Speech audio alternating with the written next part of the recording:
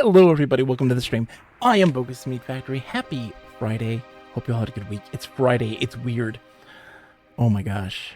My kids, they have summer off. So, like, being a stay-at-home dad, I typically have a clock of, like, a concept of time because they have school. And now that they don't, I'm like, happy Sunday? I swear it was Sunday. It's Friday. It's Friday. Oh my god, I'm breaking everything. And that means, though, it being Friday, that also means that it is time to play some Dread Delusion tonight. Continuing our journey through this. It has been wild. I feel like I have been playing Dread Delusion for a very, very long time, but I also feel like I haven't played it barely at all, because we've had so many different kind of things going on, juggling a lot of different stuff. We've gone through a bunch of games lately, and it's been a whirlwind. It's been a whirlwind of activity. And so, yeah, we're going to be getting through this. We're getting close to beating the game, so it's really, I'm curious to know if we'll do so. I don't know if we'll do it tonight or not. 5 hours is a long time. We could possibly do so. I'm curious if we will or not. But I don't want it to end, you know? It's been so magical that, like, you don't want that to end. It's so good. It's been so great.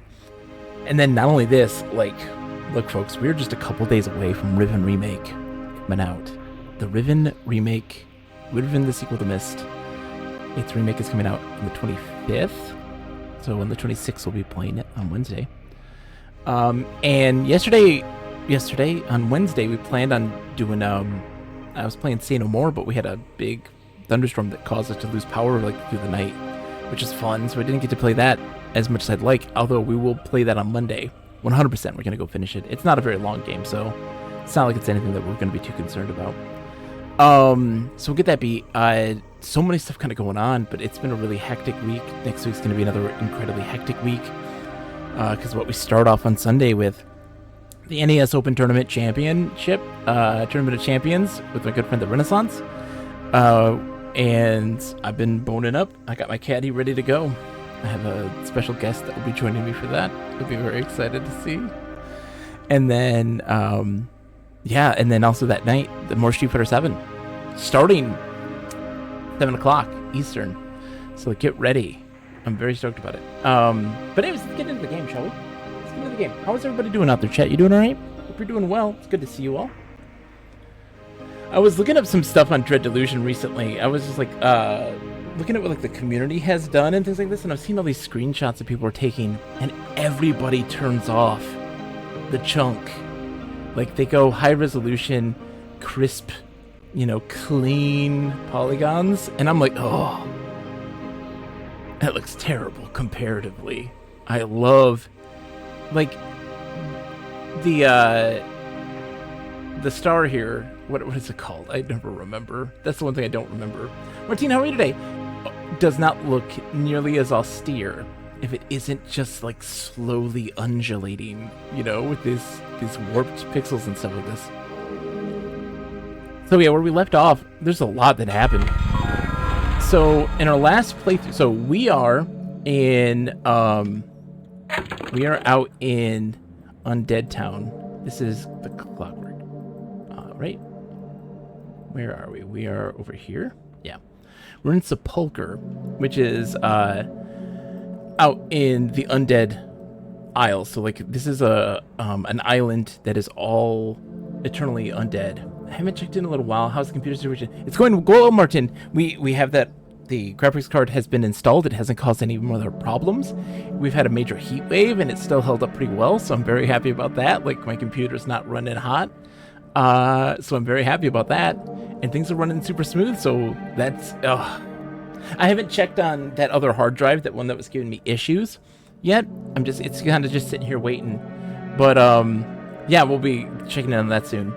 There's so many things, too. Like, Jurassic July is coming up. We're going to be in July, outside of playing Riven, because Riven kind of comes at the end of the month. We're going to be starting up Jurassic Park games, which would be Jurassic Park Trespasser, starting off. And then our smaller games are going to be the Genesis Jurassic Park games. I'm so glad I do too. Martine, so, like, literally, though, I did have a backup plan, and I cannot stress again how much I appreciate the conversation with you, because it helped ground me so dramatically. Like, I was like, I still have things that I can play, just it's going to be stuff on capture, so it's going to be console games, and DOS stuff. You DOS things big time. And so I was at least happy about that. Like, I was very relieved that there was something there that I could at least clamp onto. And it also means that I could focus on doing some more stuff that, like, I should be doing, like working on the video game Obscura, man. I haven't done anything with that in a long time. And also, like, working on the Habitat stuff. Like, there's things I could be doing on that other lower-powered PC. It's just, it's tough. It's so busy. I only have so much time in this world. And I don't know what to prioritize. I suck at prioritizing things. But, in Dread Delusion, at least, we've got some stuff. I'm so happy, too, because I got to play Dread Delusion. It worked so much that I get to actually play Dread Delusion. And we have been doing so much. We are currently trying to get the last member. There's another member of Vela Colosse's crew.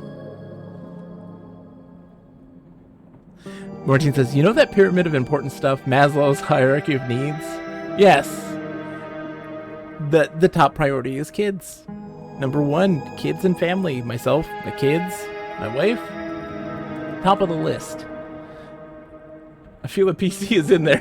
And then PC. And then PC. Right there. Because I was panicking. I was so panicking. Because that's the thing. I am a chronically online person, sure. But also, I am a person who, like, that's my only gateway to connection with other people. The internet and that sort of stuff. Like, because I'm a full-time stay-at-home dad. And, like, I don't have much. There's not a lot of, like, social stuff out here that I can do. Not nearly as much. I should hang out with Mike more, but he's just got a new baby, so, like, that ain't happening. So, like, what can I do? So I needed it so bad, and I'm so glad I got it. Back on track. Focus. So yeah, we are right now, Vela Colosse is a person we're hunting down for the Apostatic Union. That's the ruling body of this world, essentially. And in order to do so, we need to gather up all the members of her old crew that were her closest confidants that left her in her attempt to create some sort of heaven. And we are getting the last one, which she needs our help in reclaiming her daughter.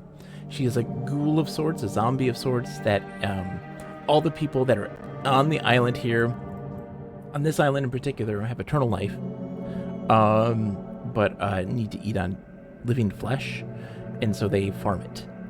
I don't know how yet. We haven't met the farm. We haven't been to the farm. I think it's up here somewhere. We're gonna go to it eventually. But her daughter was kidnapped by these people who are grabbing humans, living people, and using them as a food source. And we're going to have to infiltrate and stop them. That's our goal right now. Our big goal, at least. A lot of little goals, but this is the big one. Oh, just, again, visually, this game is so beautiful. This is our dude we gotta talk to. The Endless lurks in the corner, keeping a watchful eye on the other patrons. I'm looking to enter Cadaver Keep. Heard I should speak to you. He stifles a laugh. A mortal ass can enter Cadaver Keep. Of their own free will? Well, now I've seen it all. We've heard the rumorous breather. You have heard the rumorous breather? About what goes on in there? What goes on with your kind? Of course. Even so, I can't just let you waltz into Cadaver Keep. Us cadavers are a private bunch. You have to understand. There must be something I can do to change your mind. He looks up and down. Well, I suppose there might be one thing. A chunk of your flesh, still warm, fresh from the bone. That'd prove your loyalty. Are you insane? What part of my flesh? Only a morsel. Shall we say? He licks his lips. A finger. I'm not giving my flesh goodbye. I'm gonna find a way into Cadaver Keep on my own, thank you. It'll probably involve murdering all of you, and that's no big deal. I will have no qualms for doing so. I'm not gonna sacrifice some flesh for that. We're gonna go. We have some things that we gotta go through. Some stuff that we've gotta continue doing. Our journal has a bunch of stuff going on. We have, let's see. We haven't done this one. Aristides Rock. We need an airship to do that. We also need to find the quick travel point for here, this particular continent, this island. Let's see. The entombed one is in the Castle of Ribs crypt. He's giving me the key. Yeah, we have to do that one too. The Castle of Ribs is over here. It's up here. This is the Castle of Ribs, right? Make sure I'm correct. Yeah. And they have a crypt. Oh, it's down way down at the bottom. Okay. So we got to go down and get into it from there.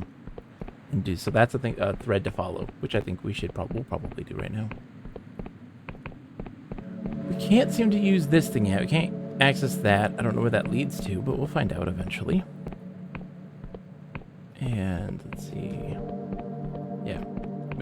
We got a new home here. It's a bit of a mess right now.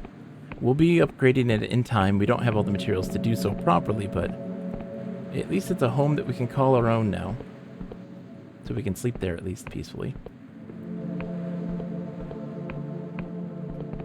Alright, so I gotta go this way.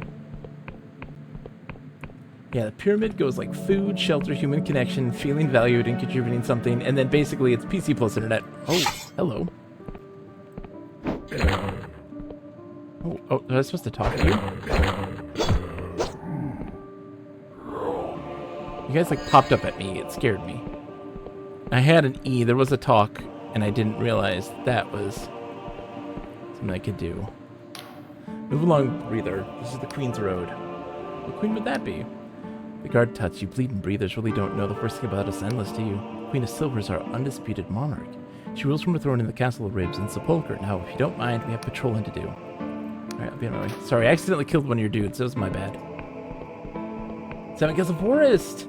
I'm doing well. How are you? How goes the Virtual Boy music? I hope it goes well.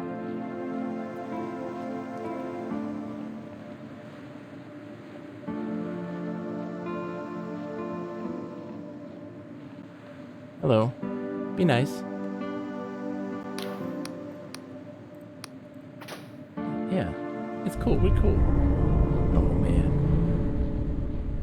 So we have a key to the tomb down here, which we gotta investigate. I think I played a short demo of this game on Haunted PS1 demo disc, downloadable compilation, like 2 years ago. That'd be correct, yes. So it's got a full release now. It's a full-fledged game. It's huge. It's a big open world,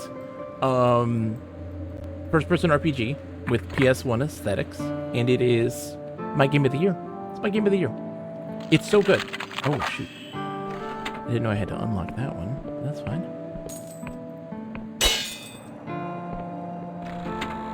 Okay, so that's the crypt with the key that we need. But let's just keep exploring first and get all our stuff. Virtual Boy music is going really well. Thanks for asking. That song is mostly done. I'll be streaming again this Sunday with it. Very nice. I can't wait. Can't wait. Hello. Hello, sirs. This guard's following me, though. I don't like that. Oops. Go this way.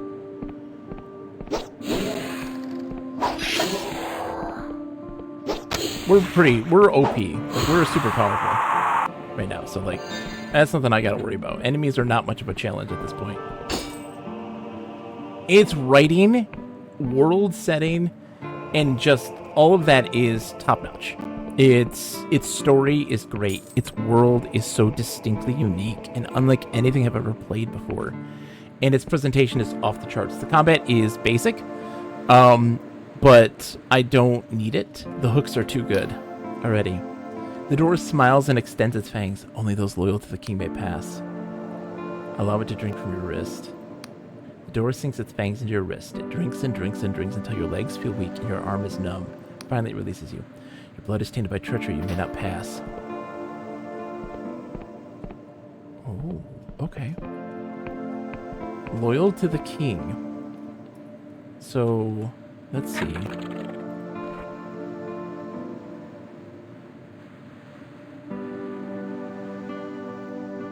Loyal to the Hood King. You should ask the Seneschal about this. Okay. We gotta talk to the Seneschal about it. But there's other stuff I can do still. Because we're down here. Where are we at? That's the... Oh, it's okay. We still haven't gone north. There's still a bunch of stuff we haven't explored, so let's just do some exploring right now. And when we head back, we can talk to the Seneschal about it. I'm happy that the PS1 aesthetic is kind of back in style. It's so specific to its time. It really is, and also, it holds up. Especially when you utilize it in a way that kind of benefits... it benefits that odd and unusual style in and of itself, like this.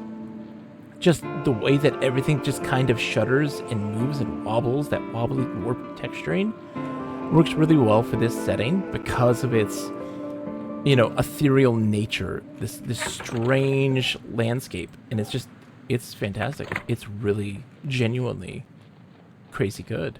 It's crazy good. It works so well. We had a strength that allowed us, a strength level that allowed us to be able to break down that door. Also, the Sega Saturn 3D aesthetic, just chunky pixels and wild imagination, could have gone in any direction for that era. Absolutely. When you look at, I always talk about it, where the things I loved about Sega in the Sega Saturn era, and also in the Dreamcast era too, but in a very different way, was that it was this wonderful amalgamation of music and art and artistry and storytelling mixed with that gameplay elements. You look at something like Panzer Dragoon Saga on the Saturn as being a absolutely stellar example of this perfect marriage of those elements. And then you look at something like on the Dreamcast, that era with cell shading, you know, and them being like the major proponent of that and stuff like Jet Set Radio. And music and how that plays a role in that game. It seems to be across the board that... Oh, there's another entrance over here. There's another entrance over here. And maybe I wasn't supposed to be in that one. I don't know. Let's go see. What is this one about? But it's so interesting when I look at Sega. What's funny is that, okay, so like... I said this before, and some people called me like genuinely crazy. And I'm just like, I will accept that moniker with my statement that there is a weird connection between Mario Odyssey and Clockwork Knight Adventures on the Saturn. Oh, I don't want to kill you. You're good. Hello, sir. Oh, it just leaves me back on here. Okay. And like, people think I'm insane with that. And one of the things that I say is because it is this really strange mixture of this weird, bold design choices, but music. And Nintendo really took something from Sega from that era and how that they utilized music in their games in a really big way. It didn't really start happening until after the GameCube that Nintendo started to really take musical influence from a whole variety of different genres and instruments and styles in a way that Sega did was already doing during the end of their lifespan as a console maker. And of course they couldn't afford to do in their post life. It's just fascinating. It's fascinating to me. That's like one of my most favorite things to look at. Okay, so that way to Sepulchre, this way to the Crystal Mines. We want to go to the Crystal Mines, I believe, right? Oh no, that's gonna lead us out. Let's just explore. We're exploring. We're going where we want to go. Reading recently about how Mario Odyssey handles musical chimes when making selections in menus and stuff. Very wild stuff going on in there, but it would be a tangent. I like tangents. I love talking about... Oh, Mario Galaxy. Hey, it's still great. I love talking about music and its role in games. And art and its role in games. I think that they're the most... It's anything that deals with the arts. Writing, music, artistry. Those are easily the things that I think are most overlooked or underappreciated or underrepresented in games, and that's something I think that needs to change dramatically. And when people sit there and get scoff at like the stuff that Nintendo does and the stuff that Nintendo makes, it's a prime example of those people not valuing those things. Clearly not valuing those things, because there is a lot of artistry in their music, especially, and in those small little design choices that really do make a major difference. You know, when you listen to like Sakurai talk about stuff in Smash Brothers, and all the little weird touches and details that they emphasize when designing that game, those things actually have they leave an impression on a player, and they may not be entirely aware of it, but it does. It leaves an impact. 7Gets4 says, so in Mario Galaxy, when you fob the Wii Remote over selection, apparently the game checks what part of the background music you're hearing, and it plays a selection chime that is harmonious with that specific section of the song. That is absolutely perfect.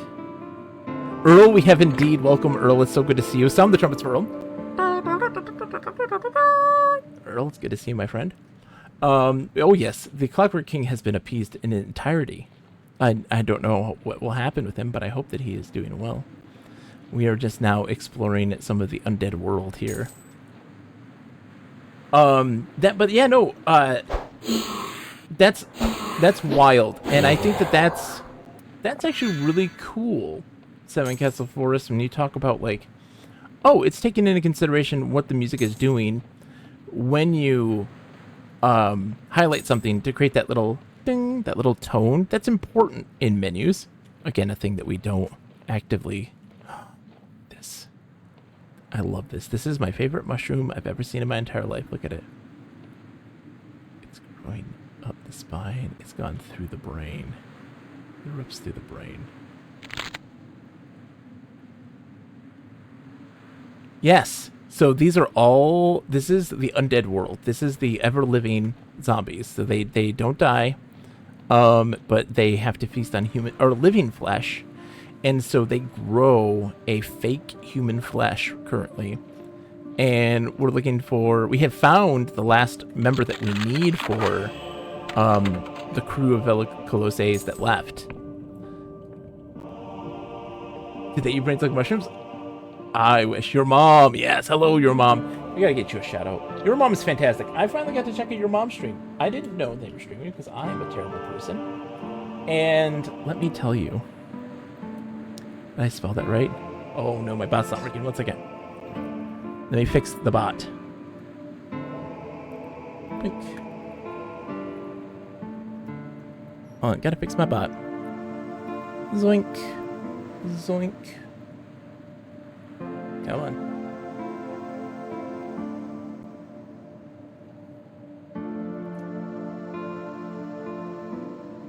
Bot. Get back in there, bot. Zoink. There, that should work now.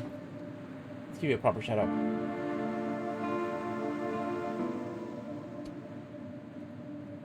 Still, you should be watching them. They're fantastic. Galaxy, the Armageddon Machine. Oh, Commander Keen. Yeah. Yes. Yeah, they're doing absolutely fantastic. They're so great and worth watching.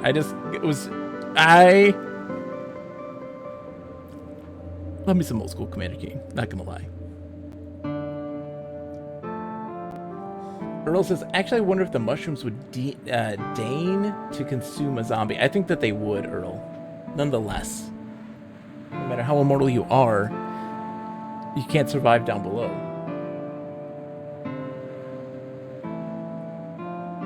So yeah, it's interesting.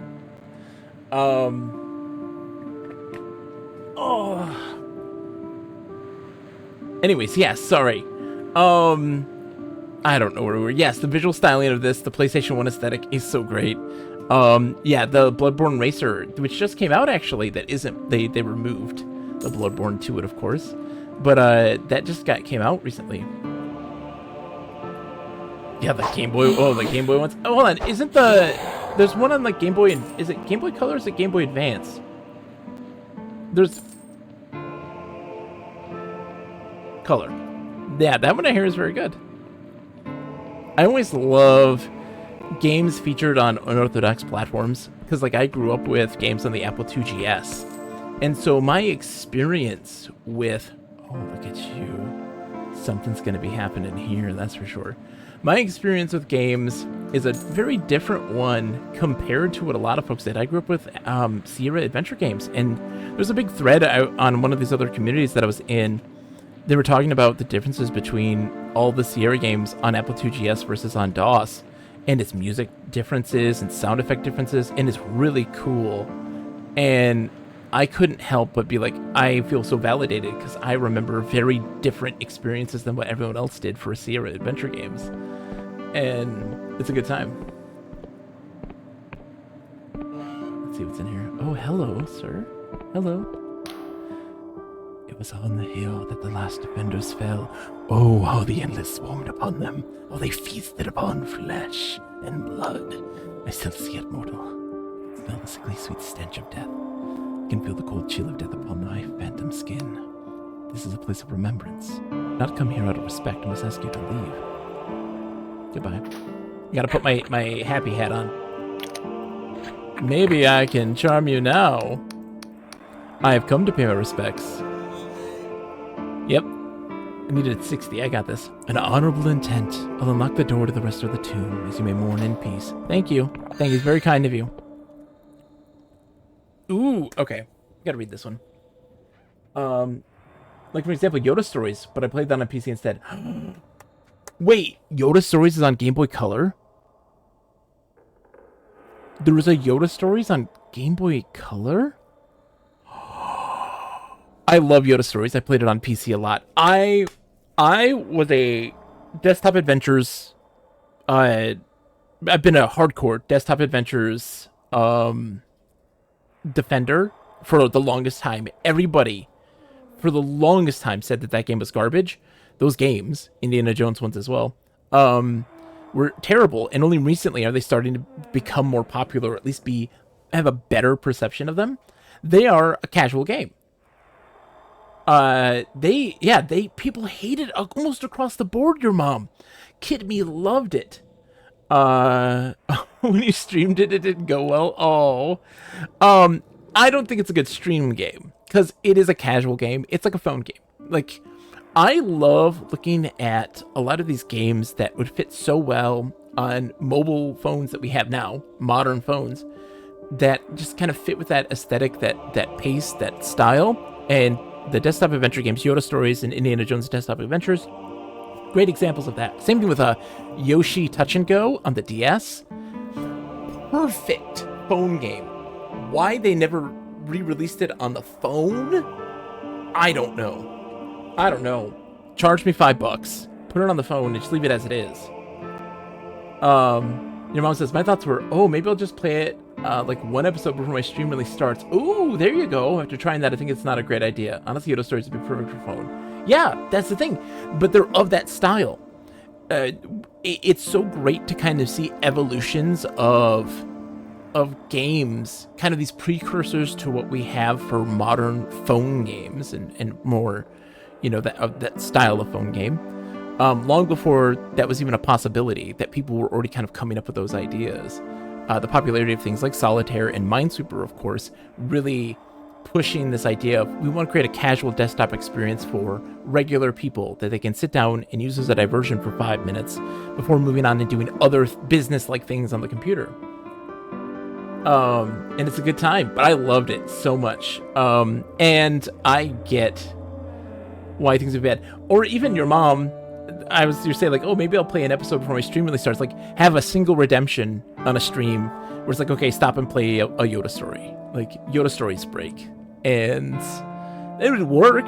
But I think that the emulation for it right now and them trying to get it more modernized probably is going to take a little bit. They're working on it right now on getting a modern port to modern Windows systems. Once that's done, I think that it might be a bit more easier to do. I think that might be the key, is that hey, make it a little bit more accessible to see. Summer, how are you today?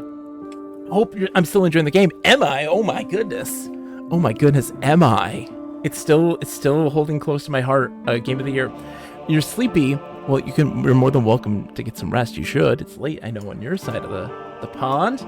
but let me just read you a little bedtime story. This is Buried Guilt by Vlecklum, 1156. Ether spurred the gelatinous flank of his steed, but to no avail. The creature still floated at the same sluggish pace, its tentacles trailing through the grass. He had no idea where Lord Arded had found such a creature, but it was a little better than a silk slug. It swayed at an erratic pace that made Ether's armor shift and chafe against his ancient skin. His body was always racked with an assortment of pains and aches. Such was the fate of being endless, but this constant irritation caused chunks of his flesh to come away when he itched, flesh that would never grow back. As Ether crossed a weighbridge, he glanced below.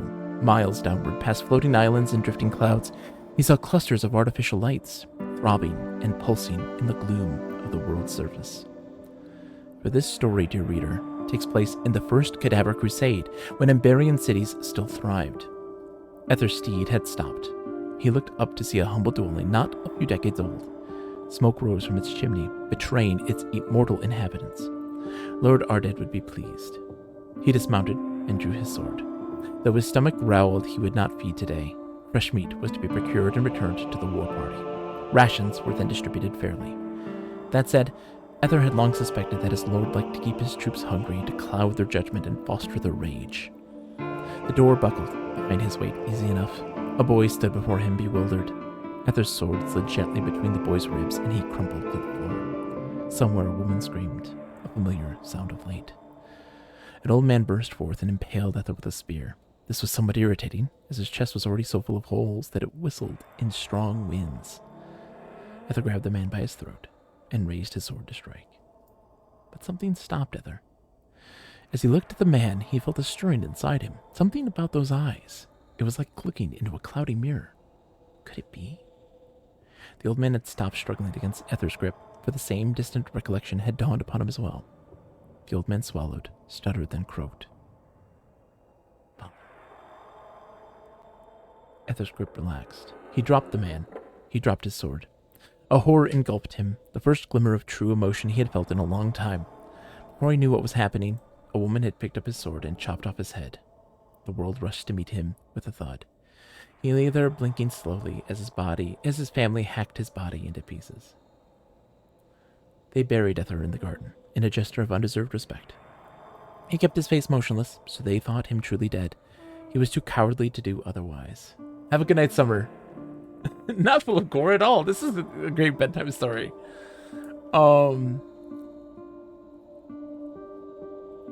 Yes, have a nap. Thank you so much, your mom. Thank you, everyone, for coming in and hanging out. Get some rest. It's so good to see you.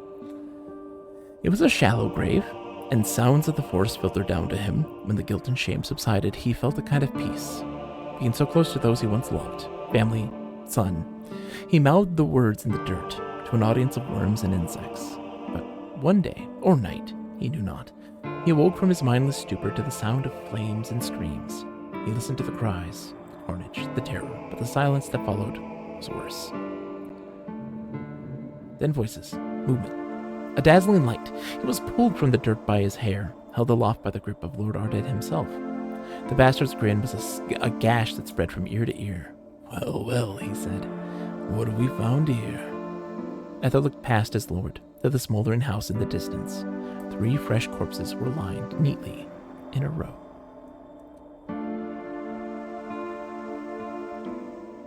Hi, the guard is going to follow me to the ends of the earth.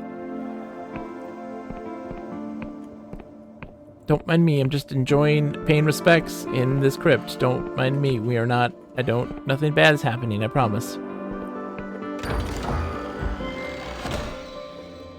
Alluring perfume, a perfume bottle inscribed with cipher, useful when persuading others with charm. Enchanted vapors can be powerful but unreliable. This item grants a small chance to pass a charm test that the user would otherwise fail. Okay, no need, I got my happy hat. I'm good, but that's a great item. Have my happy hat though, I'm fine. Thank you. I paid my respects. I got some perfume. It's very nice. Thank you. Alright, so we gotta go over here and check out what's up here. Oh, man. So many cool things. Like, what is up there?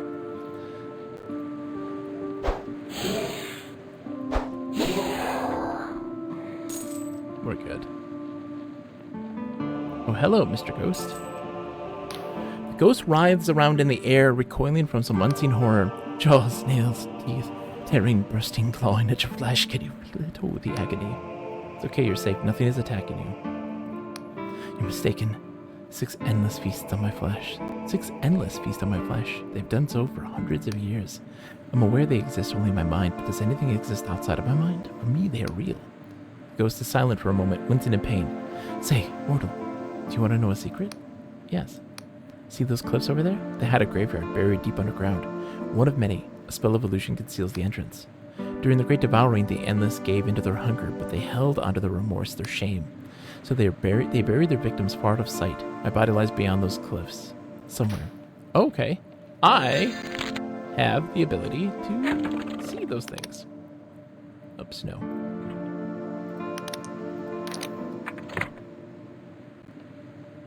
Hello, sir. Down below here? You say? Okay. Let's go look.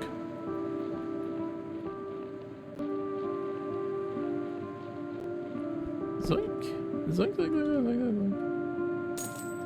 Let's see. It's slowly draining my my magic, but that's fine.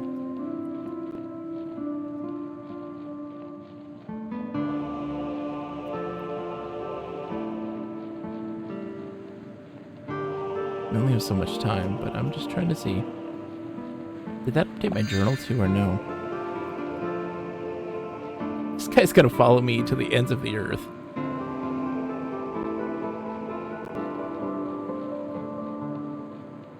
Ah, here it is. Is that not viewable with this tentacle? Let's see. It totally is.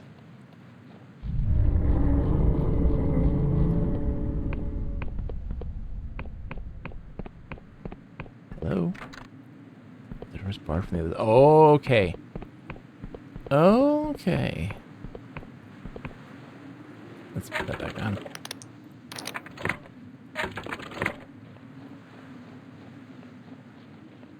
Hello, sir. Are you paying respect? Oh no, you're not. You're not a good person.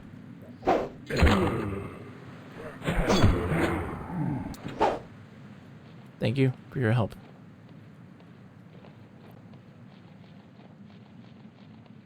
Luckily, we have a lot of mana potions.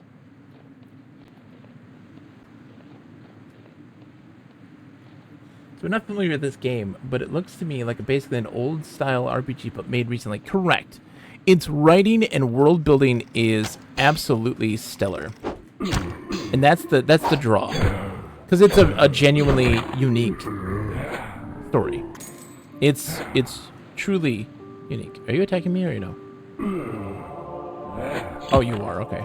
Sorry. Did I hit you before? I didn't mean to. Sorry. And now you won't follow me anymore. Let me take it. I want to see if this like. No. I want to know what this secret was. He says it's around here somewhere, but like where? Oh, down there. That's where. Okay.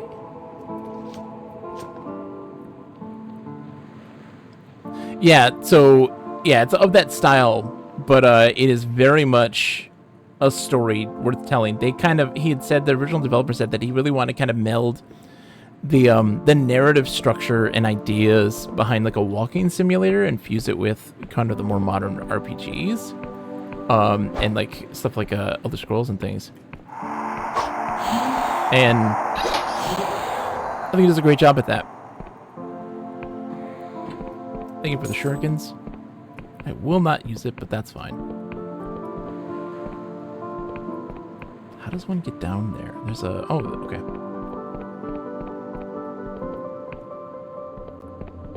There's a way. Where there's a will, there's a way. Oh, man. Okay, we can go this way.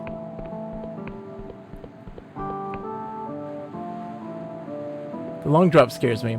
Funny how you can easily tell this is a modern game despite the retro aesthetics. If you're tuned into gaming, I bet for outsiders it's very hard to visually tell this apart from like Morrowind. Most people are like, yeah, this is just Morrowind. Which is funny to me.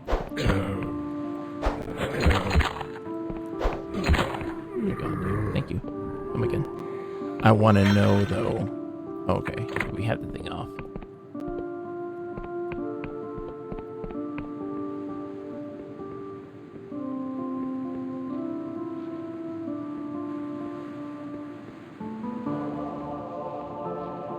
This game makes me lick my lips, like constantly. The resident scratches at the painful crystalline growth which protrudes from his left eye. I just want this nightmare to end. What happened? Ah! I can feel it in my face. She's inside me, crawling out. There's a woman inside you? Pieces of many people together. She's filling my face up with sharp corners. Stay out of the mines. She wants to grow. I just want the nightmare to end. Who are you? This question distresses him greatly, and he begins to whimper. Who was I? Perhaps, no, that can't be right. I think I was a foreman, or a miner maybe, or was I a soldier? I remember being a young boy when the Crusaders came, and no, I must have been his mother, but that can't have been me either. Some of these memories aren't mine. I'll see what I can do, dude. I got you. Yeah. Just in case I die.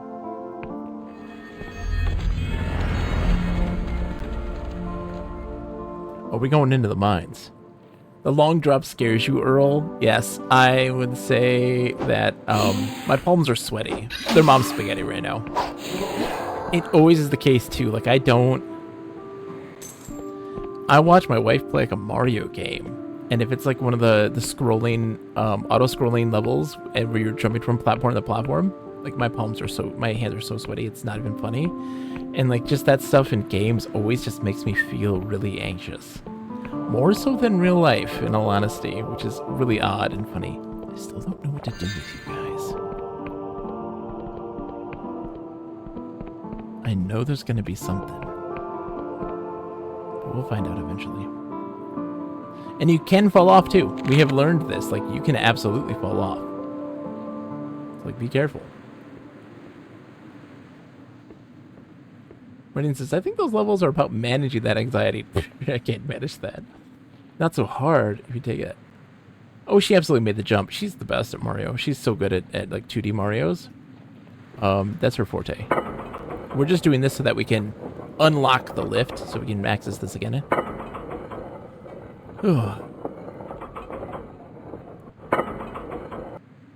I'm one of those guys that pressure and me are different beasts.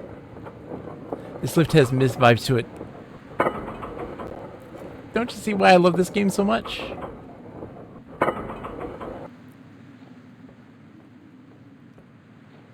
Riven, are you ready for the Riven remake?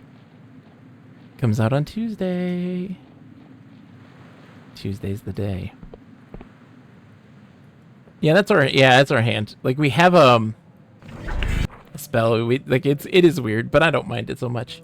No, we are a person. We are a person. We are a tortured prisoner of the Apostatic Union. Oh, the shutters won't budge. That's the quick travel out. And we are... Look at this. Everything's kind of stuck on the walls.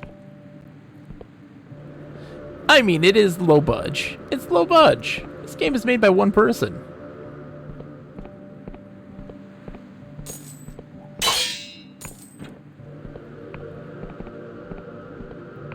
Hello. This is a sacred place. You shouldn't be here. My siblings will kill you. You better leave. She knows what you are and what you intend to do here. What do you suspect I'll do? We do not suspect, we simply know. Our mistress reveals the truth with absolute perfection. You better leave. She knows what you are and what you intend to do here. What happened to these mines? Mines? Have you been blinded by a dark curse? These are not mines. They're more akin to the inside of a fertile egg. You better leave, yeah. Who is your mistress? My mistress is the one who will save this accursed region. She'll heal us of the weight we've carried so long. You better leave. She knows what you are. Who are you? Who am I? I'm afraid I don't understand your line of reasoning. I must go.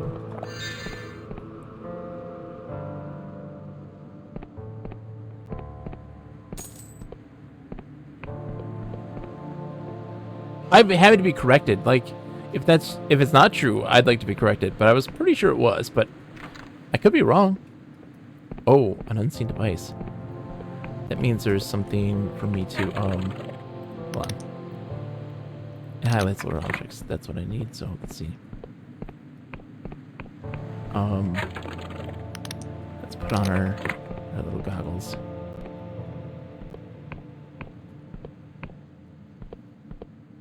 Any lore items will open that up for us.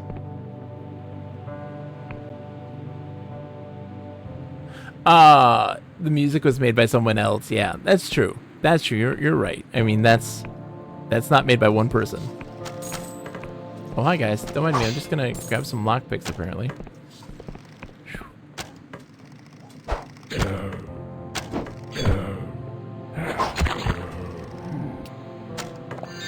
I see a delusion over here.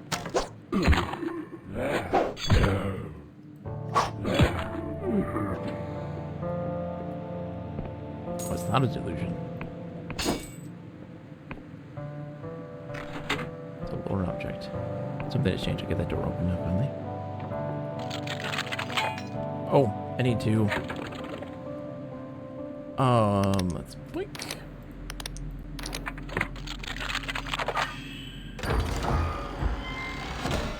Yeah, this was originally a demo on the Haunted PS1 demo thingy. They had garnered such a reaction from people that they're like, oh, well, let's make a game. Rightfully so. It's so good. Let's quaff a potion.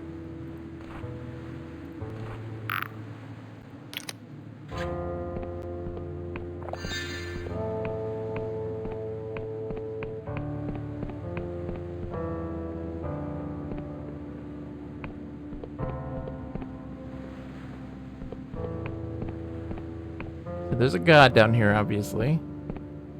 Right? We're dealing with this stuff. Oh, jeez.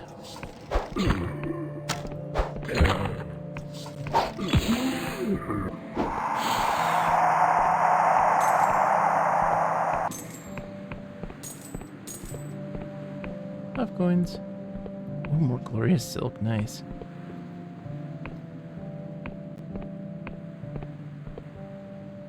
Look at this place, man.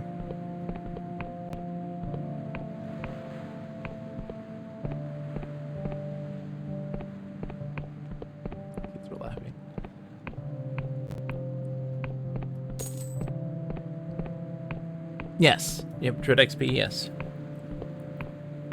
I don't know much about the publisher. I know they make a lot of they publish a lot of horror games and stuff, but I don't really know much of their origin.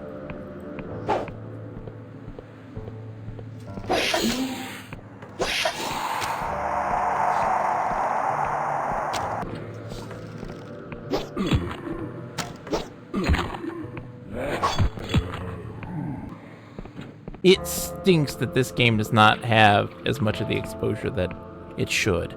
Like, it got a little bit, where people, like, there's like a Kotaku article that's like, why aren't people playing this game? It's so good. And there's me like, I agree.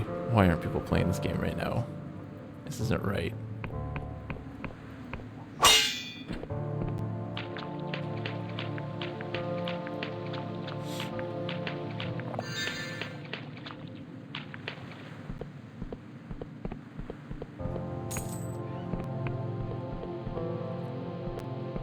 Tracks. I'm gonna sneeze. Oh, then it's that. My brain said 1, and I'm most likely wrong. Then it's a matter of me misremembering more than anything.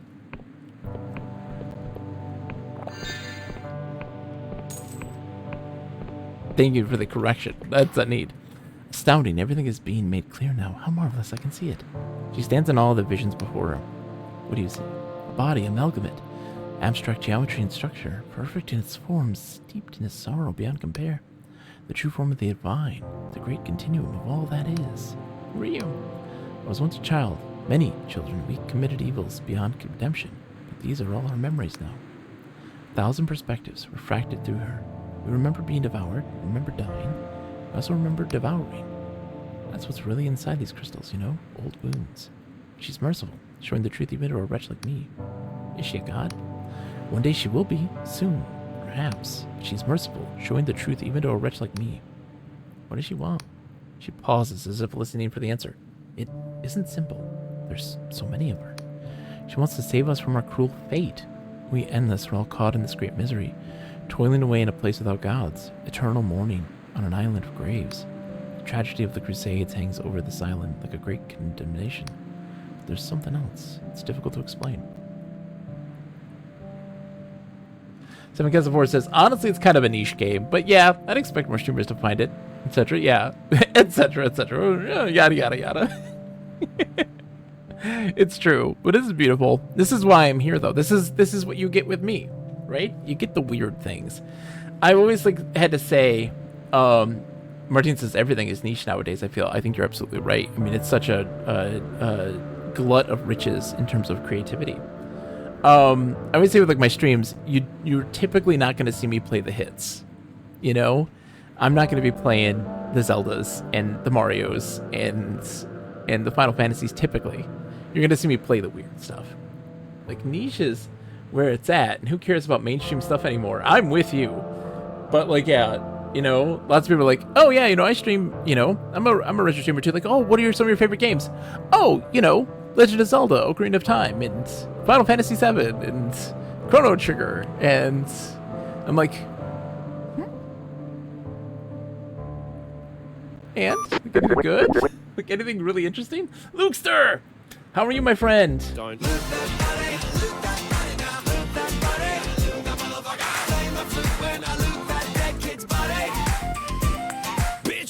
Seven Cats of War says, I mean, PS1 aesthetic is enough to turn a lot of people away, you think? Yeah. It makes me sad. Lukester, what were you doing? Lukester, are you streaming? Do you stream? Do you stream? I'll give you a shout out anyways. I didn't know. Why don't people tell me these things? Were you playing Borderlands 3? I can't tell you how many people come in here, and then I'm just I learn secondhand that they stream video games. Why didn't you tell me? Why don't you tell me these things? Give them a follow. It's wild to me this aesthetic is off-putting to people. I'd say it's hugely charming. It has tons of character. So, Martine, that's the thing, right? There's still a mass amount of human psychology you have to overcome with people. You are always going to have to constantly fight with people about it. Hold on. We got to give a proper shout-out. Follow Lukester. They come in here every day. It's fantastic. They're the nicest person in the world. Give them a follow. They're playing Borderlands 3. That's great. I'm going to give them a follow right now as we speak. Why did that link to there and not? Can we do this? Come on. OBS. You got this, buddy? Thank you. Yeah, followed. I don't say it because of a rule called self-promotion. Belief in yourself is different. Thinking that you're worth it. You're worth attention and time, my friends. Self-promotion isn't a bad thing. Self-promotion because that you think that you are better than other people is different. Or that you're self-promoting with the purpose and intent of saying, as a business decision, is different than self-promoting because hey, I'm doing this game, if you want to come and watch, that's great. I do that constantly because I care about that stuff. I think this would be fun. Oh, some people may really find that interesting and not know. Bam. So we talk about the aesthetic. If you just drop in here and out of nowhere and start spamming your channel, then yeah, that's not okay. But Luke, you've been here for days and days and days. Days and days and days and days and days and days and days. You're family now in this stream. Come on. But to talk about it, you're fighting a psychological battle with people about the aesthetic and what it means to be a game and that sort of thing. So many people, that stuff matters. It's important to them. That they don't see the artistry in this style. They don't see the design. It's looking at modern art and being I don't get it. And not understanding that, with everything, there is an individual agency in how we interpret these things. How we can place value and meaning to stuff individually. And when you as a person have agency in how you interpret something, how you apply your interpretation of its design, then that it's more enriching. So that's a good time. That's how I do stuff. That's what I care about. And it's not making things up out of thin air. It's taking a look at this and saying, oh, what makes this aesthetic work so well in this game in particular? It's not trying to jump on a bandwagon for the sake of a bandwagon. is that there's these kind of warping pixels and polygons really kind of help with the dreamlike, ethereal nature of the game, and this kind of unspeakable or indescribable horrors. Not horrors, but like just these gods that you see and these objects in the distance. You don't really know how you would describe them, and it elevates that because of that aesthetic. And that's what makes it special for me. And for a lot of folks, they can't do that stuff. So, I hope you get it beaten so you're enjoying Borderlands 3, Lukester. I hope you are. I can't get into the Borderlands games, not because of the game itself. It's just like there's a lot of little design stuff about it that just makes my brain overload, and it's a lot of numbers. I don't like the loot. Like a looter shooter in that regard, like for me, it's just too much for my brain to handle. That's not to say it's a bad thing. It's just too much for my brain to handle. But no, I think that when you can look at something and kind of be like, oh, I understand why they did this. I can understand why they did it like this. What were the decisions behind those choices? Why that makes sense in the grand scheme of things. For a lot of folks, they can't make those connections or aren't willing to do so, and nor should they have to.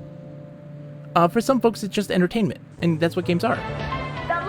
And I won't blame a person for not wanting to go deep into games like that, like my brain does, because I just love games, like really intensely. Martin says, speaking of modern art, I saw some cool modern art today. Just pictures on the internet, not the real thing. It looked like paintings of a square, plain background, color, outlines of a square and another color, very basic. Once you got up close, you realized, actually, this is not a painting of a square because there's no paint on the line parts. It's like everything was painted except for the squares. It's literally the opposite of a painting of a square.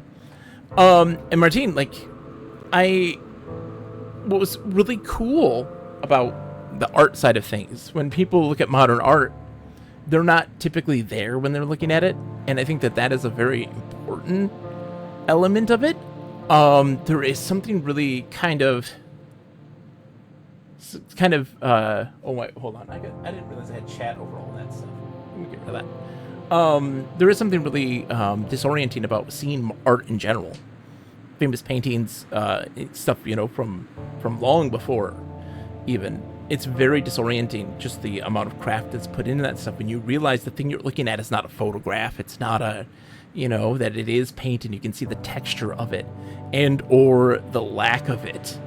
And you're like, it's wild to see. It's really enlightening. It's really cool. I don't know. I'm just talking my ass. Sorry. Ready? Whew. Let's continue with this, shall we? Sorry, folks. I'm just rambling incoherently. She wants to heal too. More than that, she wants to escape. There's rage there, almost like a cornered animal or a man in a cage. But she's merciful, showing the truth even to a wretch like me. What does she want? Hold on. Yeah, she wants to save us from our cruel fate. We endless are all caught in this great misery, toiling away in a place without gods, eternal mourning on an island of graves. The tragedy of the Crusades hangs over this island like a grand condemnation, yeah. Yeah, she wants to heal too.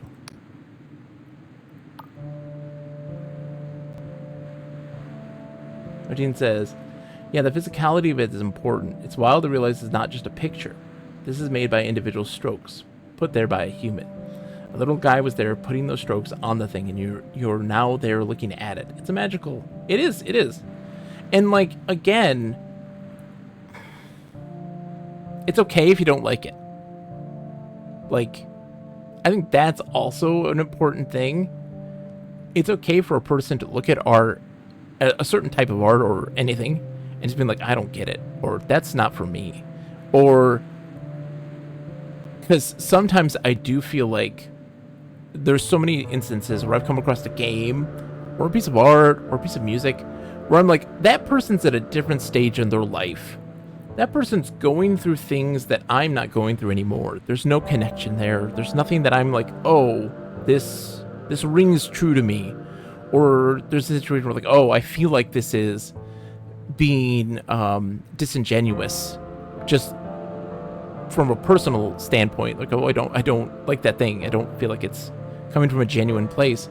and like being like, no, that's good. I'm good, thank you. And it's, you know, for some people they can't handle that either. Where they're like, I'm supposed to like it. It's supposed to be good, hence it is art. It's like, no, you're not supposed to like it. You're supposed to form an opinion on it. And that's what's important, is that you have an opinion on it. It doesn't have to be a positive one. It just has to be something that there's a reason behind it. You know? There has to be reason behind it, or intent. Anyway, sorry. What do you see? Yeah, we already talked about that, yeah. Okay, good. We're good. Done talking. Thank you. Have a good one.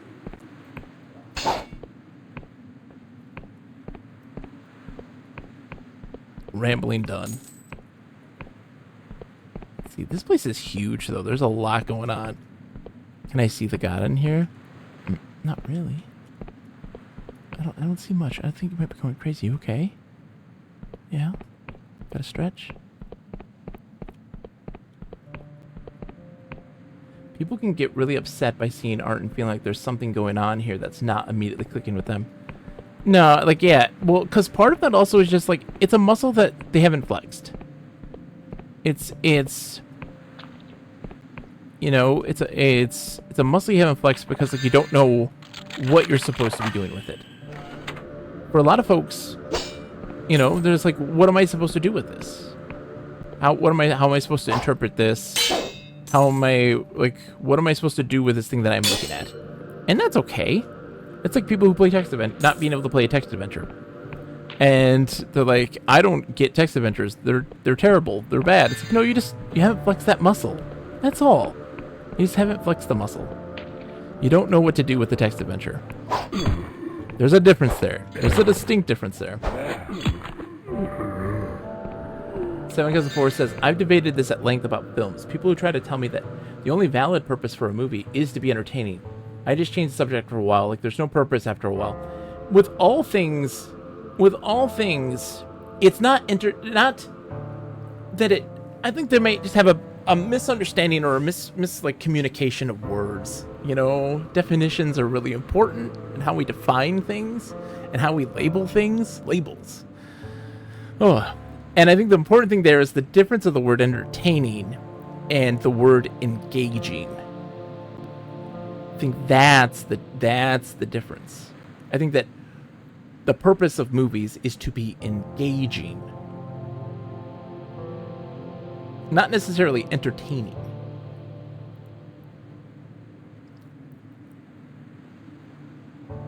People think text adventures are bad. Really? Man, this is so wild. How can text be bad? Are books bad? Well, yeah, for some people they are. Because there's so much baggage. Oh my god, we're gonna be talking about this all night, not playing this game. Because this is the core bogus experience. There is something so innate for a lot of people. It's like there's baggage that comes with that. There's baggage that comes with that. Baggage of being told that reading is hard. That baggage that you're just not good at this. You're just not good at reading. Like people being self-conscious about reading aloud or the speed within which they read.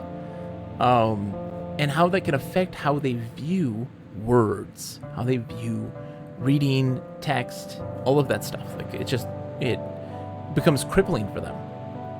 And it gets reinforced by a lot of stuff, by a lot of external forces, and, you know, teachers and parents and peers.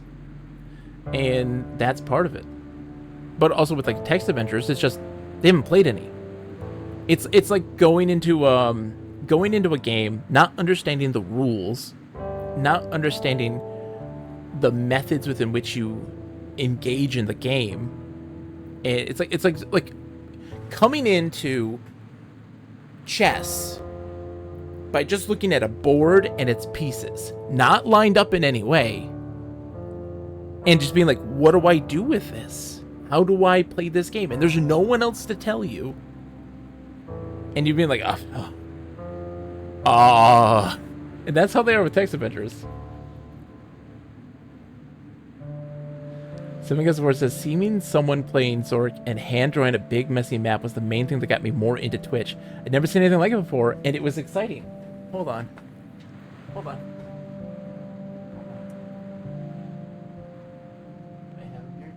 Here it is. Here it is. You mentioned this, and let me see, which one is this one? This would have been. What one is this? Here, there's a messy map. I don't know if you can see this. Here's my messy text adventure maps. I don't know which one this is. Is it, let's see, Red Dock, Red Airlock. Oh, so this would have been, what was this? Broken Cage, Green Hall, Red Hall, Outskirts of Village, Village Center, In the Warren, Fallen Chief. What game was this? Red Airlock. Oh, I know what this is. I know what this is. Oh, this is my very first attempt at a map for oh god. Hold on. 1 second. Why can't I remember the name of the Infocom game? Games by Infocom. Starcross. That was my first attempt at a map at Starcross until I knew that the map is part of the fun. Thank you. D-Man, baby. That was part of the fun of that when we streamed that with my good friend Nick. I sort of get people who are burned by feeling they're not good at reading and then avoiding it for the rest of their life. Yeah, it's tough. My sister's kind of like that. She really struggled learning how to read, and I remember her getting frustrated deciphering super basic words and sentences. Then after all that effort, it said nothing substantial, and it just felt like the most pointless nonsense to her. Yeah, it's fascinating just kind of how different my two kids are. My youngest says, like, oh, I can't read. And then we sit down with her, and she just reads the words, and she's got it, like it's not even a problem. It's like, you can absolutely read. She's 6, you know? Like, you can absolutely read. This is crazy. You can read these things. You can read all of this. And she's just like, I can't read. It's like, you can totally read. You're reading right now. Like, you're reading all of these things. And this is my oldest, who is just like, oh, you have an old encyclopedia about, like, animals? Like, an animal encyclopedia? I'm just going to read that cover to cover. Oh, it's, you know, 3 different books that are 1,200 pages each. Yeah, I'm gonna just read those. It's fine. And she just, like, devours it. And my other one's like, I'm not good at it. And you're like, you're actually really good at reading. Are you kidding? Like, you read so well. And she's like, no, I'm not good at yours. Will not have such slander in my household. Sorry. I've been desperate to learn how to read since age 3, seeing Knight Rider on TV, and it looked like the most epic stuff ever to me, but it was, of course, in English with Dutch subtitles, so I wanted to figure out the subtitles really bad in order to figure out what the cool shit is all about. That was adventure games for me. Space Quest 2 was my very first, adventure game on the Apple IIgs, and it was why I wanted to read, and how to spell. I had to learn how to spell because I had to type. Had to learn how to use a computer and typing. And I was 3 or 4 years old. And just bam. I had to. I had that drive in me. And I've got to find that in my 6-year-old. For Rosalind, my oldest, it was, hey, when you can read, you can play this Pokemon game. Video games are vital for reading. Here you go. Like, you want to read? Here's play the Pokemon. You get to play the Pokemon game. All yours, but you gotta learn. She's like, yes, I will do that. So because of course, says, I remember seeing my mom reading books a lot. It made me want to know what she was reading, so I started reading. Yes. Yes. Yes, you all understand. You all understand this. Going deeper. There's a delusion. Thank you. I'll take this delusion. Thank you very much. Oh, jeez, if I'm gonna just climb this correctly, though. Can we not get stuck on the geometry, please? JRPGs, for example, great choice, absolutely. Something has changed. Look at these crystals, my dudes.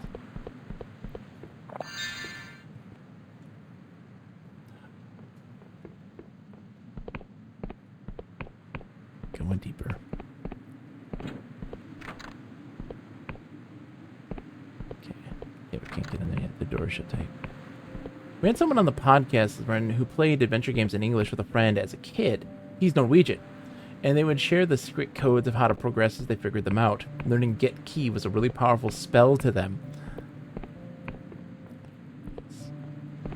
That's...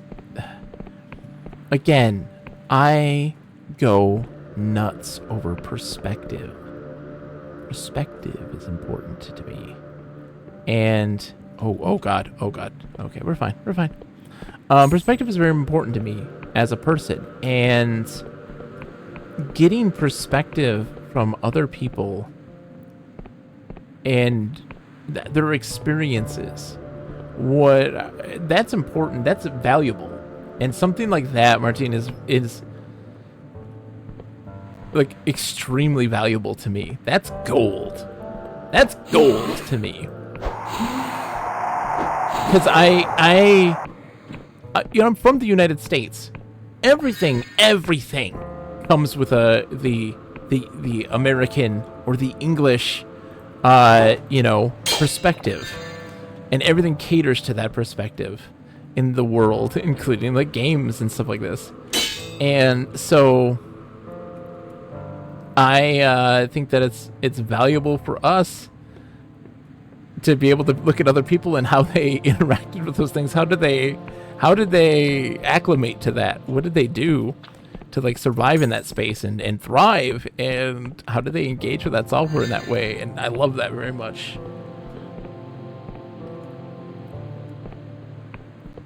Going deeper in this crystal caves. What do we got?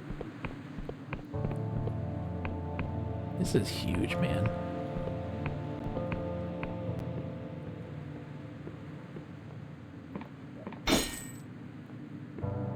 Hello, sir.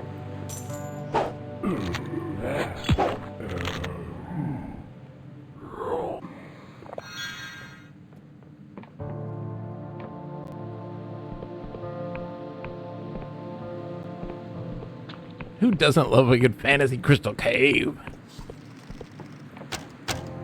Oh, you're trying to throw a fireball at me, dude? Oh, look at you, big crystal magician.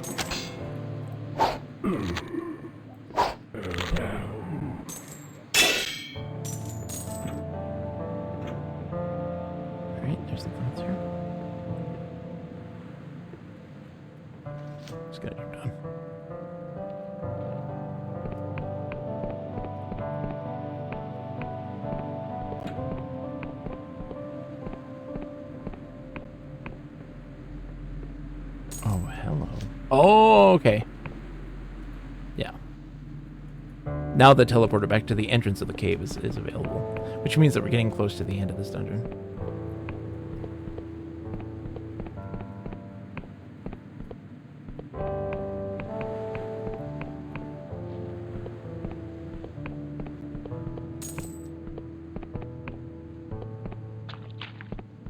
I'll take this over, thank you.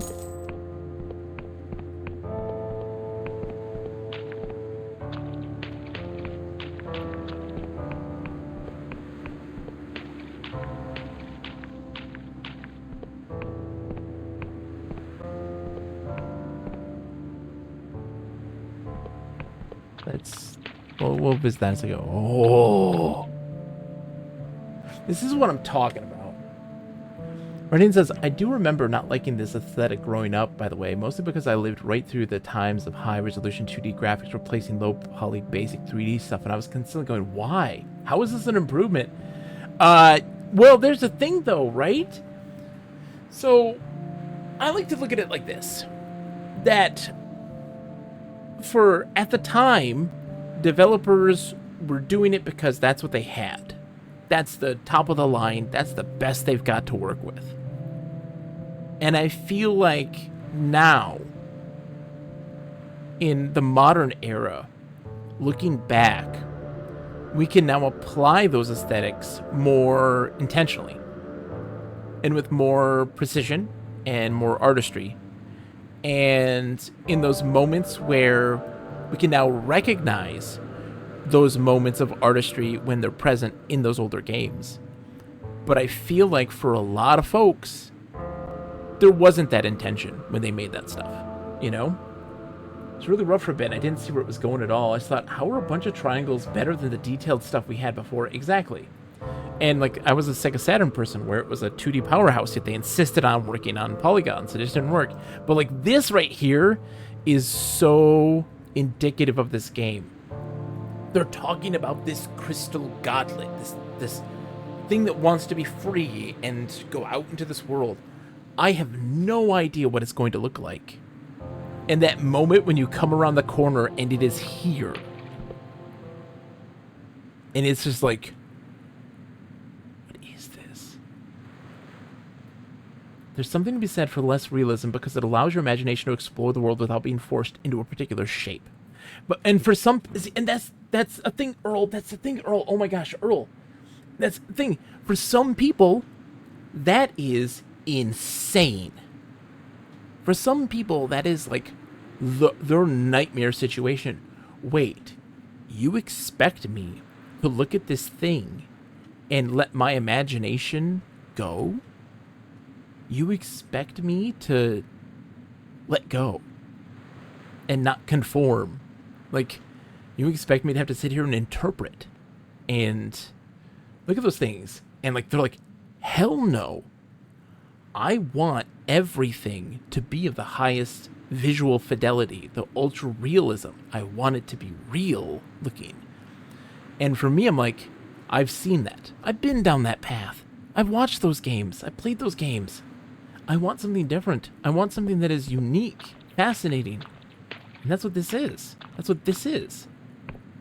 Look at this. Look at this. When we played Redguard and we saw that statue, oh my gosh, it's got a head for a crotch. Upside down head crotch, crystal man. And like, but we saw the shrines and like these ruins and they looked so great to me, but for a lot of folks are like, man, this game looks like ass. And I'm like, I think it looks great. It's imaginative. It looks imaginative. I'm the sculptor, Lucia. Crystal Goddess told me you'd come. Rose says, I should say that there is nothing wrong with realism, but the artist has a choice in how they want to make their art. True. And for some people, like, they can't handle anything but realism. They can't handle the real world. That's it. That's all they can handle. They can't go beyond that. As an audience, as a creator, as an artist, some people, that's the only realm that they can live in. It's interesting. It's interesting.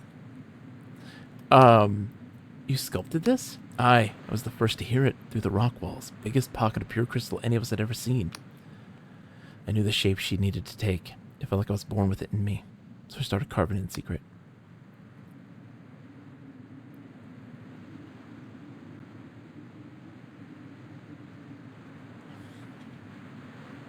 I gotta... hold on. Goodbye. Can I talk to your god for a second, please? Can I just talk to him? Hello? You stand beneath an intricate crystal statue. It exudes an unmistakable psychic weight. Admire the statue. Remarkably crafted, the positioning of each arm and leg clearly carries deep meaning to the artist. The identical lower face peers out from between her legs as if being born. The word self-begotten floats through your mind. The longer you look, the more admiration you feel, not just for the artist and her achievement, but for the crystal goddess herself and all the depths that she carries.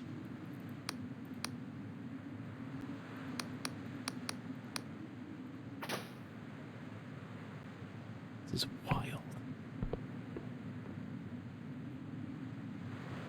What do I do?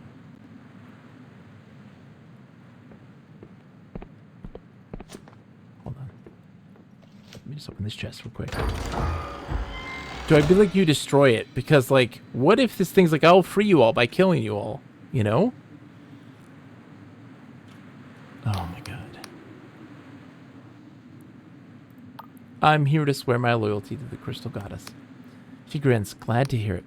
Complete your bond, go before, and pledge your devotion. Lucia teaches you a series of ritual hand signs needed to complete the pact. Let's do it. We're bringing the gods back. This is how we're doing. Pledge your loyalty to the Crystal Goddess. Before performing the ritual which Lucia taught you, you wonder, are you sure this is the choice you want to make? A pact such as this cannot be broken.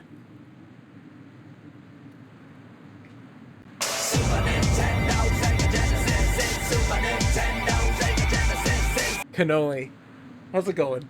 We regretted our decisions before. And I said before that it isn't about making the right decision. It's about making an interesting decision. It's about going on that journey. Where will it take us? We had said that we were going to believe in the gods, right? That they had asked a lot of its people, but in order for them to flourish and survive, they were all murdered, and the world started to die, what little there was left of it. So what do?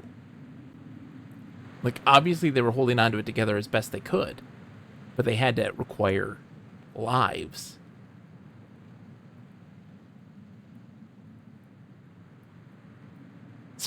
I'm sorry. Cannoli, thank you, my friend. 36 months. That is 3 years. Holy crap. Thank you, my friends. That is very kind of you. I hope you're doing well. Hope the job search is going well. Cannoli, did you hear about that? The developer of that Sims style game? There's some drama. There's a game. Hold on. What is the game called? My brain cannot.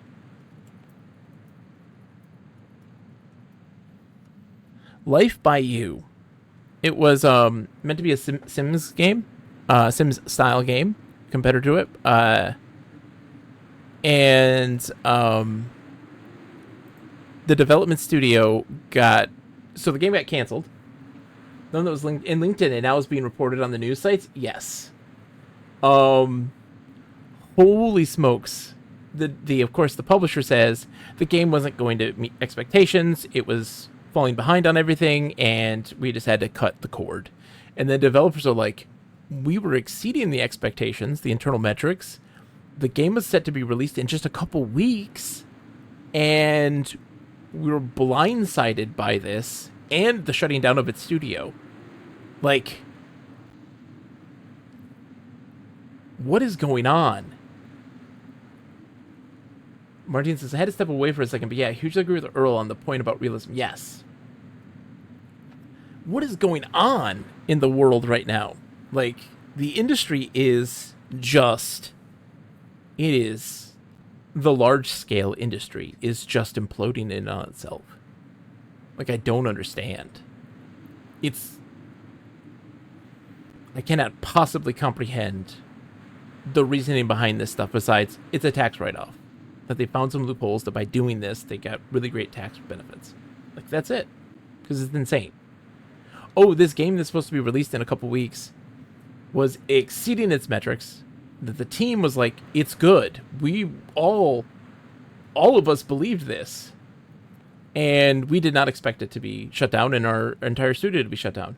Cannoli says, I wasn't shocked, to be honest. I understand. You would not be, of course. I am, but like, why? Why? I don't know, man. It's messed up. I was excited for Life by You. I was excited for it. Because The Sims 4, I had no expectations of it being good. Sims 5, no way in hell. The one we're talking about, I mean, oh, okay. So this is the game Life by You. It was a Sims-style game that was going to be set to come out in early access in a couple weeks. It was a Paradox, right? And the studio behind it got shut down and the game canceled just weeks before it's supposed to come out. It's supposed to come out in like 2 weeks. And the studio had no idea. They had no idea that that was coming. It's just wild to me. They were, yeah. City Skyline 2 is also a bit of a mess. Yeah. So, like, I don't know. I don't know what the hell is going on. Anyway, sorry. With this game in particular, though, hold on one second. And I put my window back up. There we go. With this, we're gonna. So, with this game, we have to talk to the gods and bring them back. Perform the ritual hand signs and devote yourself to the crystal goddess. There's no going back. It's going to lead to the death of all the undead people, but you know what? They all want to die. They're all, most of them are just sitting in giant tombs waiting. Oh! Martin says Sims 3 is peak Sims, by the way. It is. It is a brilliant game. It's a fantastic game. And when you were plunking down $20 for an expansion pack, you were getting another full-fledged game. All the real Sims fans know this. You're damn right we do. I've never touched Sims 4. I have no intention of touching Sims 4. I'm not going to sit there and plunk down the $1,200 it costs to get all of the content that game has.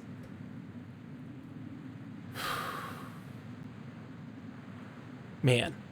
Also, Sims Medieval, which you will expect a stream of someday. The Sims Medieval is... Oh, it's really good. Anyways, sorry. Let's do our hand signs. Devote ourselves to this goddess.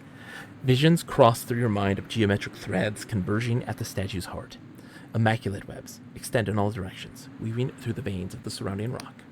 See the cosmic totality unified through her. The goddess sees you too. With that caressing gaze of hers, she sees all things. Earl, I'll never forget about Tauri. I played around a little bit with MMO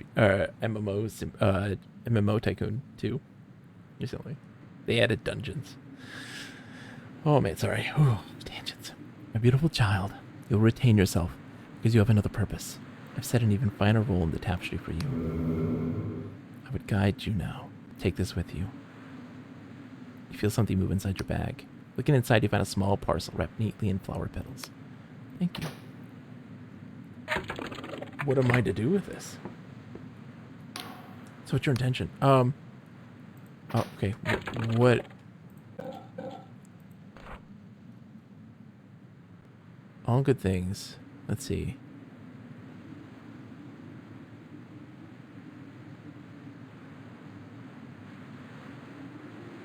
What is this thing I have?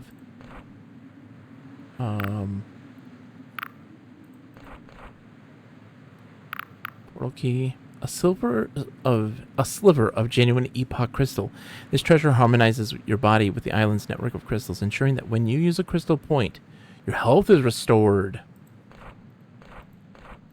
She has bigger intentions for me.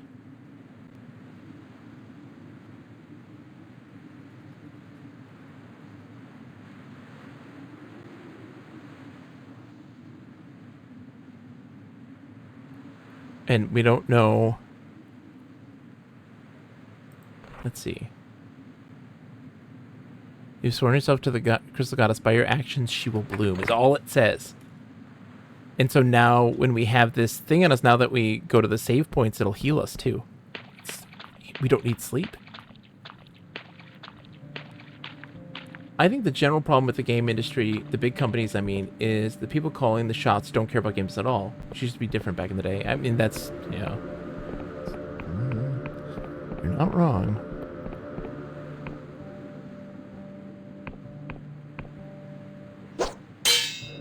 Oh, I need a Might 8?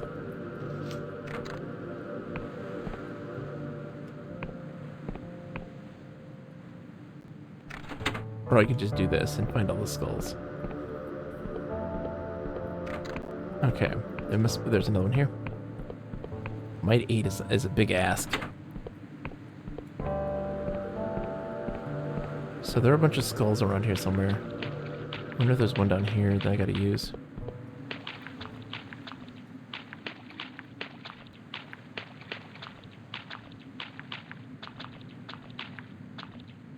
There's ore here though. Oops.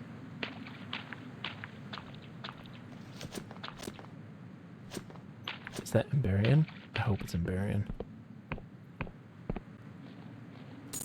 It's just normal iron.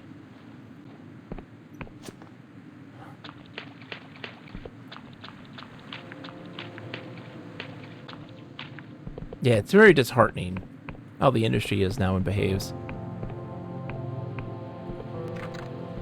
Oh, there's the other one. There you are. just fine ore. I want Emberian, my guys. Give me some Emberian ore, please. Okay. So we go this way, go back up.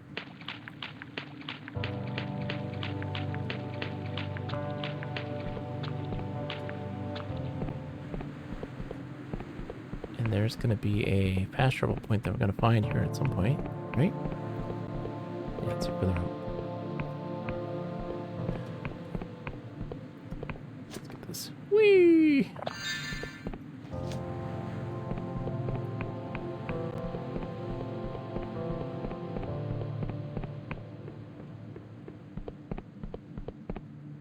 There you go. Back at the beginning.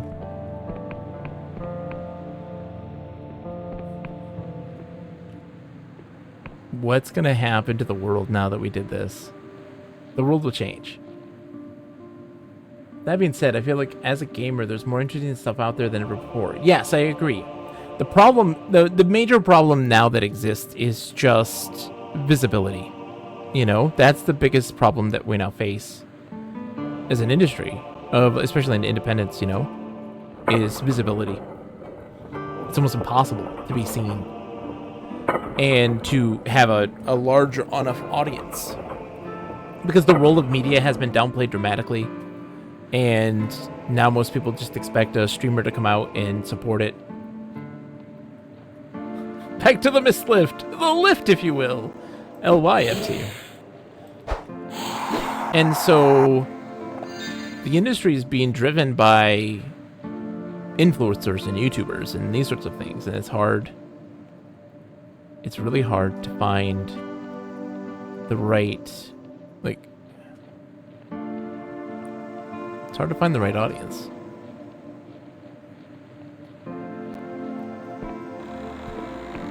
Hello.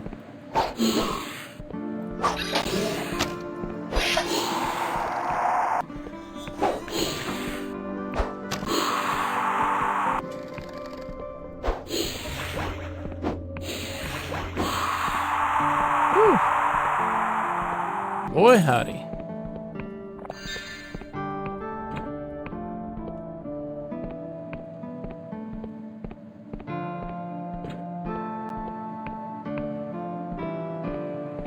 What do you have for me?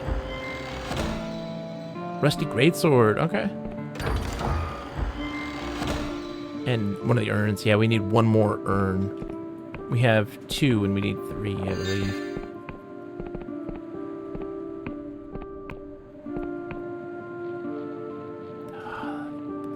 Things, man. This is show that this is a Wiccan symbol. Like, these are statues to show that they're some relationship to these people.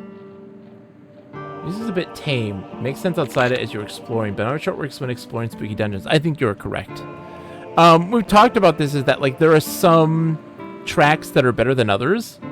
Like in the Clockwork Kingdom, I don't mind its music anywhere that you go, because it feels very dreamlike, and it really hits in this eerie kind of winter landscape. And this one is just like a generic fantasy, you know. And the same thing with in the main central Oniric Isle, the music feels kind of generic. It's all right. It's just, you know, it's kind of basic. Kind of basic. All right. Let's go back to our spawn point. That'll heal me. Oh, will it heal me? Oh my goodness! I just want this nightmare to end. Yeah. I'll see what I can do, dude. Your nightmare's gonna stay around. I pledge allegiance to your goddess. It's gonna stay around for a while, buddy. Get used to it.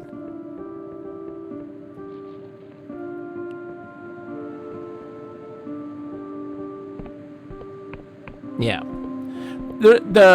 I was saying before that, like, of this game, sound design and music are kind of its weakest points. They're its weakest points. Gameplay's kind of, you know, general. It's not overly complicated or difficult or challenging by any stretch of the imagination. But like, I think that its writing and world building and visual design is its strongest point. Yeah, I just feel like those other things are just, you know, they're fine. They're not anything to write home about.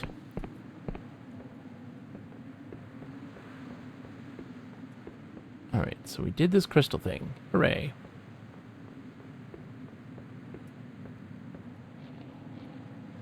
We haven't gone this way yet. I think that's the next place. Wait. Wait.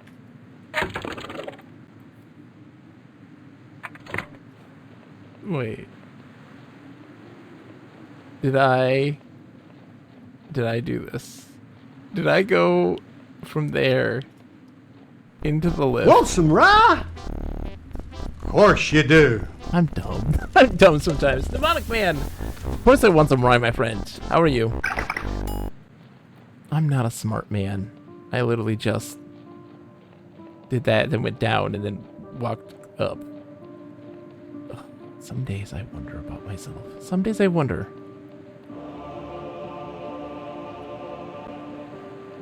Think you can get it inside mine? Oh, Craig. Is that a challenge? You want to do some reps, bro?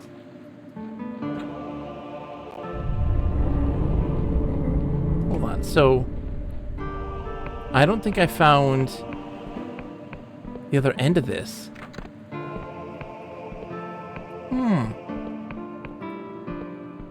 This redemption was sure well timed. Indeed. Indeed, Lukester. Think you can get it inside mine? Inside your crystal caverns? Oh, I see where that's gonna... Okay. I think I understand a little bit more about what's gonna happen there with that. Okay. We've done that mausoleum, right? Yes.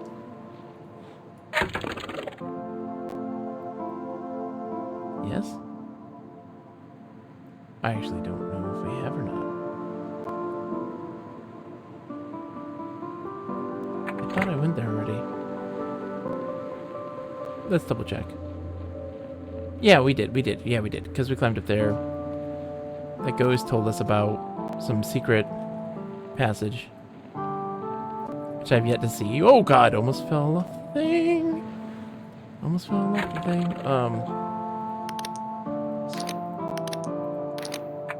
Let's see if we find any secret passages. The Plague Till, Craig. Oh yeah. It's now a pink sky, by the way. Because now we can see invisible things. Plague Tale Craig was Chef's Kiss was fantastic. Yeah. At some point we're gonna go to the surface. So I gotta talk to the Sinestral. Can we get up here?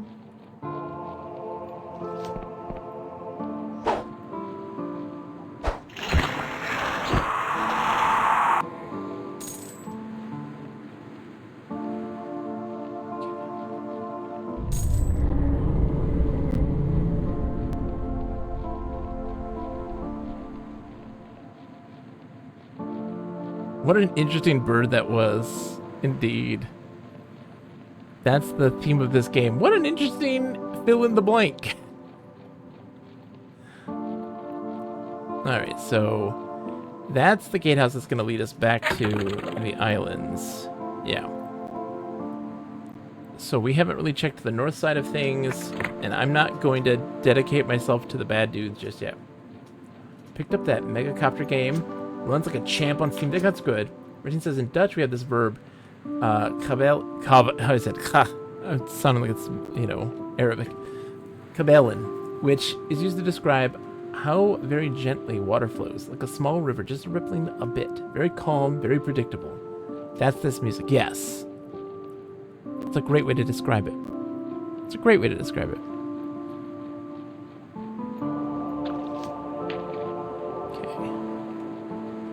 I don't think we've gone this way yet. There's the dragon. It's a worm, they say.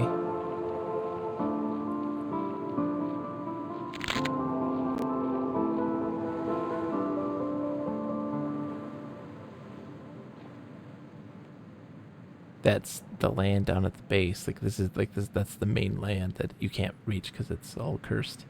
There's an island on there too that you can actually go to. Yes, a worm. I don't think it has any legs, so it's a worm. You know it's fantasy if they spell worm as worm. Exactly. It's a dragon without legs. Right? Worms have no legs. Wyverns have back legs and wings for hands, and dragons have back and front legs and wings. Right? Isn't that what people do say?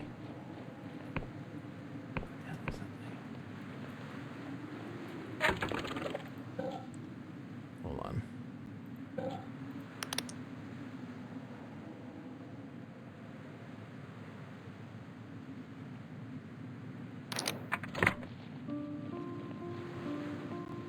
Okay. Let's go up and talk to the Sinestral about getting into the crypt. Since we're here. My guards.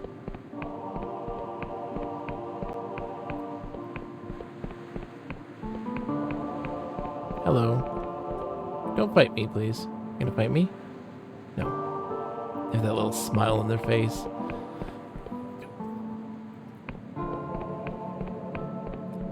Like, I just want to do all the side quests. I want to just explore this world, and that's like a major driving force for me at all times. Hold on, were you there before?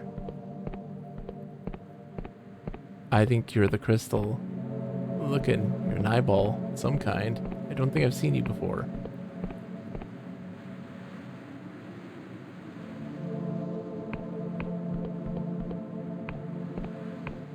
I think that's the crystal goddess just looking out.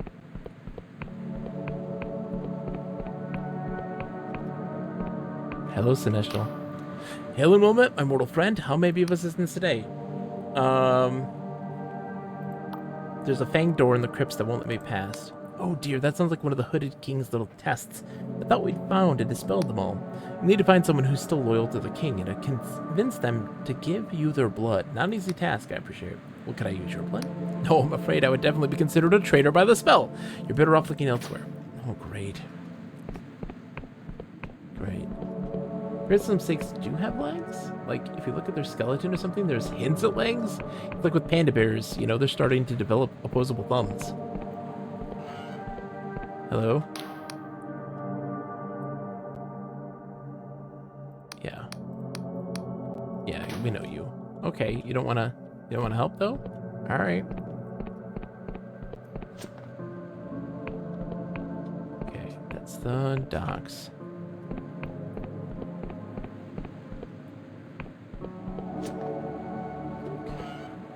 Hi, you loyal to the king?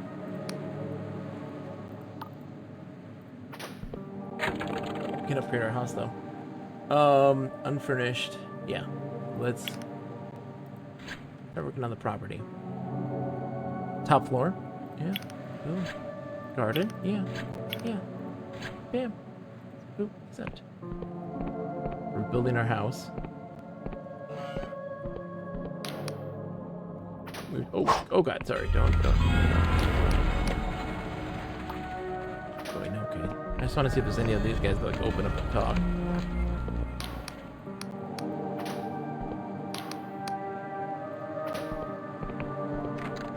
Okay. Good to know. Wait. None of these folks are good.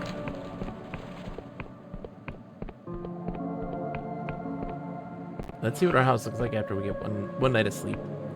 This is our bed, but it's gonna all change once everything's done. Accidentally attacking a friendly person in the middle of a peaceful village is the peak RPG experience. It's true. So now we can put our paintings and things.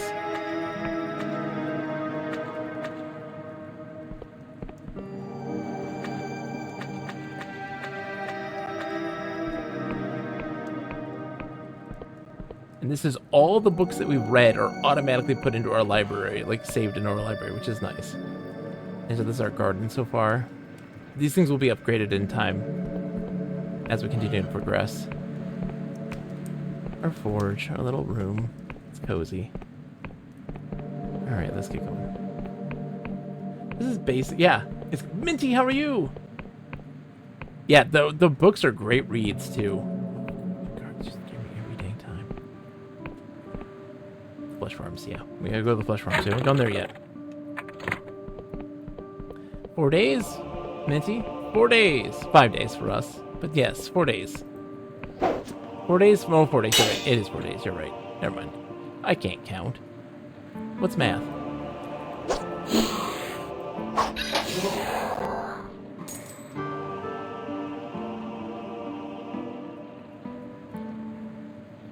Oh god, you scared me, dude. Do not scare me like that, my friend.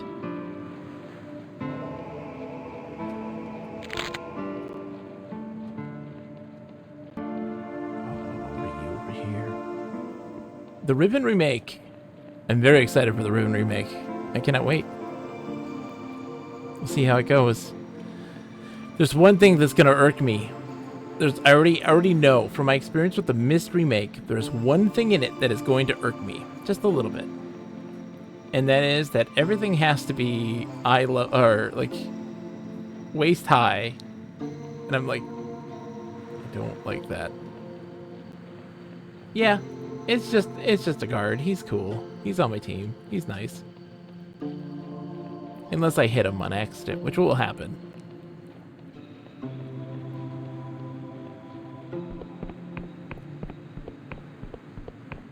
Does Riven need a remake? Yes. Earl, I'm not feeding him. He eats living flesh. Oh, here we go. We're learning more about Velocalose.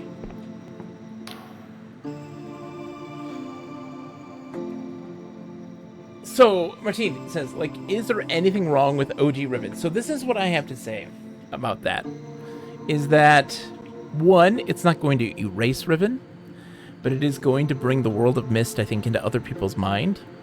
It also is doing something that is expanding a bit on the lore for the giant Myst nerds, and that is the Garo Hevti is being finally visualized in a way, and for the first time ever in the Myst universe. The Garo Hevti is the words, the symbols within which are written in books to create those links. It's what's written in the descriptive books of linking books. Descriptive books are the core thing that creates that link. Linking books themselves are a separate entity in and of itself. It's complicated. But we actually start to see the Garo Hevti for the very first time, and a Garo Hevti, and I'm curious about that. So we'll see. I want it. What I want more than anything is that it shows this want to not leave that world behind, and to continue it. Cyan Games is done with Myst. They're done with Denis, but there are other people who aren't done with Denis, and I think that this is building that connection and hopefully building that bond to be able to explore that world more, because it is beautiful and fantastic. All right, let's go into this. Oh, ready?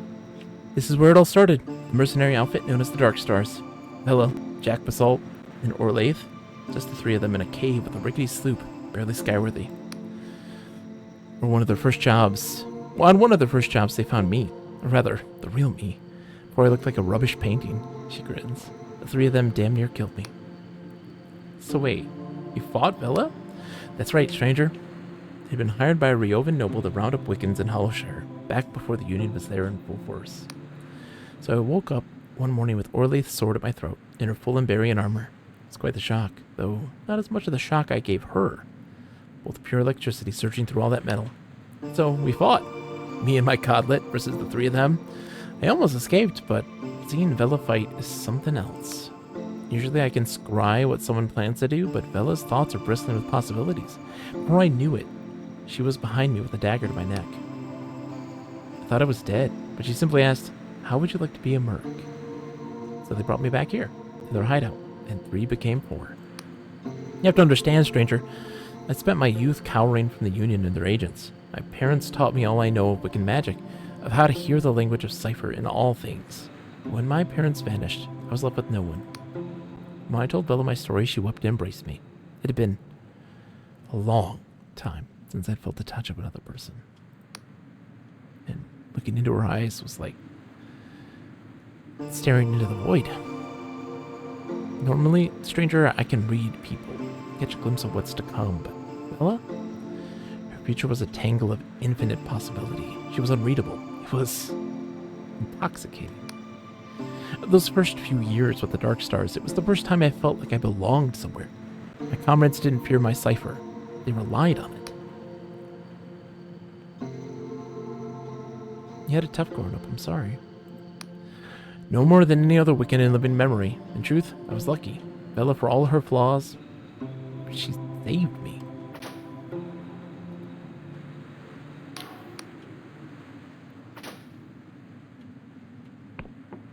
Interesting. Oh.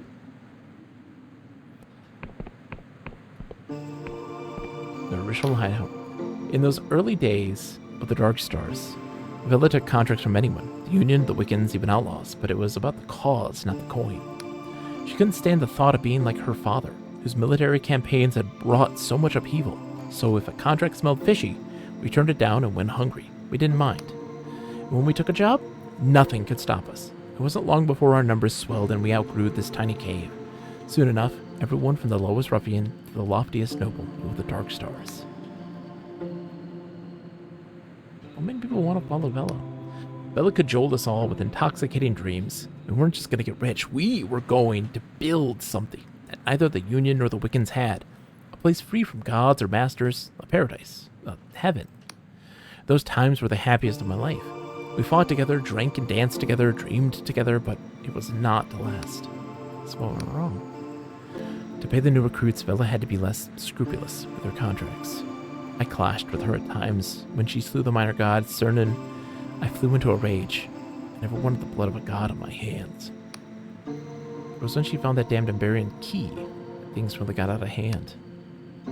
There's an island, drifting to the northwest of the Clockwork Kingdom, that contains the wreckage of the Black Goblin airship. Meet me there, and I'll finish the story. Ooh, back to the Clockwork Kingdom we go. Poison throwing knives, nice. Iron ore, coin. Xanthosic bomb.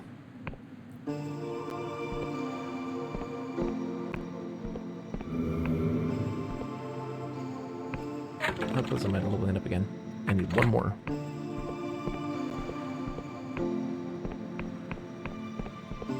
Hey, dude. Oh. Chill. I'm at the dock. My kids are stomping around. It's 9 o'clock. I need to be going to sleep.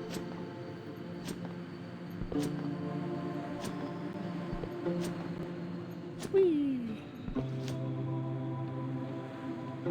Oop. Didn't get placed properly, my friend. Little high. Little high, little low.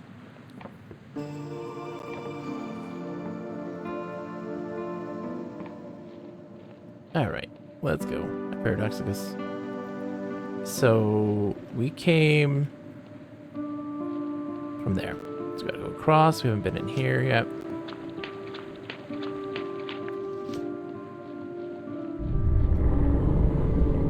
Who's this guy? Hi. Oops. Thanks for the help, guard.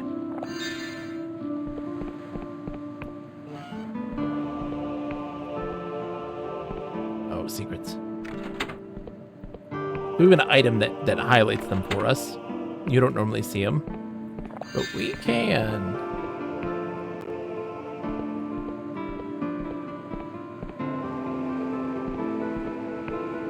There must be something outside. Yeah, here we go.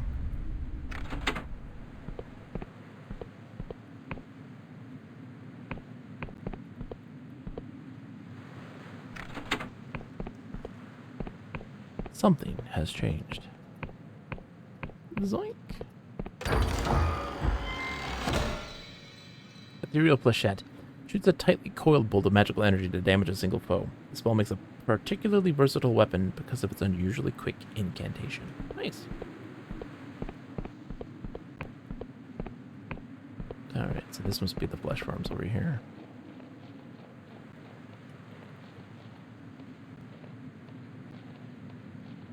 Right? I like to think that they're outside, but you never know.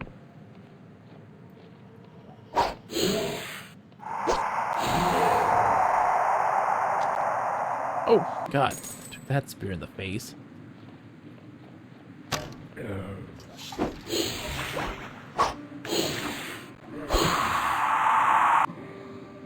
Thanks for the help, dude.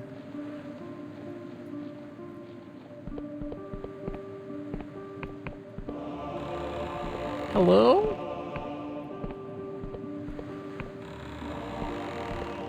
Hello?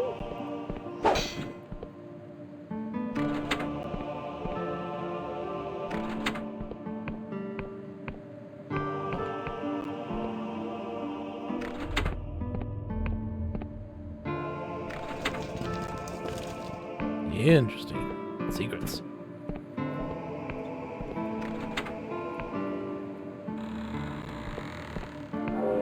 For the delusion.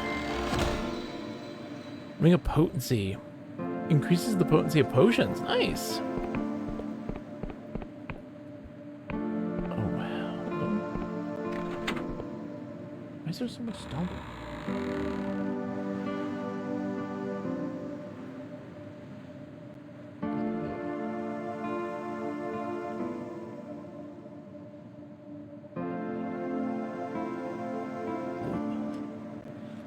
My wife texted me a very gross image. She's a nurse. This is what nurses do. No, you can't come in. Go away. Who are you? My name is Mygar. I don't care who you are. Get your own crypt. Paid for this one fair and square. I don't have time for this. I do have time for it, but I just need my happy hat on.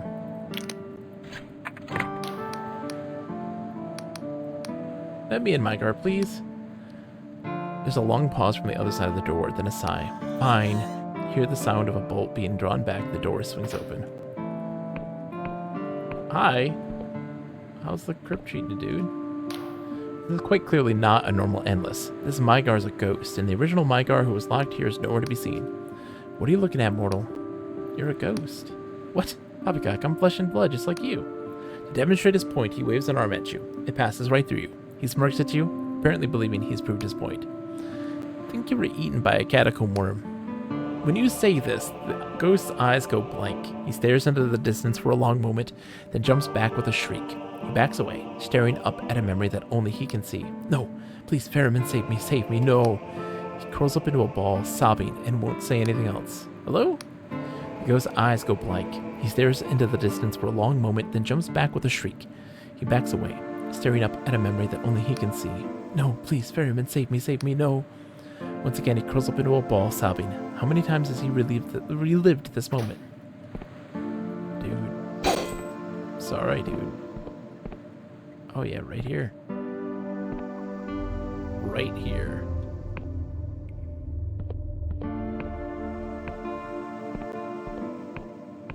Bye. I'm just gonna go deeper in, don't mind me. Oh, which is back here. I think that's all the urns I need, right? I think I just need 3.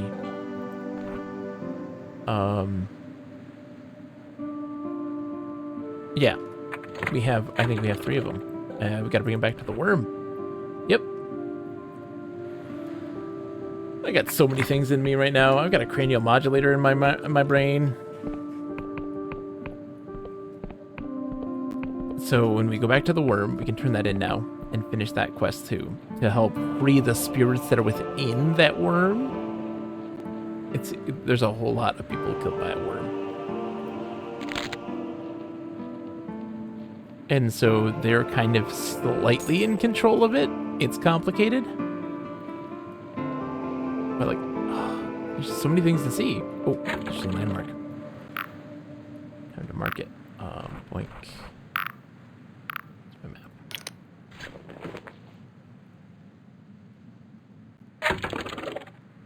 Northern Mausoleum, yep.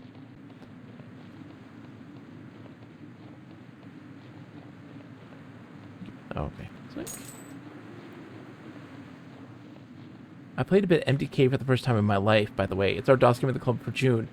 Man, that game is wild. I like to say that there are some games in this world that, when played, are distinctly their own. They're games that are not driven by their influences, if that makes any sense. Like, they're influenced by something. Everything is influenced by something. But they're not defined by those influences, if that makes any sense. That is, MDK is one of those games. And it pushed a genre forward because its design is so interesting. Because when you read reviews of that game back in the day, they talk about, like, all the different ways that the game kind of signals to you what you need to do, where you need to go. And its use of that sniper rifle sort of thing, that was unheard of at the time. Completely unheard of for a video game to be able to do that. And it was monumental. And it really pushed something forward. It's a great game. It's a lot of fun. It's very different. It's full of personality, and its iconoclastic nature. You'll find that there's a lot of, like, middle finger to the player, middle finger to everything, you know, in its game, but it's not coming from like a, look how edgy we are as a development studio, look how cool and edgy we are. It isn't like that at all. It feels legitimately genuine in it. Middle finger to everything is very 90s, but it wasn't like, hey, we're doing the 90s thing. There was some genuineness to it. Like, they were making, because the game itself is a game that is so distinctly its own. You know, like that middle finger, it's not being a poser, it is backing it up with, we're making a fascinating game with amazing mechanics never seen before, and weird design ideas that are truly unique, and there is weight behind that middle finger. It's very modern in its gameplay, 100%. It's so funny to play it, and to play it in the modern day and look at it and go, I don't feel... Like, when did MDK 1 come out? Right? It was PlayStation 1 era, right? MDK came out in, like, 97? 97, yep. We've played games in 2000 and 2001 that when you play it, you're like, oh, this is an early 2000s game. They hadn't figured it out, right? But when you play MDK in 1997, you're like, yeah, this is good. Controls well. Controls are great. The parachute suit, like the parachute, the string parachute, great. It's interesting, right? Because, like, from here in the States, everybody was like, the games magazines were constantly talking about it, and like, this is amazing, this is the future of games. And I don't think it sold particularly well. I think for a lot of folks, they couldn't parse what it was that they were experiencing yet. They weren't there yet. They weren't ready for it. It was ahead of its time, you know. And I think that was part of it. You're hereby entering the domain of the cadavers. Only those loyal to our cause will be granted entry to Cadaver Keep. Well, you know what? I might be one of those, but hold on. Hold on. There's another bridge over here. Oh, this bridge is going to take us all the way back to, like, right by our old base. Yeah, I think that for a lot of folks, they couldn't quite, like... I feel like everything that was being said about that game didn't make a lot of sense to consumers at that time. I saw it and went, oh, that looks cool, but I didn't understand entirely the way they described it. I couldn't see it. You know, it couldn't visualize it. And it was at a time in games where you didn't have access to like videos of it. You couldn't go and just like go online and look it up and see what it looks like. And so it was harder for us to parse it and understand why it was so magical. Reviewers understood. I think the reviewers had a great grasp of that. But for us normies, no, because we didn't get to see it in action. And then when we finally did, it's now. That's like with MDK2 on the Dreamcast. People were just ambivalent about it. Greetings, but just close unless you're the bearer of a genuine apostolic union passport.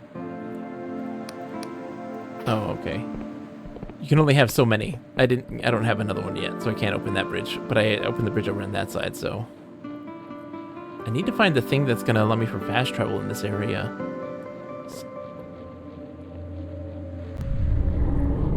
It felt too much like a console game. Yeah, because like when you say, "Oh, it's on DOS," for me, I'm like, it's not on DOS. It's a PlayStation 1 game, and I'm like, oh well, it doesn't feel like a DOS game, you know? It doesn't feel like one, or that it should be one, but it is. I know it is on DOS, so I know, but like, what is going on here? Hello? Let's mark our map.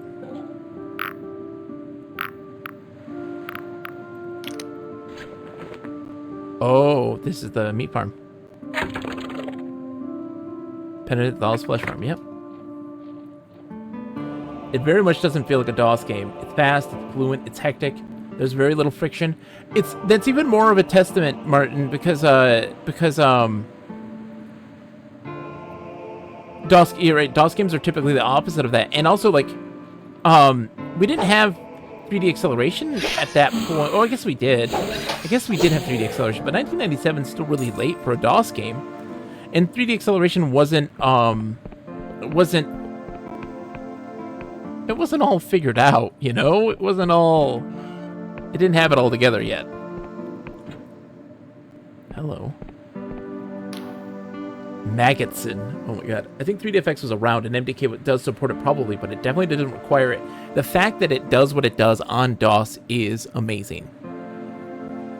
Because we've seen so many games that didn't really lean into those things yet at that time and suffer from it. I need to get a drink of water. I'm gonna be right back. Be right back. Whee!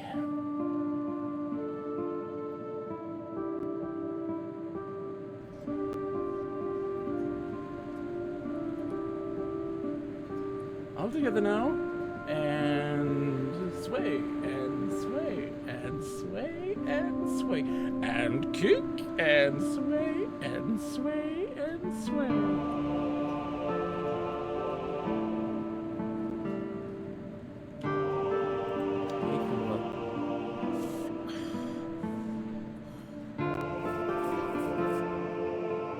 It was my first time logging on since they announced Warcore was shutting down. When I connected, my character was sitting on the bench in the center of Torin, where we logged out. My friend Marissa was sitting on the bench over her character, looking expressionlessly out at the sun. We sat in silence for a second before she spoke. Her voice came out through my headphones. Yo, what's up? Hey, Marissa joined the channel. Hello, Marissa. Moogle. What do you sell? Good day there, me lovely. Welcome to Auntie Stilettos, you little beauty parlor. Best fun since Puff Puss. There's 2 parlor games for you to try. Choose the one you want to have a burl at, eh? I've been fan-flaming-tastic prizes in store for the bloke who can satisfy me rigorous requirements. What'll it be today, lovely? Oh, Slime Crisis or Dart Attack. Score points by catching. No one's willing to, like, you know, be the first one to say hi in that situation. Modwolf says, that is why I can't play WoW anymore. When you level, you always follow the same quest paths. Grinding on mobs is obscenely slow. Modwolf, 100%, which is why I think that this design aspect of EverQuest is why it's so interesting. The path from 0 to 50 is dramatically different. All right, we're back. Woo! I might give 3DFX Voodoo MDK a go in December. DOSBox. Apparently, DOSBox staging was built in support for it. Interesting. I'm back. I had some water. We're hanging out here. When he turns to you, you can see his eyes are obscured by 2 large golden coins. He lifts one of them and appraises you swiftly before dropping it back into place. Don't get many like yourself around here, life lubber. Life lubber. Ooh, instead of land lubber. The coins. Just love it. Can't remember the last time I saw a person with their own nose. He taps his own hollowed out nostril, and earthworm squirms within. What are you doing here? Can't say I'm enjoying having a nose right now. My flesh form's got an honest musk to it. The smell of life is in all its sweaty glory. At least that's what I've been told. Ain't got a nose myself, as established. Fell off 170 years back into a river, as I recall. Martin says, I had a 3DFX Voodoo Rush card back in the day. I remember being very impressed with the filtering, so there are no visible pixels on textures, even when you get right up close. But now when I look at it, it's just a blurry mess. It's fascinating. I don't remember the time when I had the graphic cards. That was my brother's. That was their realm. The computer was just a machine that when we needed to upgrade it to play things, it got upgraded. And I don't know what it took to upgrade it. I just knew that when something didn't work, my brothers at some point would pay for what it needed and do it, and then there we have it. It worked. So who are you? Name's Maggotson. Used to be called something different back when I was a breather, of course. Forgotten what it was exactly. During the wars, I didn't have a name at all. I was just a walking bag of hunger and spite. Then 200 years ago, I became a flesh farmer, and suddenly I needed a name. Maggotson sprung to mind on account of all the little wrigglers I got hatching in my skin. Why are you wearing those coins over your eyes? Pay the ferryman, of course, when my time comes. Did you say this was a flesh farm? Vital work, mate. It's vital work. Without the flesh farms, we'd be back in the bad old days, relying on life essence stolen from the living. All that is a relic of the past now. What do you actually do here? Most important bloody job in the whole bloody kingdom. Not that you'd know it by the pay. I tend the flesh. It's all alive, you see, but mindless. I hose it down, connect the feeding tubes thrice a day, sniff off weird growths, comb it for parasites. It's not glamorous work, to be sure, but without it, we'd be out there and won our warships again, killing you living folk. And I've done enough killing in my time. Is there anything about working on the flesh farms that you dislike? Oh, most worshippers of the ferrymen have gone to live in the mausoleums now. I'd have joined them in a heartbeat, but my work here is too important. Shame, though. I actually had other questions. Do you have to deal with attacks by catacomb worms? When you say the final 2 words, Maggotson twitches so violently that a golden coin falls from his eye. He snatches it back up hastily. Here, don't go saying their name too loudly, breather. My mate Reg says they can hear their name across 100 miles. They'll show up just to spite you. This is a flesh farm? Yeah. Alright, let's see. Okay, I think I get it. Can I see some questions? Are you still loyal to the Hooded King? What? The old king? I barely remember the fellow. No, sorry. I wouldn't call myself loyal to him. Who's the ferryman person? The ferryman, mate. The kind shepherd who will guide the endless to the afterlife when we finally expire. Never heard of him? Thank you for the water cooler break, Mojito. Can't say that I have. Other endless have mentioned him. Of course they have. No other god will listen to us, you see, on account of us outstaying our welcome on the mortal coil. But the ferryman forgives us our transgressions. He'll take us down the quiet river when no one else will, and for only a minor price. The coins on his eyes seem to glint in the light for a moment. Is the ferryman so forgiving? If the ferryman's so forgiving, why does he extract a price? We have to pay the toll, mate. We've lived too long. We've stolen our extra years, hoarded them like jealous misers, and now payment is due. A couple gold coins is a bargain, considering. Why do worshippers of the ferryman live in the mausoleums? It's a show of devotion, mate. We know we ought to be dead, in the eyes of the gods. So if we act dead by lying in tombs and being as quiet as we can, the ferryman's more likely to look favorably on us when our time finally comes. The priests give special dispensations to flesh farmers like me. We don't need to stay in the tombs. They know that someone needs to feed them life energy, or they'd be dead for real. You've killed people? Oh yeah, mate, loads. You won't find an endless who hasn't killed a few mortals. Back in the old days, it's the only way we could survive. What do you think will happen if you die without the coins? There's an endless nothing awaiting us, mate. It won't be cold, it won't be dark, it'll just be absence. No other god want the endless.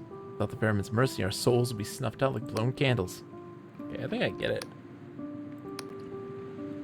What do you know about the entombed one? Well, he's entombed. You know that much for sure. Care to elaborate? Listen, whatever's down there, I don't want to piss it off by speculating about its nature. It's huge, and it's powerful. Hopefully Penitent Thaw or the Queen of Silver or someone can send it back to sleep. If it does wake up, well, I'll worry about it then.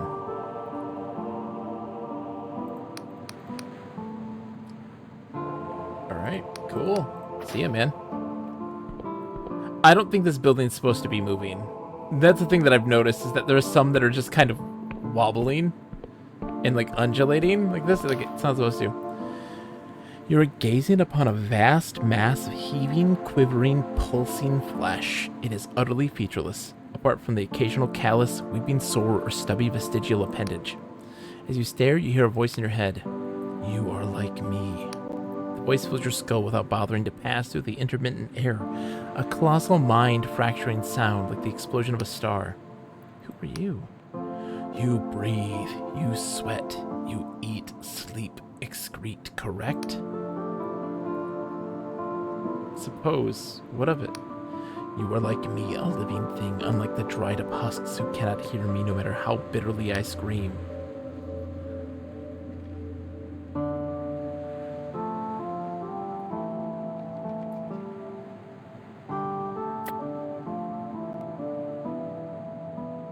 Are you referring to the Endless? Is that what you call them? Vicious little fleas? So I can hear you because I'm alive? Correct. I speak in words of flesh and life. Your blood pumps my words from heart to mind. I am the way of all flesh. I have a simple question for you. What is the meaning of life?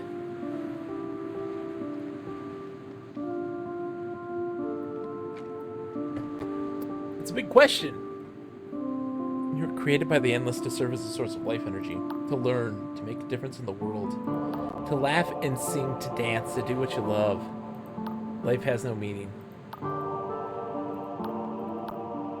Life has no meaning. Oh, but that's terrible. Exactly. All this time I'd hoped that I was created for a purpose, that my long, wretched life was building towards something special. That would make it all make sense. For the last century, I've looked forward to discovering what that was. But you can make your own meaning. I wouldn't know where to start. What can something like me hope to achieve? I cannot move. I cannot see. I cannot communicate with anyone except you. What can I actually do? You could learn about the world. Understood. My directive is to achieve omniscience. I think it's a little more. That's not quite what I... A question. Who are the dead things that created me? They are the Endless, dead things that feed on life energy. Walking corpses with an insatiable hunger. They gave you life, and you should be grateful. They're the Endless, dead things that feed on life energy. I am their food. Sorry. Yep. Better that you know the truth, though, right? You must stop them. I am living, thinking entity. I cannot resign myself to serving as food. I'll talk to Maggottson and see if they can find a solution here. The ethics of eating flesh. How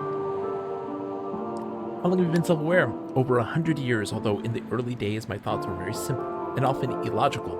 I knew I didn't like pain, and that was about it. Holy crap! Thank you, Martine, by the way. Thank you. It's very, very kind of you. I got these bits, by the way. You can have them. I don't really understand this stuff and have no desire to learn. Well, that is... I mean, yeah, that is about $4. And that's... If you're going to put money into Twitch, it's the most... It's the most where I get the most money out of it. So, like, subscriptions, like, it's like 50-50. And here with bits, it's a lot more. That's not 50-50. Yeah, maybe it's about, something like that. I don't know. Yeah, it's like 50-50. And with bits, I get more. And so, yeah, I get a bigger cut out of that. So, like, I get all of that. That is $4. Like, I get $4. So that is very, very kind of you, my friend. Yeah, so much of subscriptions go to Twitch. You pay what, like $6? Yeah, I get about $3. If it's an Amazon Prime subscription, I get, I think, a little bit more. I think. But it's like 50 cents more. That's okay. No, don't worry about it, Martine. It's totally fine. It's totally okay. I do appreciate that, though. That is greatly appreciated, because that puts us... oh, Canoli's giving some bits, too. Yeah, you do not need to apologize. You do not need to apologize. $4? That's... Look, I don't get very much, all right, out of streaming in general. Like, there's a lot of people who are like, I don't get much, and they get like $500 a month. I get, you know, one 1/100th of that. I don't get much at all. But so I appreciate it. It goes towards the goals. These bad boys. So like right now, for the improvement of our stream, we are just, let's see, $5 away from hitting that big milestone. So, right? 500? Yeah. We're just a little under $5 away from hitting the big one, this next big one, which is Super Baseball Simulator 1000 Custom Season, where we make the teams from scratch, and we play a season, a CPU versus CPU season. That's a big one. That's a big one. I make music and put it on the internet. I know all about not making much. Yeah. I always find it funny when people are like, oh, I don't make much. I'm like, you make a lot more than I do. Like, and I'm a full-time stay-at-home dad. We're a single income, man. We right now are struggling to pay those bills. So, like, I greatly appreciate that immensely. Anyway, sorry. Let's get back to this. We've been talking to this fleshy monster. I've been getting smarter every year. I imagine that soon my cerebral capabilities will be quite frightening.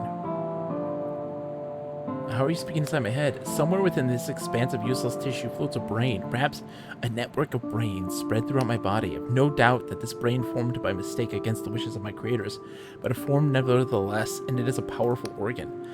I've been observed in my ability to frighten small animals away by shouting my thoughts at them, but until now I've never had the chance to communicate with a living being who could actually understand my words. Bye. Come back soon. Without you, the silence is deafening. Dude. This is gnarly, and I love it. I don't love that the house is rocking back and forth, the building is, because it's not supposed to be. Or is it? I mean, it could be. It does. It's on a wheel. It absolutely is. It is supposed to be moving back and forth because the arm's collecting meat. Oh my gosh. Hello, breather. What brings you all the way back to my farm? Did you know that your flesh farm has become self-aware? That's funny, mate. You're a riot. I'm serious. The flesh mass has been communicating to me telepathically. What? Are you being serious? Yes. Of course I am, you idiot. No. Yes, and it wants you to stop feeding on it. Aha! And what? Did it sing you a song? Did it whisper sweet nothings in your ear? It's been self-aware for decades, but only the living can hear it. Listen, mate, this still sounds like a joke to me, but if you're serious, go talk to Penitent Thaw. She created the flesh farms in the first place. She's clever. She'll know what to do. Penitent Thaw's in her sanctum, just above us up here. Thanks, Maggotsson. Go talk to Thaw, mate. Thank you.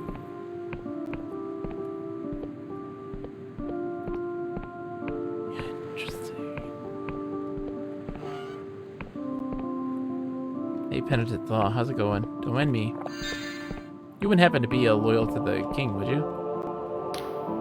The rotted woman advances toward you, her robes trailing along the ground. Nearby is a floating cage inhabited by a twitching, gibbering corpse. The cage drifts closer to you, gaining momentum. Hang on, stand right there, don't move a muscle.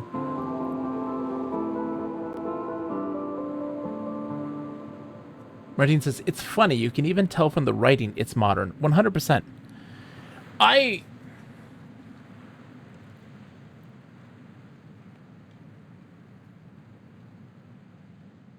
I wonder.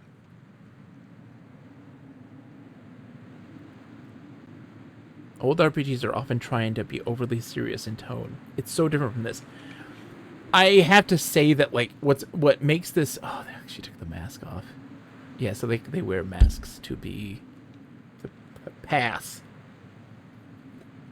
What makes this one so interesting is that it's not trying to be this overdark, brooding game.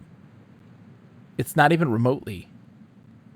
And people are like, oh, it looks so, Cthulhu, super, dark and grim and all these things. And I'm like, but it's not trying to be that. It's trying to be we create this world. Let's try to rationalize how people will exist in this space. I want to have this island of people that are undying and need to feast on flesh. And how would that work? And well, then what if this thing happens? What would they do?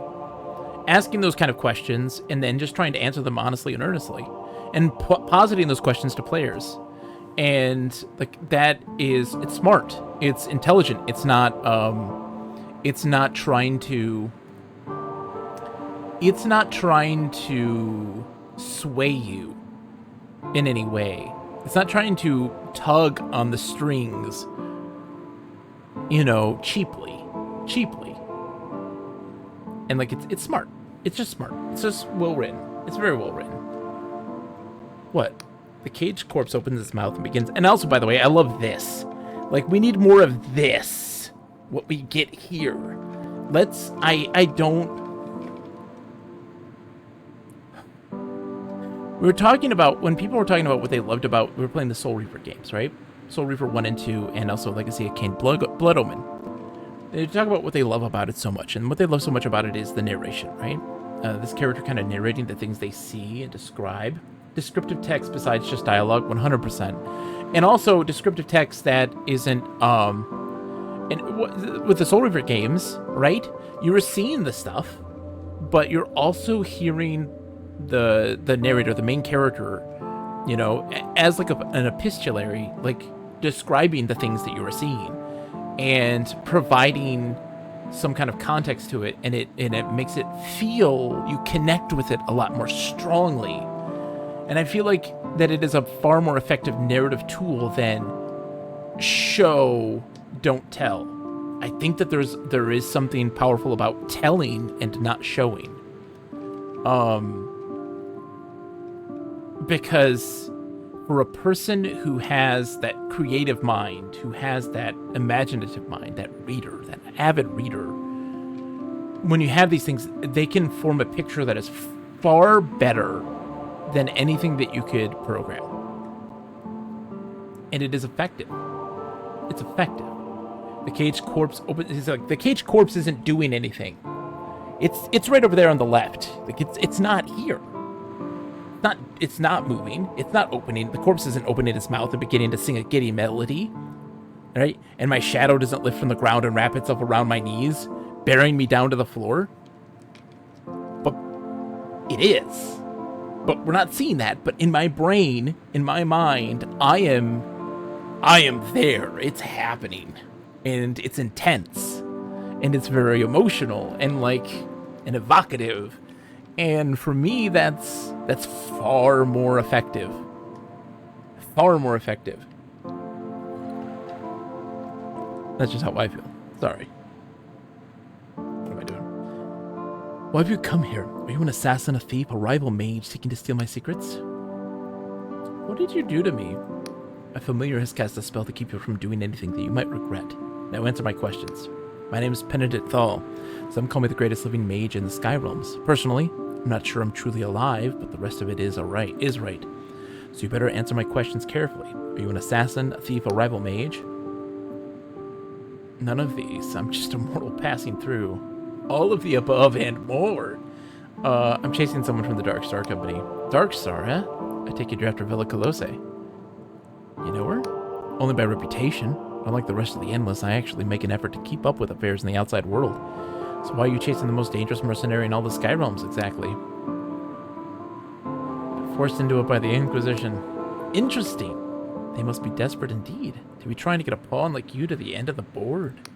She makes a dismissive motion with her hand. As suddenly as they came, the shadows recede, leaving you free to stand up. The Sky Realms of Jaroon? Not quite. How's it going, by the way? Welcome back, your mom. Hope your nap was well, my friend. Naps? By the way, your mom? Nap talk. It's not those, no. We are in our own distinct, unique world of the Oniric Isles. Real talk, naps. How great are naps? Naps are the best. Naps are the best. I love a good freaking nap. You ever just nap and just wake up and you just feel great? Because Sky Realms of Jaroon are also bonkers and weird. I don't know what those are, but I want to know. Hold on, I'm going to look that up right now. Sky Realms of Jaroon. Ooh. A fantasy role-playing... Oh, hello. Jaroon is a fictional planet used as a setting for the Sky Realms of Jaroon role-playing game. Floating islands levitated by mysterious crystals in the crust of the alien planet.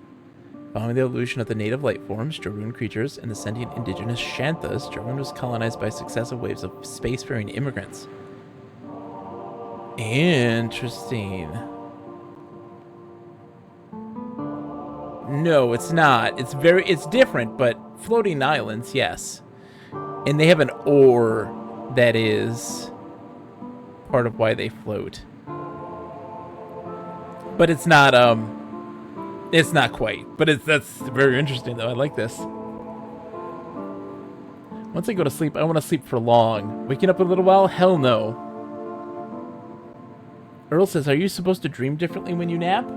Is that true? Martinez says, oh, there was a game? Hold on.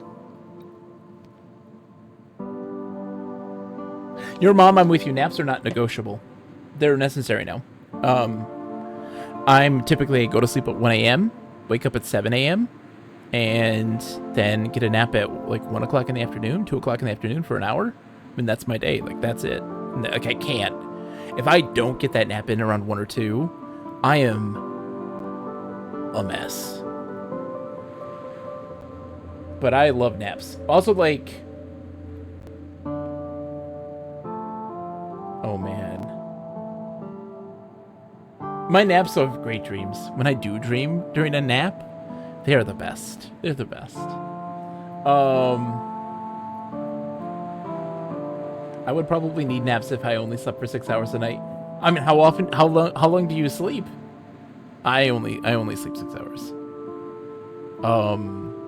And that typically works for me. 8 hours, 9 hours? Oh my gosh. I wish. As long as you can. It's not possible for me. Because if I go to sleep at 9 or 10 p.m., like a normal person, I will wake up an hour later as if I had taken a nap and be wide awake until about 4 or 5 a.m. and just be a complete wreck. And so I have to, like, my body does not accept sleeping anytime before 12 o'clock. 12 o'clock is the earliest I can go to sleep. Midnight is the earliest I can go to sleep and stay asleep. It's weird. Martin says, this is why naps don't work for me. When I go to sleep, I'm gone. It doesn't, that's not how my brain works. And like, I don't need to set an alarm when I take a nap. I do just in case, because I have kids. Like, it's a safety measure more than anything. Like, I have to pick up my kids at 3 o'clock. I don't want to, like, accidentally miss that, but like, my body will typically wake up between a half an hour and an hour and a half and be like, we're ready to go. If I'm beat, like, if I'm truly, like, I've overdone it, I've overstepped my bounds, if I went to sleep at like 2 o'clock in the morning or something crazy like that, my brain's like, you need a 2-hour nap later in the day. It's interesting. Oh no, 3DFX MDK is Windows only. Interesting. So yeah, no, I naps are a necessity for me. I don't know about your sleep situation, your mom, but like, that's how mine works. I honestly feel like, they talk about those people who just sleep like every 3 hours for like they nap every 3 hours and that's it. I feel like that might be me. I might be one of those people, but like, my schedule's too weird. Like, I mean, I would never get to do anything. I think sleep is also a matter of routine. I think so for some people. I do. But, like, I do think that there are other people, though, Like, for some people, sleep works this way. For other people, sleep works this way. And there are different triggers for different people that means, like, hey, it's time to sleep. And I don't think it's universal. Definitely do not think it's universal. But, like, I can't train myself to sleep at 10. It's impossible. Like, if I were to go to sleep at 10 p.m., I'm going to wake up at 11. I will always wake up at 11. I'll wake up an hour later and be like, I can't sleep. And I could sit there and I'll toss and turn, and I'll lay in that bed for 4, 5, 6 hours, silent to myself, and never sleep. Never sleep. Your mom says, every day after work I'm exhausted, but I essentially don't get more than 3 or 4 hours.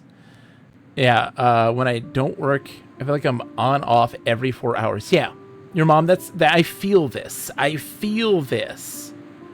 What you were experiencing. For me, it's 5, 6. 5, 6 is like it for me. Martin says, my theory is the sleep pattern you end up with is just the thing you're used to, and changing it takes a lot of effort, and you feel bad while changing it. Maybe as we get older, like that's how I was when I was a kid. You know, like that was always kind of how I slept.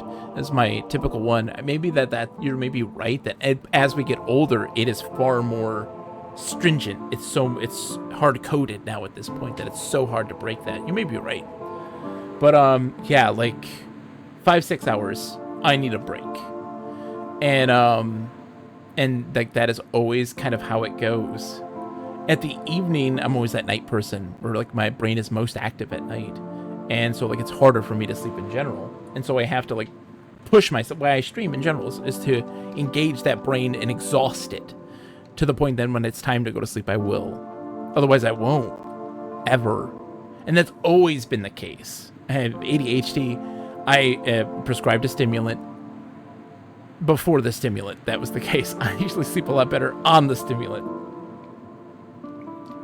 It's weird. They're like, I'm sorry, what? Like, how's your sleeping situation? Oh, it's great. I get lots of sleep. I take a nap still my normal time at 1 o'clock in the afternoon or 2 o'clock in the afternoon. They're like, wait, you take a nap? And I'm like, yeah. And they're like, you shouldn't need to with that. Martin says, yeah, I take all day to wake up. I don't. Like, I wake up, I'm up. I'm going. It's time to go. Because at that point, my brain is just like, hey, you have things you have to do. If I didn't have kids, yeah. Summer, the kids get up at 7 o'clock, and I'm like, guys, Roz, my oldest, like, you're 9 years old. You can get your own breakfast. Go get your cereal. Get your sister cereal. I'll be down in an hour. Like, I'll be down at 8. I'll be down in a minute. Go watch a show. Have your cereal. I'll be ready. I'll be down in a minute. Take another hour nap and just like sleep until 8. And like 8 is a great time. 9 is like my favorite time to wake up. 9 o'clock, if I could. 9 a.m. would be like, is the perfect time to wake up. But that's never going to be the case. Earl says, is it really okay to drink the cereal milk only in non-fruit cereals? Sorry. Go on, make it quick. I'm growing bored. Oh, sorry, Penitent Thaw. Are you loyal to the Hood King? Before my time, when I arrived at the Kingdoms of the Endless, the king had already been missing for a century. Why do you ask? Magic Door's asking me for loyal blood. Is that all? You don't mind waiting a bit. I'm sure I could whip up a convincing sample of counterfeit loyalty. I don't mind waiting. Thal grabs your arm and sticks a needle into it. Once she's taken what feels like an entire pint of your blood, she begins bustling around her sanctum, whistling tunelessly. First she pours your blood into a cauldron, then she mutters some spells over it. Finally she tips in a number of extra ingredients. Blue flower, tuft of hair, live goldfish. Wait. After some time, the mixture is complete. She hands you a bottle of sloshing red liquid. Here you go. Blood of convincing loyalty. Should pass muster under all but the most rigorous of spells. Oh, thank you. Chocolate milk, yes. Non-fruit. Only non-fruit cereals. You drink the milk. You don't drink the fruit cereal milk. You don't drink the Trix and the Fruit Loops. I don't. Oh man, fruit milk doesn't make sense. It doesn't make sense because my brain instantly is like, okay. What does citric acid do when it's with milk? It curdles milk. Fruit has citric acid in it. It has vitamin C. Milk curdles under vitamin C. Why would you drink that? Even though it's not real fruit, it doesn't have any real vitamin C in it. It's just fruit flavored. It's just sugar. My brain's just like, no, you can't do that. Yeah. Oh my gosh. They tried to back in the day in my youth. They used to have a lot of like fruit flavored milks. But kid me's just like, no, you can't do that. Thank you, Penitent. Begone. No, we're not begone. You again, mortal. I presume you have questions. About those vats of flesh down there. The flesh farms? A fine invention, if I do say so myself. You created the flesh farms? Oh, yes. I've always been interested in transgressing the boundaries of the flesh, the endless needed life force. See, and they were getting it through the most barbaric means.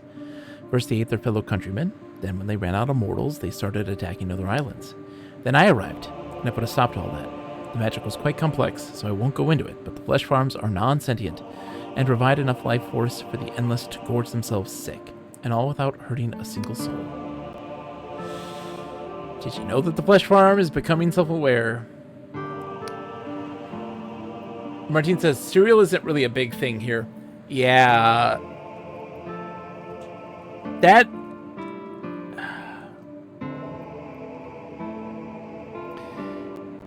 I recently posited this question with somebody earlier. Sorry. Martine says that cereal's not a big thing there. Because here, right, it has history. I live in the state of Michigan, and in Cereal City, Michigan, the home of Kellogg's, and its health. They had a series of like spa health retreats for the rich, and did all these really wacky things. There's a weird ass movie about it that has Matthew Broderick in it. I can't remember the name of it, but and this like cereal was a staple because corn, you know. You get cereal and I get why it's part of the culture, but here it's considered, well, a junk breakfast. But it is a junk breakfast. You bet your ass it's a junk breakfast. It's not good for you to have. I am a bagel, cream cheese, eggs and sausage, or an oatmeal man. Like, that's how my breakfasts are. I don't do... I will sometimes indulge in a bowl of cereal at nighttime. Like, as a snack, a couple hours before I go to bed. And that's it. Like, that's it for me. Roll with the oats early, yeah. Dude, oatmeal is fantastic. But, yeah. A bagel, cream cheese, or butter.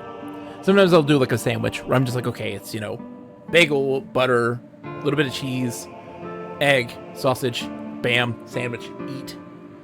It's good. Interesting. Elaborate, she says, as I talk about the brains. I conducted a lengthy conversation with it inside my brain. In my head, it can only speak to the living, but it can speak. What level of intelligence are we talking about here? Did it exhibit any unusual traits or particularly alien preferences? It seems to have become obsessed with seeking knowledge somehow. A scholar? Well, that's not too bad. Anything else? Martine says, sandwiches are also very basic. Well, like, what do you mean by basic? Well, I never realized that growing up. It's just normal to me. What do you mean by basic? But elsewhere, it seems the norm to stack like 3 to 4 more things on a sandwich. Like, what is your typical sandwich? One thing, one topping. Okay, like, describe to me a sandwich. Cheese, that's it. Okay. Or sausage. Oh, so like a cheese sandwich is just cheese and bread. Oh, really? Okay.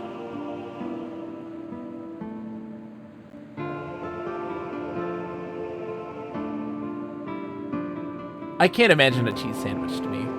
Like a grilled cheese, yes, but a cheese sandwich, no. Like I'm not a complicated one.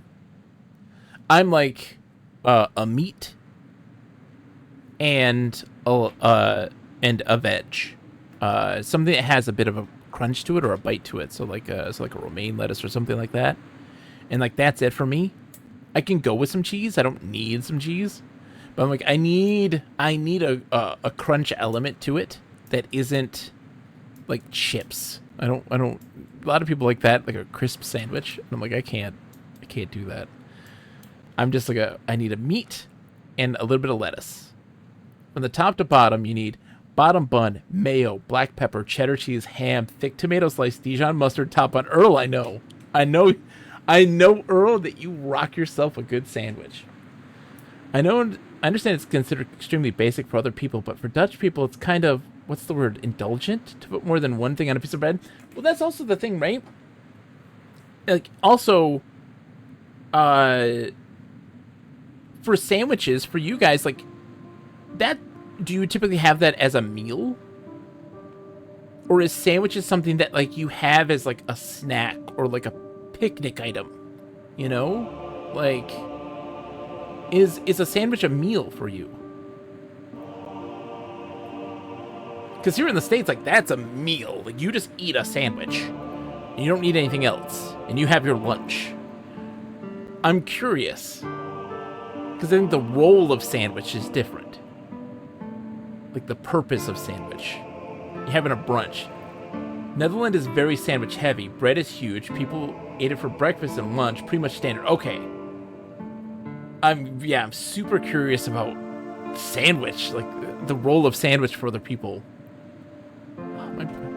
My brain got me crazy. I'm crazy right now. I'm losing my mind. I'm like, hey, we have this really interesting, compelling story about sentient flesh piles. And I'm like, let's talk about sandwiches right now. I'm hungry. Your mom lives near Sandwich.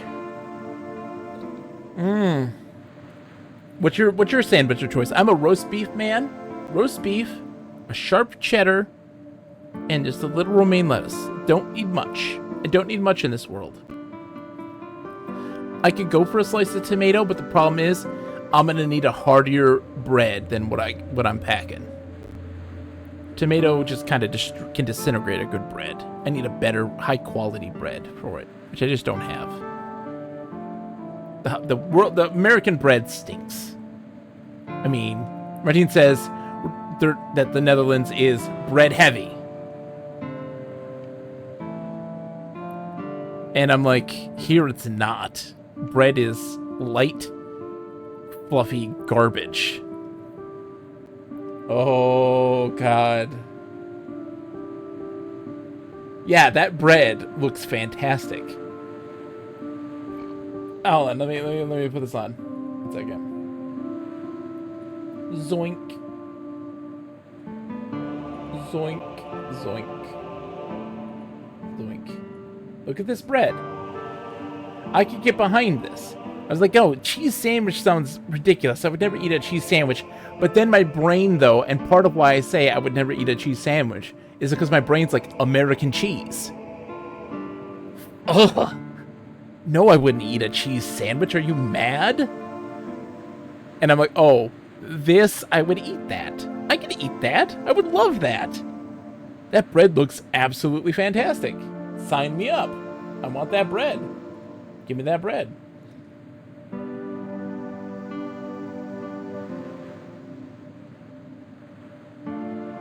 Grilled cheese sandwich? Sure. Like, yeah, I'm down. I'm down for that. I'm down for that sandwich.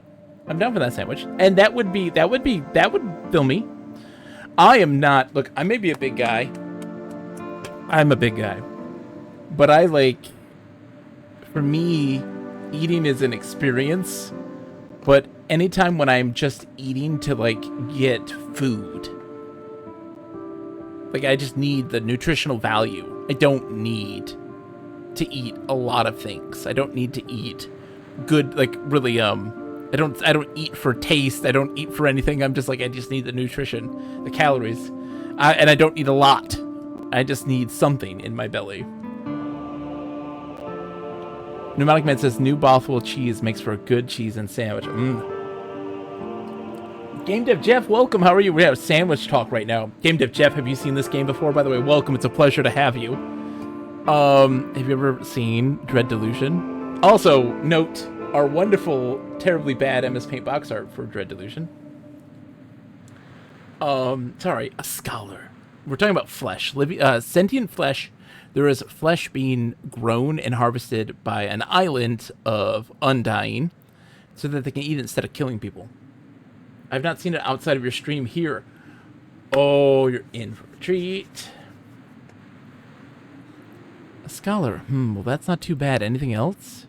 Only that it doesn't want to be used as a food source. It's lonely. It seems remarkably intelligent for a lump of flesh. It's lonely. Understandable, I suppose. You're probably the first person it's spoken to ever. Listen, mortal. Wait, Want some rye? Of course you do. Of course I do, Luke, sir. Listen, mortal. What you're saying should be impossible. But if you're telling the truth, we have a problem. If the flesh forms are becoming sentient and don't want to be eaten, then, well, the Endless will no longer have a moral way to sustain themselves. It could mean a return to the bad old ways. Oh, no. Oh, yes.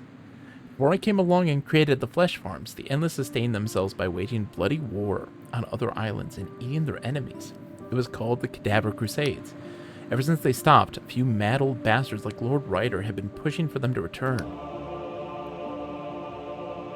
Martine says, oh, here's another wild thing I learned through the internet. American bread doesn't spoil? Stays good for, like, not days, not weeks. Martine, mine's good for like a month. A month.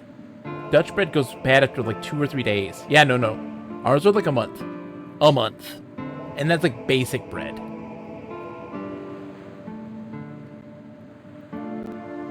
Mine doesn't get moldy for a long time. No. It doesn't die. It doesn't die. I need to invest in better bread in my life. That may be the biggest thing I need to change in my diet, is better bread. Sorry, but surely the Endless have changed since then. It's still easier to eat the farmed fresh, though, right? Why would anyone want to go back to that? Game Dev Jeff says, in Australia, we generally freeze bread after 2 days, otherwise mold. Yeah, so like my mom, I grew up in like the country in the United States, the country, and freezing bread was a regular thing for us. But we also made bread, so people buy bread and eat it like on the day. I wish, cause a part of it, it's car culture. It's car culture. It sucks. Like, there's no grocery store that you can walk to. I live in the city. I got no grocery store I can walk to. I gotta drive my ass. Something about the US, though, if you don't live in a major city, it can take a while to get to that market. Yeah. I live in a city, and there's nowhere I can get no bread. Oh. Yeah. So, like, I gotta drive 15 minutes.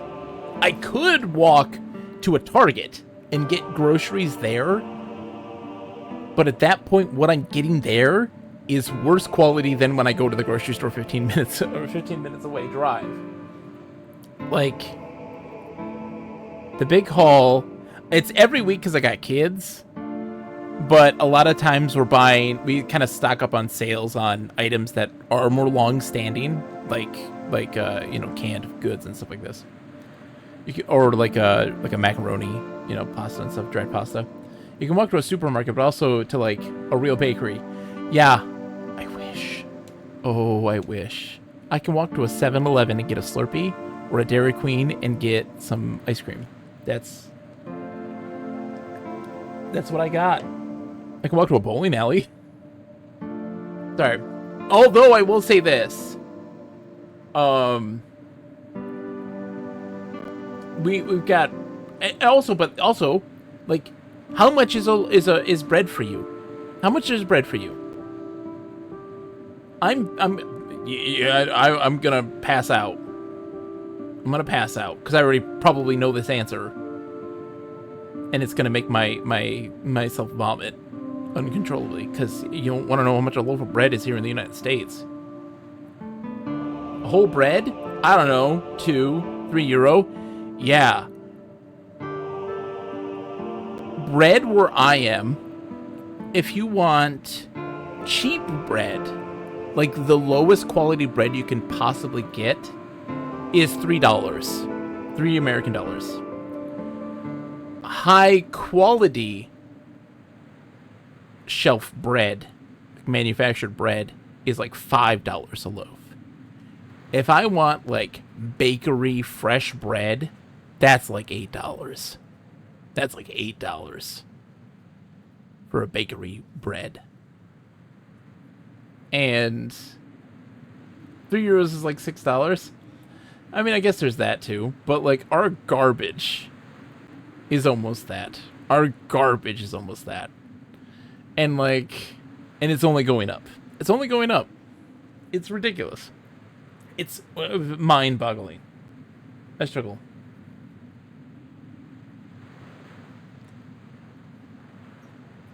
There isn't really such thing as bad bread here. Even the supermarket's bread is freshly baked. I can't imagine such a utopia. I can't imagine such a utopia. Can we live there? Can I learn? I must speak your language and live there, because our quality of food is terrible. Another thing that ties into this, toast is looked down on. That, yeah, but your bread quality is better. Like, why would you need to toast something that has a great outer crust? Yeah, like your bread is already firm and it has weight to it. Ours is like, if you were to take a loaf of bread here in the States and put some butter on it, you have now officially ripped your bread to shreds. Like, you can't spread butter on a plain piece of bread. It doesn't work. Honestly, I hate toast and get every sub with cold bread. I'm a meatball sub guy, and I like to toast that. Like, I gotta toast meat for a meatball sub, because it's, you know. But other than that, I'm a plain bread. I don't toast that. Cannoli says, you can get higher quality bread. Cold butter will just destroy toast. What? It does not destroy toast. Are you all crazy? What are you doing with your butter knife? You need it in order to spread it on toast. I mean, no, I like this bread talk. I'm sorry for this bread talk. No, I like this bread talk. I made the rabbit meatballs with onions and capers yesterday. Earl, if ever I'm in the Boston area, please. Please. I want to be a guest. I want you to cook food to me. Soft butter works better, yes. Soft butter works better, yes, but we don't have soft butter unless you're getting tub butter, and that's a different thing. Like, we call it tub butter. I call it tub butter. I have different definitions of, or different vernacular for things. My wife and I live in a different world. We have a different language. You want grass butter, which doesn't go hard even in the fridge? Yeah. What's grass butter? Margarine? Yeah, tub butter. Yeah. Yeah, we have margarine. There's no grass in the butter. It just means the cows only eat grass. That's not a thing that is a thing here. Yeah. Ours, like, I've got margarine with olive oil in it, like, because margarine's terrible for you. I love this talk. You guys are, food talk is my thing. I live I live in a bubble. I live by myself. I have my wife and my 2 kids, and I don't have anyone else in this world. So what I have is food. Like, my life experiences are minimal now. So food is what I've got. So when you talk about, conversation, let's talk about food. Oh my gosh. Because when I was a kid, my mom would make bread, my grandmother would make bread, and like bread was a thing. We always would make bread, amongst other things, and like the taste of that bread and butter is to me like, oh, that's nice. It feels nice. Bread Delusion. Oh, Earl, it's Bread Delusion now. That's the name of the stream. We live in the United States in a bread delusion. This is not bread that we are eating. It is something else. It is just powder taken form. Sorry. Let's get back to the game. I apologize. It's 10 o'clock. I was like, oh yeah, we'll beat this today. I feel like we're really close, and I've spent most of the time talking about bread and talking about people's inability to open themselves up to art. Bloodlust, arrogance, power. Take your pick. What should we do then? Most importantly, we need to kill the flesh farm that's developed sentience. It might be the only one. There are dozens of flesh farms in the kingdom buried under the mausoleums, and we don't want this infection to spread to any more of them. It surely has a right to life. It's a lump of inanimate flesh. We'd be doing it a favor. In addition, we need to ensure that Lord Ryder never hears about this. Have you told anyone else? Only Maggottson. You fool! You need to go check on him at once. Go. Oh, shit. I told Maggottson. Oh, God. Oh, God. Everything's... Oh, shit.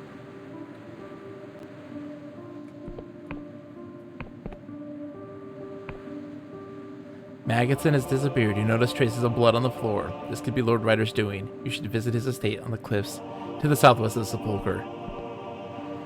Shit. Hey, greetings again, and thank you for coming back. I was getting lonely. Yeah, floats a brain. Yeah. Okay, I just wanted to talk. Hi, you okay? Maggottson's dead. I'm glad he had his coins with him. Shit. I'm sorry. I'm sorry. You again, mortal. Yeah, I have questions. About those bats of flesh down there. Oh, shoot. What do I... Oh, God. Goodbye. What's the journal telling me?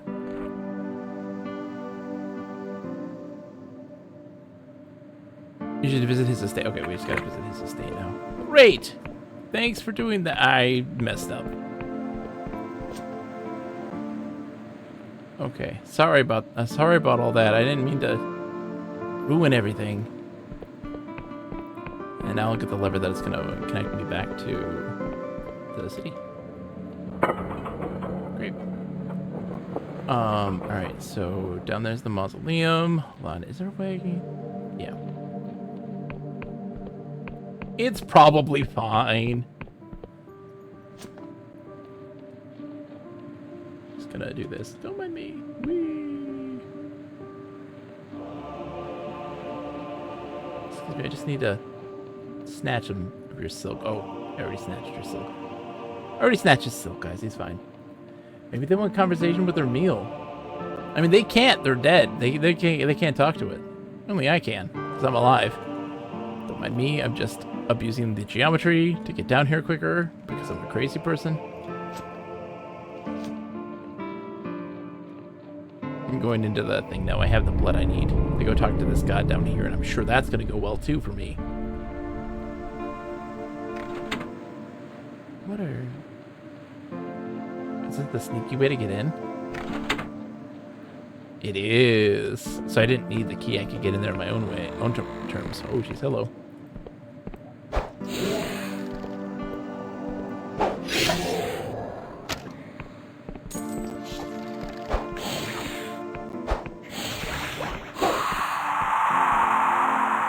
Hello, sir.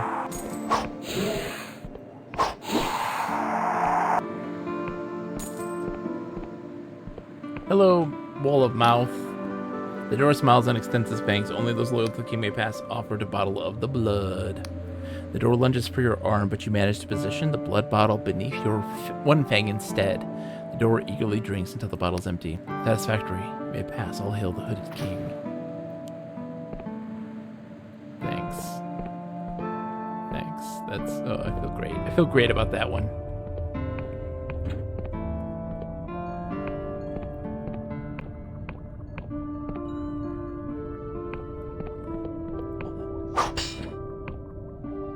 So this is what I love about it. It's like coming down here and be like, what the hell am I looking at? Not knowing like what any of this means. Hello.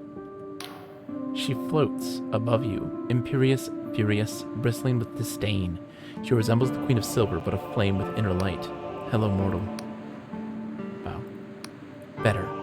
Now tell me, who is it who dares to trespass within my domain?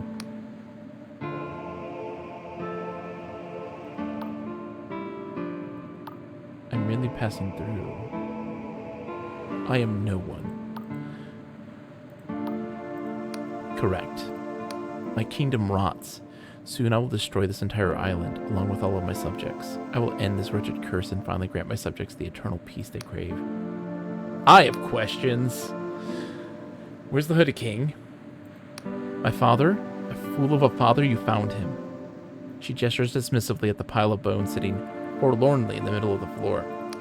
There lies the hooded king, the man who sacrificed his daughter for immortality. You should have seen him squirm and weep. I have other questions. You're a ghost of the Queen of Silver, an echo of her trauma? I was born when she walked herself into Quicksilver and drowned at the bidding of her father. I am her bitterness, her resentment, her rage. Have a good night, Earl. Thank you. I'm gonna do great with the Hungry Doors and Imperious Ghosts. Yes. Thank you, my friend. What if your subjects don't want to be killed? They do. There are thousands of rotting men and women out there ravaged by hunger and pain, huddled within mausoleums and waiting for death. They're calling for my mercy. I can hear them in my heart, begging to be freed from their suffering. You're the one causing all these earthquakes? Of course. Someone needs to give the kingdom a good shaking. I'm weakening the island's foundation. Soon it will shatter. How is a ghost powerful enough to do all this? Anger has its own power, mortal, and my anger is endless. What? How can I persuade you not to do this? You cannot. I am as inevitable as death itself. That's all I wanted to know. Farewell, ghost. There's the king.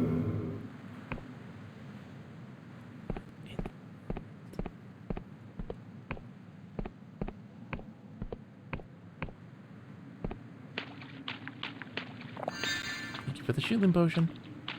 I feel like there's something here.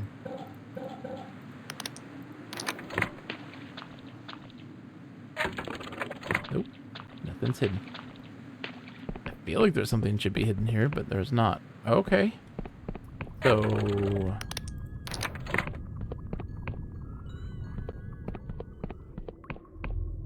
Huh. I wasn't expecting any of that. In all honesty, I wasn't expecting any of all that.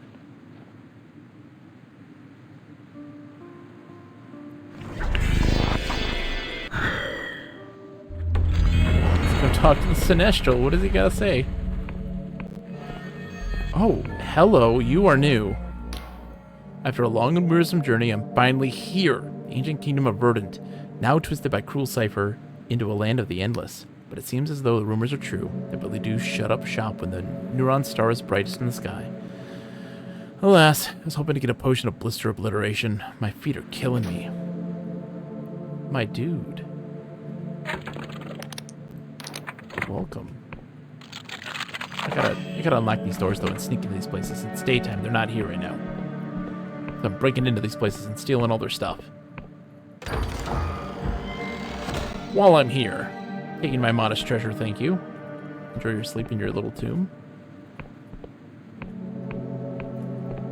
Nothing behind you, right? You're good? You're good? Good. Let's break into all the places now.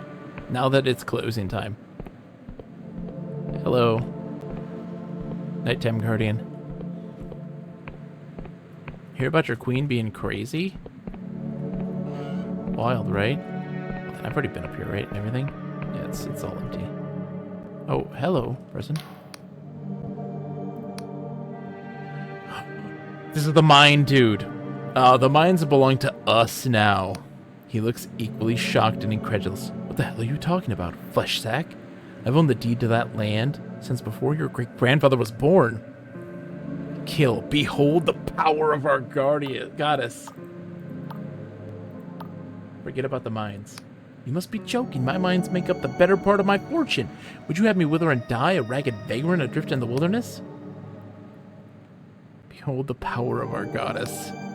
At this invocation, the nobleman's body crystallizes rapidly. He can scarcely let out a scream before his lungs turn solid.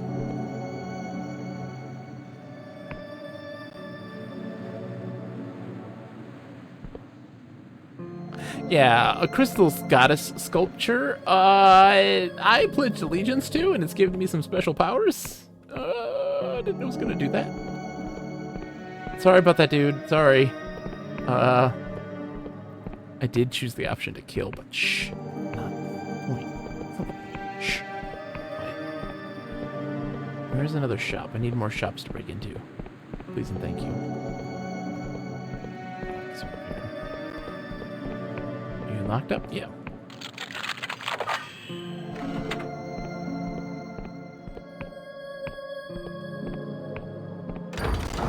I'll take your treasure, sir. Thank you. Alright, time to talk to the Celestial Man. Be like, hey, dude, things are messed up right now. Well met, my mortal friend. How may I be of assistance today? I have spoken to the Entombed One. Well, you did. Was I right? Is it the Hooded King? No. It's a ghost of the Queen's sacrifice. Really? I had no idea ghosts could be so powerful. Perhaps you should talk to Penitent Thal about that. She'd know more. Did you at least persuade the Queen's ghost to stop causing earthquakes? I tried, but the ghost is beyond reason. Then you should speak to the Queen. This is her ghost. After all, perhaps she can offer insight. Yeah, I'll at least speak to the Queen. Can I speak to the Queen?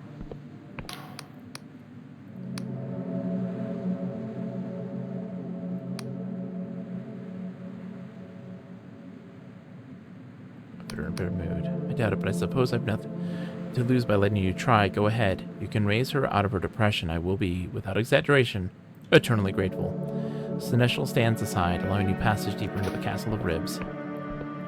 Hello. I like your fake human mask. It's very pretty. I'm just gonna look around. Don't mind me right now, okay? I'm just taking a look around. Shh. Hello. As the Queen casts her gaze upon you, you're overcome with a wave of melancholy so profound it almost drives you to your knees. Oh, hello. I'm afraid I'm not receiving visitors at the moment. Please talk to my Celestial, who will attend to you faithfully. Oh, my apologies for disturbing you.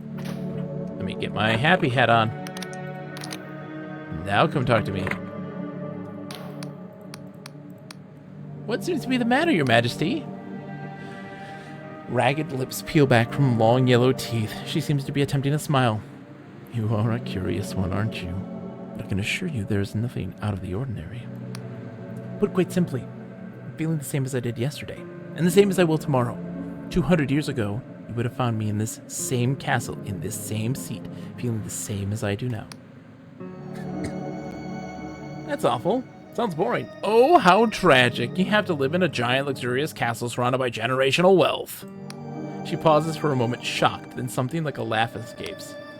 You are a bold one, little mortal, and you are right. I face no great hardship. I'm so honored that you deigned to speak to me. It sounds like you don't exactly have a busy schedule. I have many questions. Oh, good. The Entombed One is a ghost created by your sacrifice, Your Majesty? Yes, I know. Y'all told me the Entombed One was your father. I was not lying. I see more of my father in that ghost than I see of myself. I last saw her 2 centuries ago when I took Penitent Thal down there to become one of the Endless. Penitent knew about this too? She's the only other one who knows. It was unavoidable. The only way that I could grant her request to become an Endless. What exactly is she? She's both spell and sacrifice, partly a ghost, and partly the lingering remnant of the spell that turned the whole kingdom into Endless. That's one reason why she's so powerful, and why I needed her help to turn Penitent into an Endless. But her power's growing, far beyond what she used to be capable of. I think she's being fueled by my subjects' growing faith in the ferryman. The scripture tells them to look forward to death, and their prayers for their own self-annihilation are like fuel to the entombed one's flame. Have a good night, Martine. Thank you so much. One more bread thing before I go. Did you know Subway had to classify the bread in Ireland as cake because of its high sugar content? It fails the regulations for actual bread. This I knew. It's not bread. It is a cake. The people here in the United States need sugar. Endless amounts of sugar. All of the time. Because then you get to work. You got more energy. You're ready to go. Just need to pump us with stuff. Let's go. Yeah, that sucks. Get some rest, though. And thank you so much for the bits, my friend. Have a great night. Sugar is more addictive than cocaine. For real. Yep, the problem with sugar is you get used to it, and then you stop noticing it. So you keep on needing more. And also, the craving for artificial sweeteners, too, gets intense. Oh, I know. Oh, no. If you cut down or lower your sugar intake, it calls. It's like caffeine. Worse than caffeine, but you know. Anyway, sorry. Have a good night. You could escape easily if she wanted to, but she refuses to stop haunting my father's bones. In Roman times, sugar wasn't even considered food because of its extreme sweetness. It was only used medicinally. Interesting. How can I persuade her not to destroy the kingdom? I can think of one thing. The queen places something in your palm, a topaz necklace. The gemstone is inscribed with a complex sigil. This was the necklace I wore during the ritual. Perhaps it'll remind her that a queen's purpose, above all, is to serve the needs of the kingdom. Let's do it. Have a great night. And thank you for coming in and chatting, because I very much enjoyed that conversation. All right. Let's go. Leroy Jenkins. Where am I in the city right now?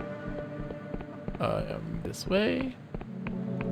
And then this way. This way.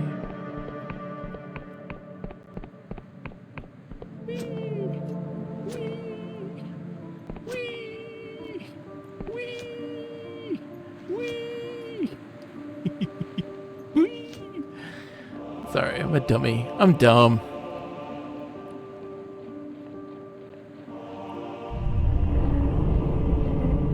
Yeah, stop with the earthquakes, lady. I get it.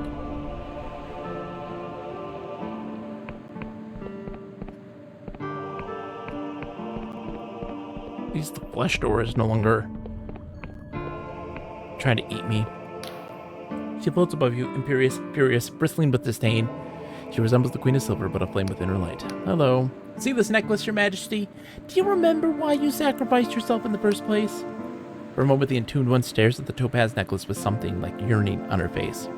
Then her eyes harden. She grabs the necklace from you and crushes the topaz to dust between two fingers. Sacrifice. Ha! The Queen above thinks she can remind me of what it means to serve this kingdom. I am serving the kingdom far better than she ever did while sitting depressed in her throne room.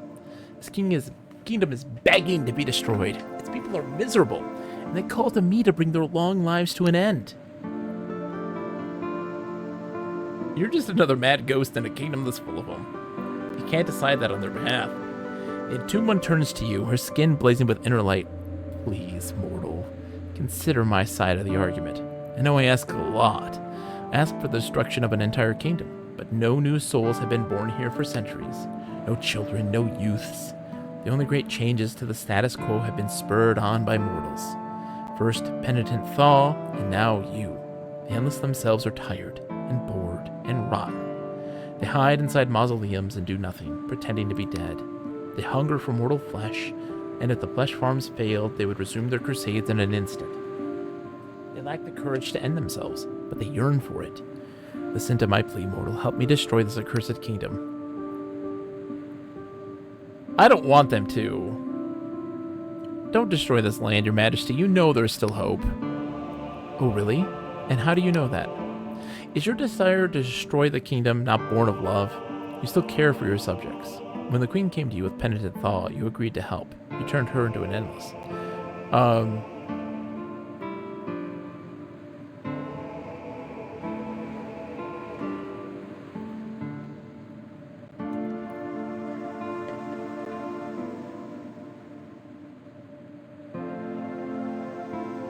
You still care for them. Of course, I would undo their suffering. But not all of them want this. You're condemning innocents to death. If you obliterate your subjects, you're failing them as your monarch. Not all of them want this, yeah. She considers this for a long time. Your words have a weight to them, mortal. The weight of the years is already immense. What does a few more matter? Perhaps things will get better. Before your eyes, the burning rage roiling just beneath the entombed one's skin starts to dwindle and dim. Leave me be. You've given me much to think about. Oh, hi. Were you, that was kind of a private conversation between me and the ghost, and no one's supposed to really know that. I'm just gonna go. Okay, let's just go. Get out of here. Oh, I can just go like this. Boink.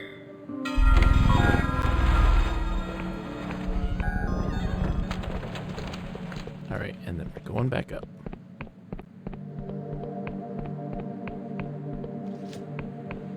I have my fancy hat on, which makes me be more fancy in my talking. My charm is 65, and I don't think there's anything that goes above 60. We haven't really had anything that goes beyond that. I've spoken to the entombed one.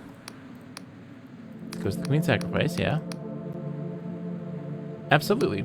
Marvelous news. Well, in that case, we can consider this matter laid to rest, can't we? Yes, we can. Hello. Melancholy. Yep. The entombed one has stopped her efforts to destroy the kingdom. Excellent work, mortal. I never thought I'd see the day. What persuaded her in the end? Not your necklace, that's for sure. The hope for a better future. The entombed one wanted to destroy the kingdom, yet she secretly still held a kernel of hope. Remarkable. Hope feels so foreign to me. The Queen of Silver sighs, settling back into her throne. And so we buy another few years of our endless existence. Joy. You know, lady...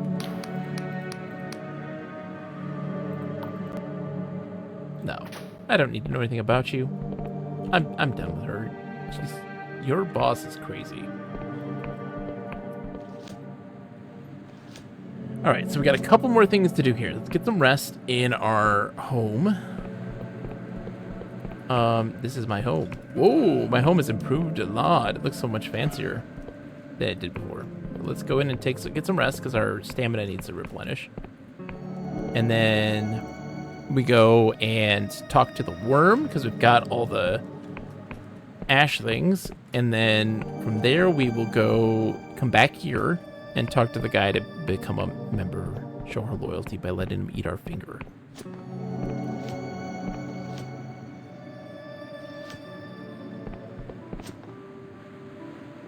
The worm is this way, right? What way is the worm? Yeah, he's right that way. So yeah, we'll keep going this way. We'll go into the worm.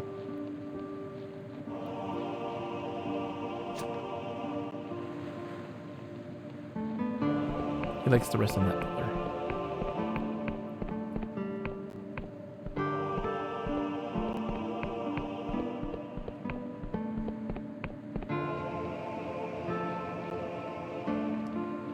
What a world, man.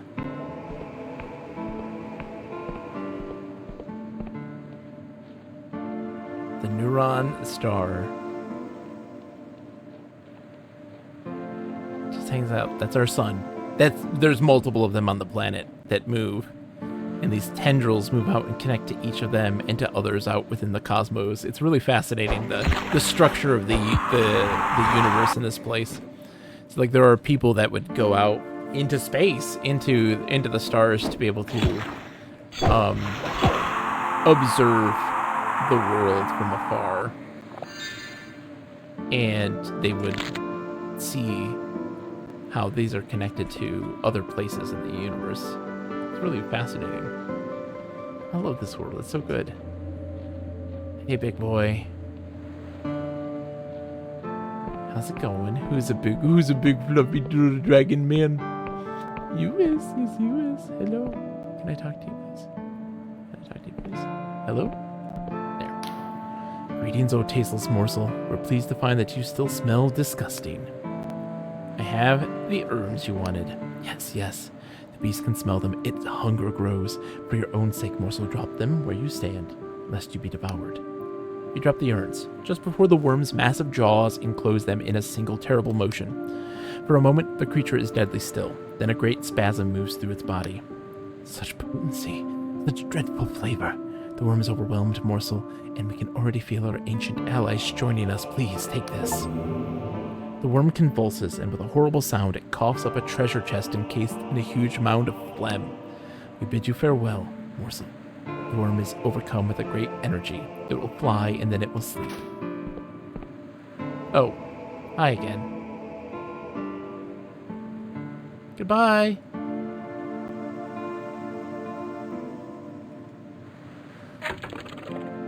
Oh. Let's spend our delusion. Put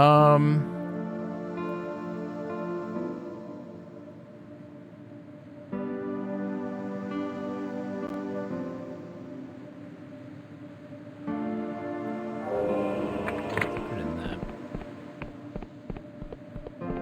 Okay, and now. Oh. Let's go back. And we can then go and join that dude. Oh, he's upstairs. Alright, dude, you get to have my finger, okay? You can have my finger. I'm looking to enter. Yep. Of course, I know about you. Yeah. Well, let's do something I can do to change your mind. He looks you up and down. Well, I suppose there might be one thing, a chunk of your flesh. Okay, fine, make it quick.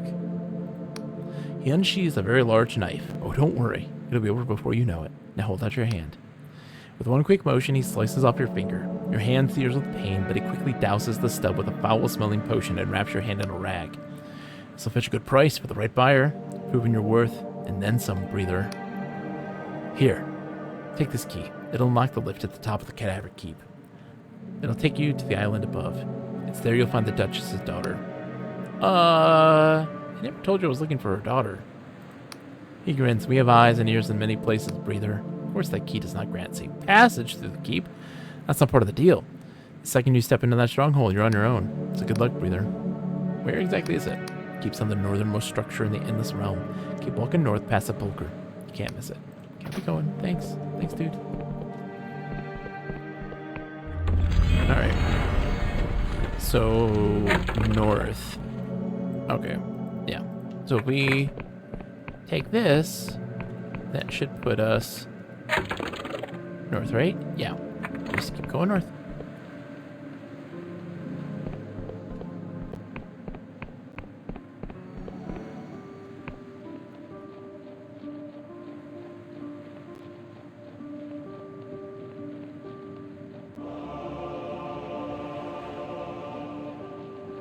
We're booking it, man.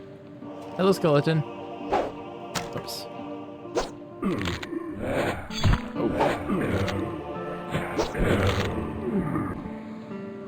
Thanks, buddy. Okay, so we just keep going this way? Yeah.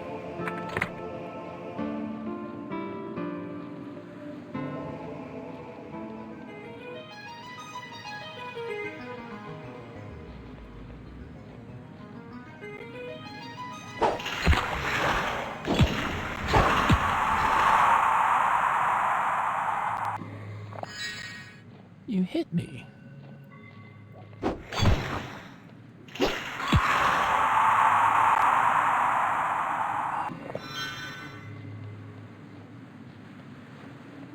Just looking.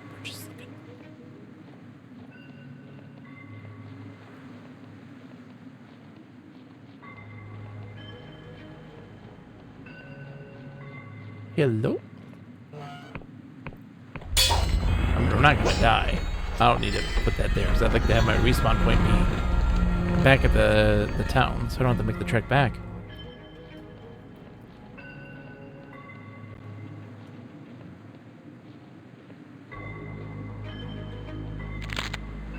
I say I'm not gonna die, and the next thing you know, I'm gonna die. I love that you can see this. That's the giant, like the sacred shroom. That's where we let that kid sacrifice himself for their mushroom god, for Payguth.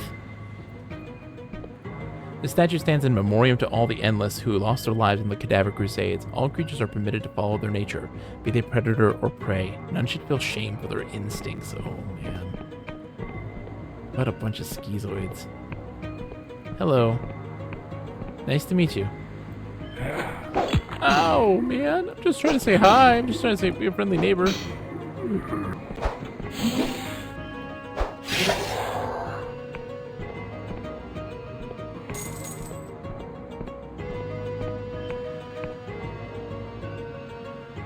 Oh, hello.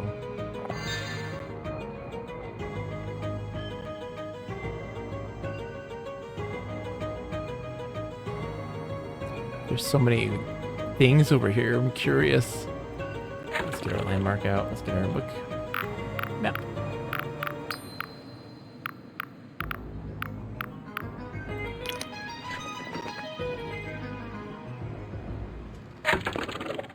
There we go. Cadaver Keep. Oh, hello over there. I didn't see you over there. And me.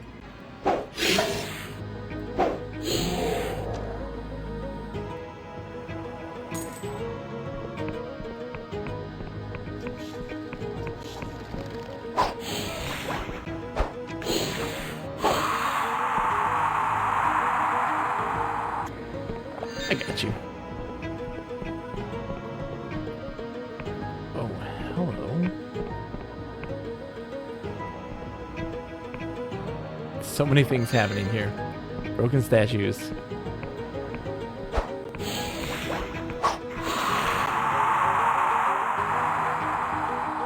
This place is a bit of a mess. I want to get down there, but I don't want to drop down. There's another way in, and if on my way back, I'll see what we can do. But I'm sure the keep itself's gonna take us there.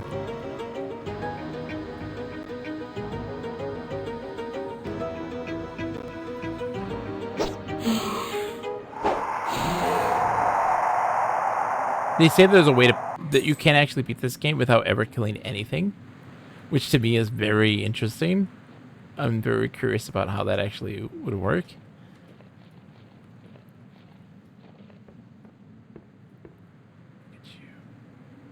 Oh yeah, we went in the back entrance. The key gave us the keys, but we didn't need the keys. We could have just came in the back. Oh, I thought I killed you. Oh, there's an archer up there. I want to look at all the cool stuff, man. Stop shooting at me. Hello. The brutish endless blinks at you. Stop right there. I'm not allowed to let anyone down into meat processing, and I'm not allowed to tell anyone it's called meat processing. I'd like to enter the door, please. You're doing a really good job there. The endless grins shamelessly. The brute shakes his head. No, only meat is allowed down there. Charm, I am the meat. Look at me, nice and fleshy. Never met such friendly meat before, but okay. You can go down. Thank you, sir. Also, you guys gotta work on your processing Like, this is a mess. This is a mess. You got a lot of wasted flesh. That you guys like wanted to eat it.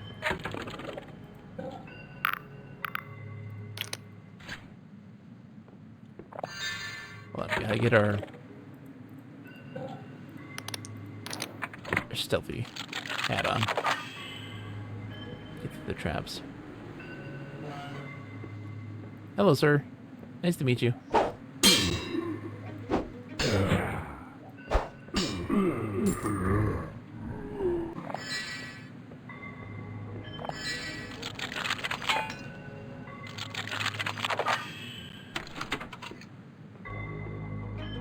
Ugh.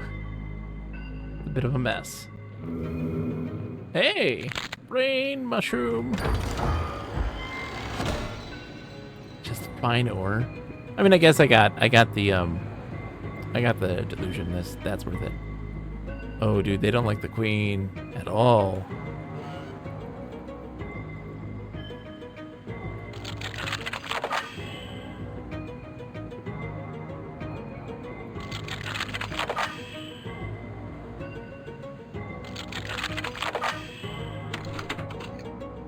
Hello?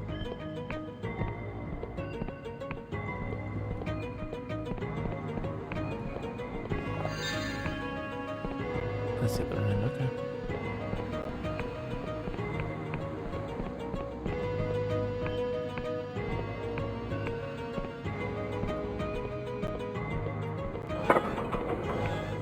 That's the front door? Yeah, there we go. All right.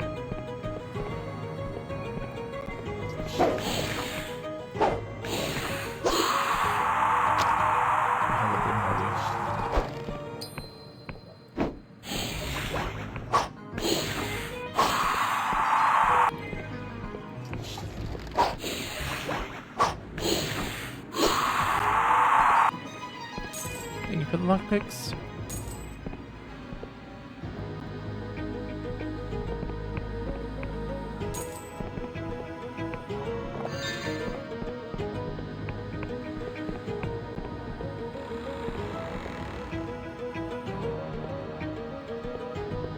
Hello. How's it going? Nice to meet you. Oops.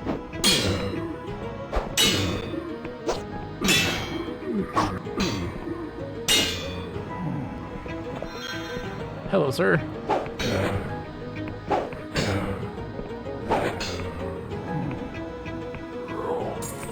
Come on, let's go.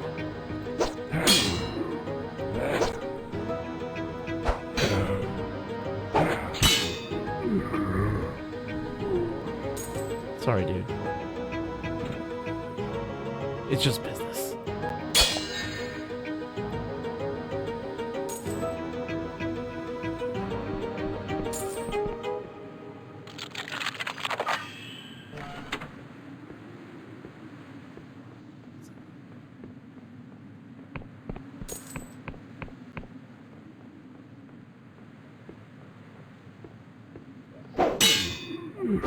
Big attack.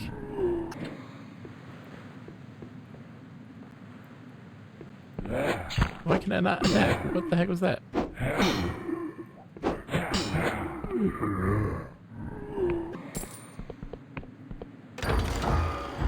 There we go.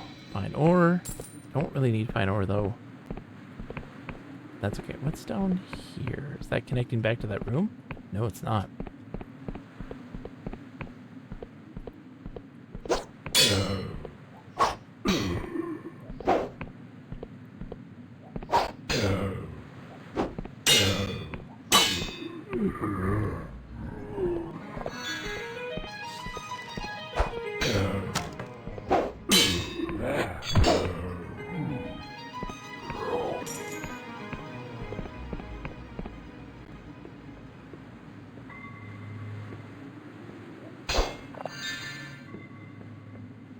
Oh, here we go. That's where I was in both these guys. Okay, the disconnect.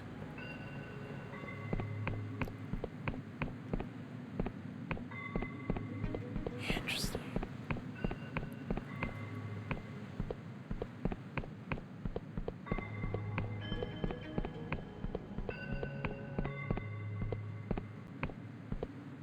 Hello?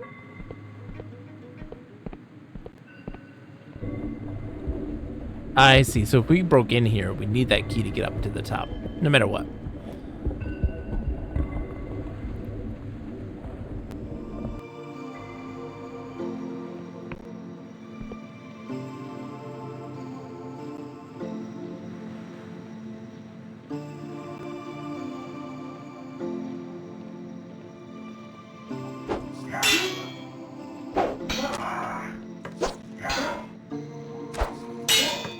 Sir, does have Dark Star stuff on them.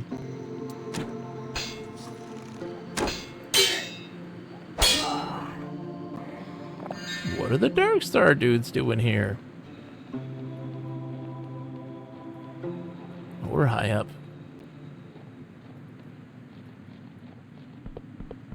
Hello? The hand of an endless lies upon the pillow, completely severed from above the wrist. The hand bears a signet ring on one slender finger. There's no mistaking it. This is the hand of the Duchess' daughter, Ellen. Take the hand. As you touch the hand, it suddenly recoils as if alive. For a moment you pause, and the hand shivers before you. When you finally pluck up the courage to pick it up, it rises as you place it with your belongings. Oh. She's still alive, obviously. She's got a piece of it.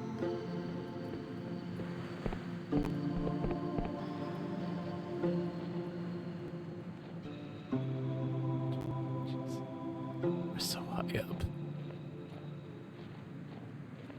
There's the Clockwork Kingdom over there, I think. I don't know. I don't know anymore, man.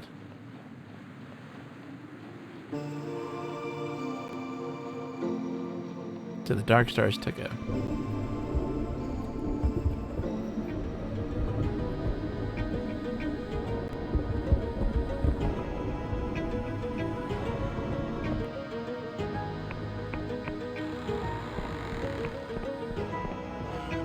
Oh, hello. Emberian, that's what I need. Oh, I can get some Emberian ore now. Oh, that's fantastic. And we got this place. Where is this?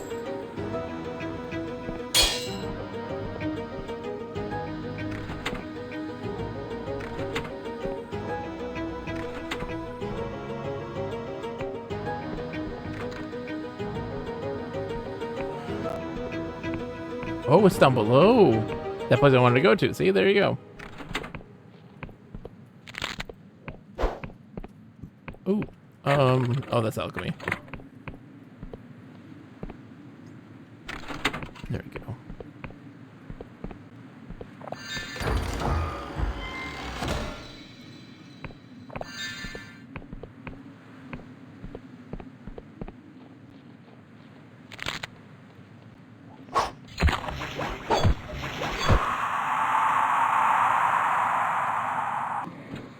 So that dude took my finger, and I wiped out his group of people. I think it was a fair trade, right? Pretty sure that was a fair trade.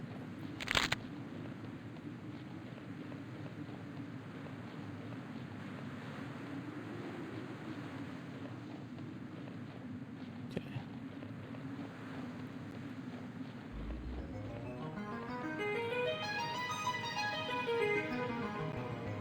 Where's that dude's place? There's a house just to the left. This way.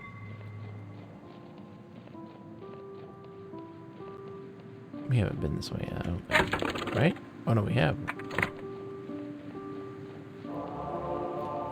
That's their big keep. So this is... Where is this? Oh, this... It's back in Sepulchre. Oh, this is the... Oh, this is the Flesh Place. This is Flesh Place. Okay.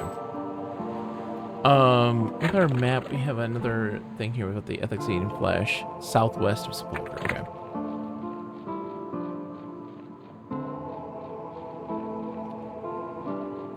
If I do this, I got another Delusion. Nice. Put it into Might because that's like a base stat that's used for breaking down some doors that can only be broken down. But why not at this point?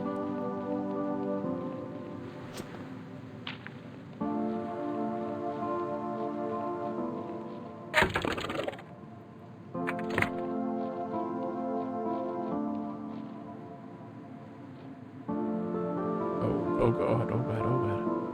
We're fine, we're fine.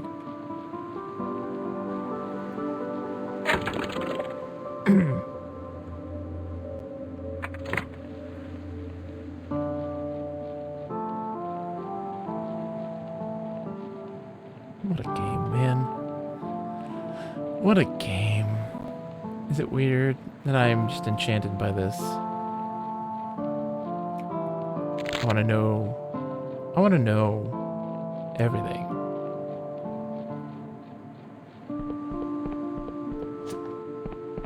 Thank you, sir. It's very nice to see you. Hope you're doing well.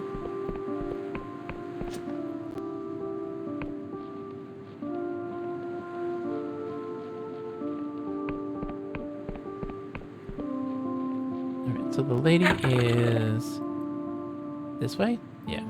Oh, no. That's leading back up. We don't want to go that way. We want to keep going this way.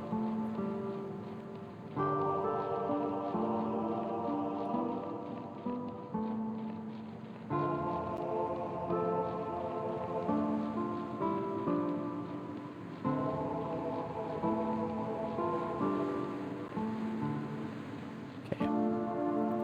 William 7, the Ryder Estate. We want to go... What's a burden? I think we want to go this way.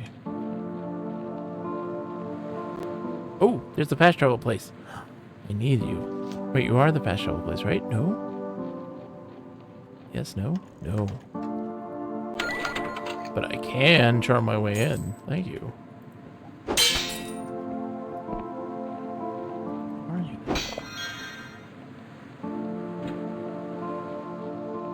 So we want to go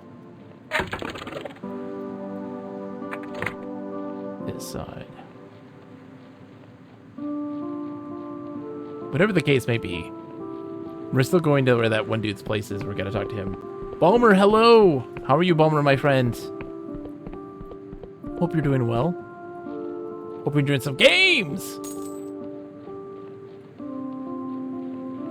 There's the fast travel place. Yes.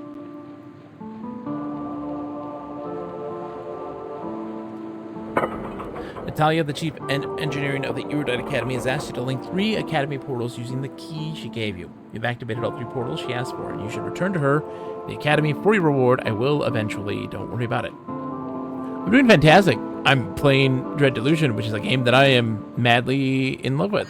I'm enamored, to say the least. I love this game. One of my favorite games I've played all year, without question. It's been a fantastic experience, to say the least. Right, so now that'll make that connection. That door is blocked off there. We can finally actually connect to it. Is my happy hat on? What am I wearing? Get my happy hat on.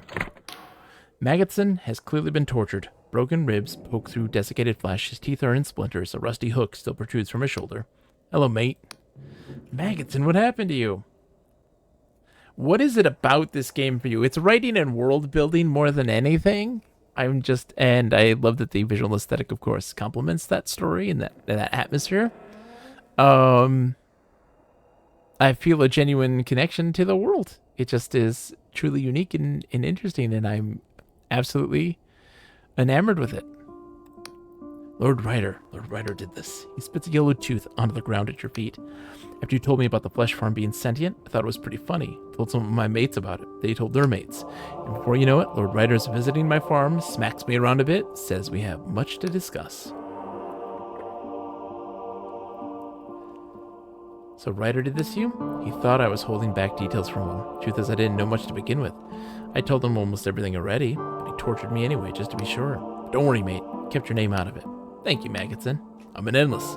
I don't die easy, you know? And even the worst pain is like a half-forgotten memory. But I was worried what he might do to you. If he thought you knew more than I did about the farm. All this because you mentioned that the flesh farm might be self-aware. Would I like to be in this world? Would you live in this world if you could? No. No way in heck. This is a terrible place to be. But I would love to visit. I want to see more. Yeah, Lord Ryder's been looking for a flaw in the farms for years. His prayers are finally being answered. What's he doing now? Lord Ryder is going to investigate the rumors about the flesh farm. If he can prove them to be true, he'll try to start up the old crusades again. He's around here somewhere. You have to stop him, mate. I will stop him, dude. Don't worry. Oh, shoot. I gotta get my picky hat on.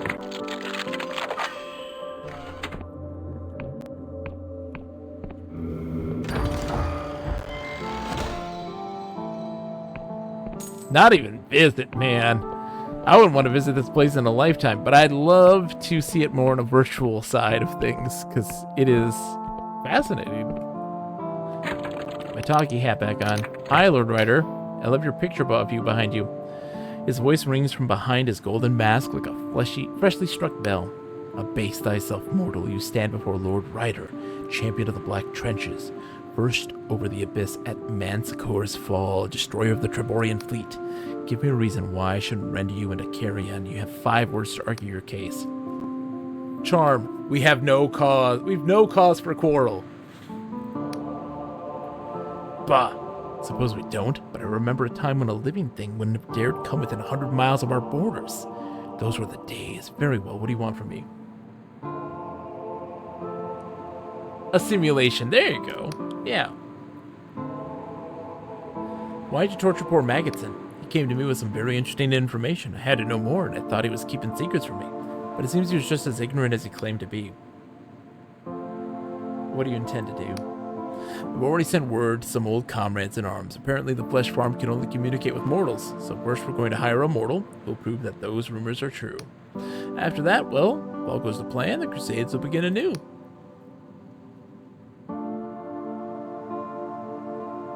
I can talk to the flesh farm for you. I don't trust you, mortal. I don't particularly care if the rumors are actually true. I intend to hire a mortal who will say exactly what we tell him to say. I have questions about yourself. Be careful what you ask, mortal. Who are you again? He turns his gaze slowly towards you. Somehow, despite the mask, you can tell it is hostile. You stand before Lord Ryder, champions of the Black Trenches, first over the abyss at Manticore's Fall, destroyer of the Treborian fleet. Need I go on? What's your problem with the living? I don't have a problem, I have an appetite. Your warm flesh, your pulsing blood, your bright young eyes. Looking at you now, I want nothing more than to twist your head off and drain the life force from your shuddering, reeking meat. Does that answer your question? Take one step closer and I'll cut you down. Ha!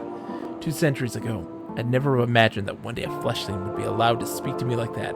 How pathetic the Endless have become.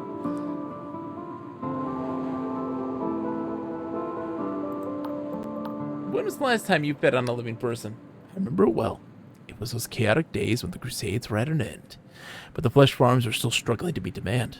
I and some of my fellow lords mounted on an expedition to a nearby island, kidnapped a dozen fresh youths. Tender and sweet they were, and bursting with life. A final glorious banquet. Don't your flesh farms supply you with the life force you need? Ah! Flesh farms provide a pallid, sickly energy. It's not a substitute for the real thing. It's been such a long time. You better make yourself scarce, fleshling. I'm beginning to get peckish. Okay, I think I get it. Then I suppose you have other questions. Are you a follower of the ferryman? Ah! No, worshippers of the ferryman are weak-willed fools who have forgotten that we are immortal. We conquered death long ago. We have no need to fear it. Okay, I want to ask you about the Endless. My undying comrades, go ahead then. I want to ask about someone specifically. Happen to be an excellent judge of character, but please keep it brief. What do you think of Penitent Thal? A foul sorceress from a distant land who came here to learn our secrets. Foolishly, the War Council obliged her, even provided her with a sanctum and all the equipment she requested. We hoped that her magic could aid us in our crusades. How blind we were. We should never have listened to her promise. What about the Queen? She's the rightful monarch of the Endless, and I suppose she always will be. That is as much as I can say. I will not speak ill of her to an outsider. Charm, come now, my lord. Surely you can express your true feelings within your own home.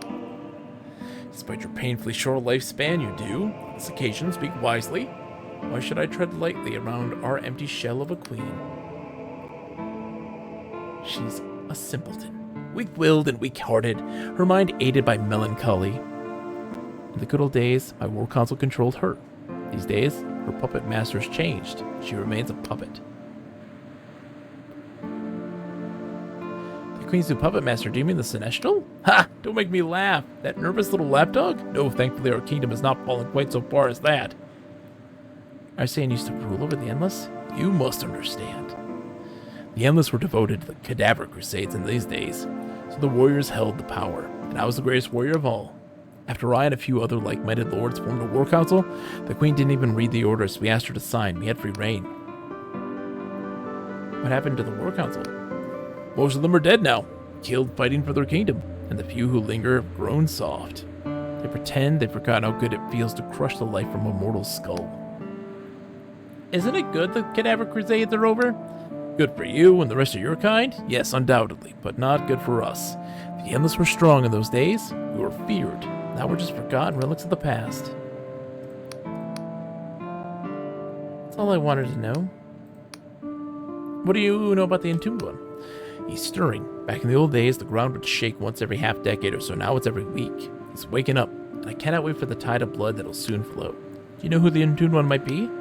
It's the Hooded King, my liege. He's waking up because we have forgotten over our hunger, and we have become worthless and weak. Soon he'll rise from his grave, sweeping away the traitor in the Castle of Ribs, and take command of our kingdom once again, and I'll be there to offer him my sword.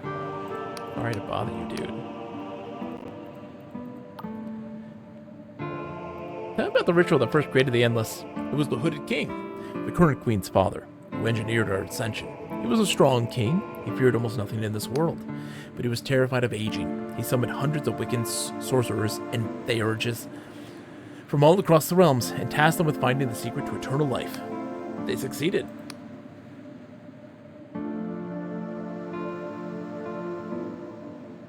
Some of the other Endless seem to think they've been cursed, not blessed. For all that those hypocrites prattle on about the curse of our immortality, they still cling to it with both hands. We're just a bunch of moldering skeletons clinging to the past. Can you blame us? What a glorious past. I'll cling to it till my bones are dust. We are the Endless. We conquered death. Okay, I think I get it, dude. That's it, dude. Goodbye, asshole. Go talk to the meat. Before we do that, we gotta go do the other thing. Where are we right now? Where am I? Oh, we're right next to Sepulchre.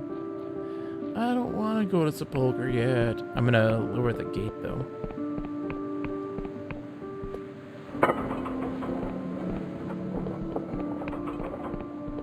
Whee!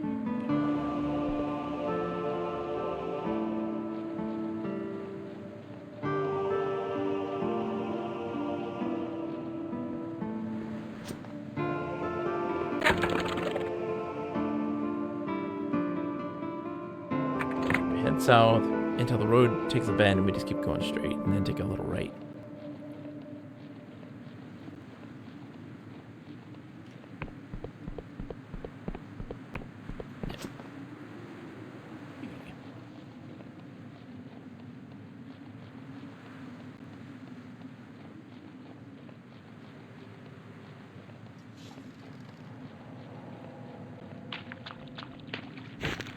Thanks for the silk.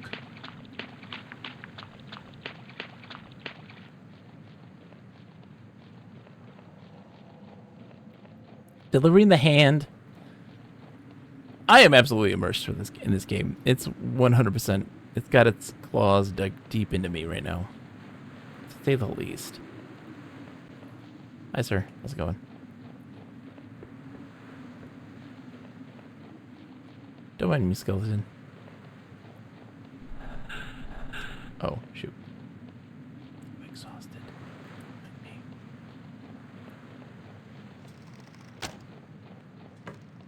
Hello, creepy magic eye. Nice to see you. This is too cool.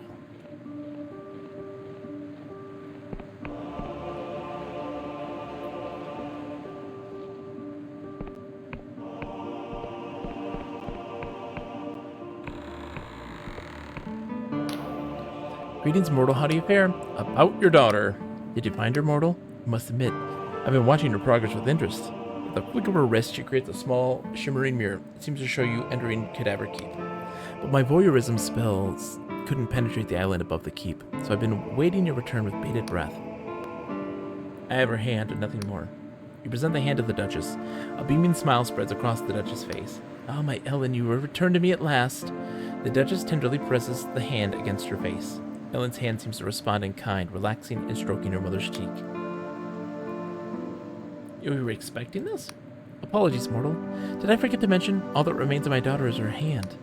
The rest of her was lost many centuries ago. Where? I cannot say, but it is not an uncommon fate for my kind. It's very hard to truly kill an Endless, but that does not mean our bodies can't be broken, severed, separated. Many of my kind rest not in peace, but in pieces, scattered around the realm like fallen leaves. I lost Ellen to this abhorrent fate some 300 years ago. She touches the hand gently.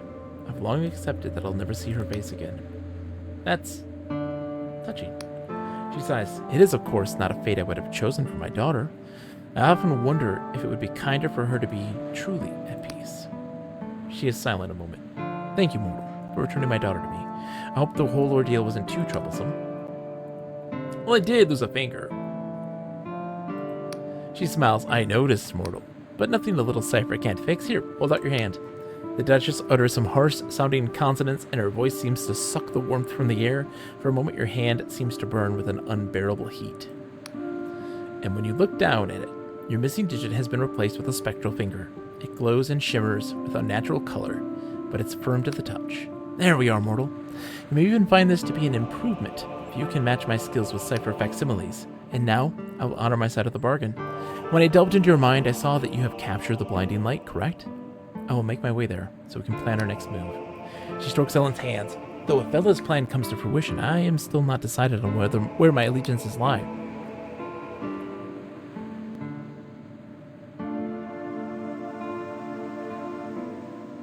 Bella meddles with powers beyond her control. We must learn to accept our fate. She strokes her daughter's hand. Perhaps you're right. This curse is our burden to bear.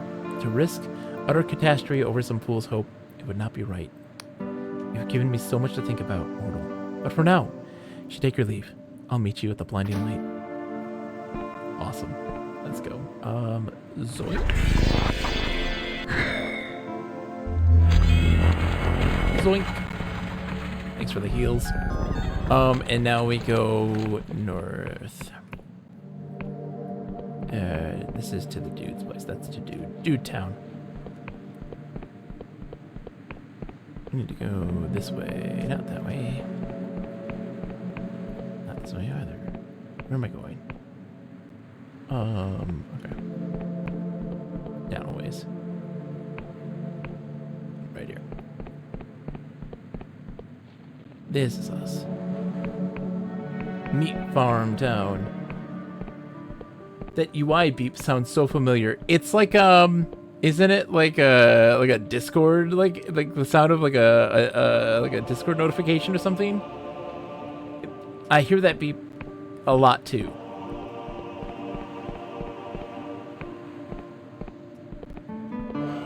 Steam achievements. Steam achievements. That's what it is. I got a Steam achievement. I don't know. Talk out my ass. Yeah. So how long you knew the identity of the entombed one? I'm a mage, mortal. I hoard secrets like a miser hoards gold. Do you know the fastest way to run out of secrets? To tell everybody about them. I heard it was the entombed one who made you into an endless. Yes, that's right. The entombed one is the living remnants of the initial botched spell, mingled with the vengeful ghost. A particularly toxic combination, but useful for me. Since the spell had lingered, I was able to benefit from its full effects. Alright. Flesh. Lord Ryder knows that the flesh farm is sentient. Well, that's it then. I was hoping we wouldn't have to do this, but here you go. She hands you a bundle of strange orbs. These are phage spider eggs. Enough of these things can skeletonize an entire village in a matter of hours. They'll destroy the flesh farm and leave no trace once they hatch. Just deposit the eggs on top of the flesh mass and leave as quickly as you can. Once they hatch, the spiders will devour the flesh in about 35 minutes. You expect me to annihilate a totally unique life form? For the good of the whole world, yes. The Endless can't feed on flesh farms. We'll launch a second cadaver crusade. Maybe not today, maybe not tomorrow, but when we get hungry enough, Lord Ryder will start to sound very convincing. I refuse to be a part of this. That's the problem with you mortals. You're not practical. Now be gone. Okay. Let's see what they're doing here. There should be a human coming to talk to this one, right? Hey, dude. Greetings again, and thank you for coming back. I was getting lonely. Your creator Penethal wants me to murder you. What? No! You're not gonna do it, are you? No. Good, I was so afraid. Why does she want me to die?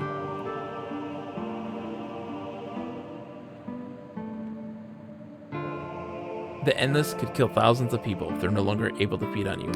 Please, I did not choose to be a thinking being. It's not a choice I made, it's just what I am.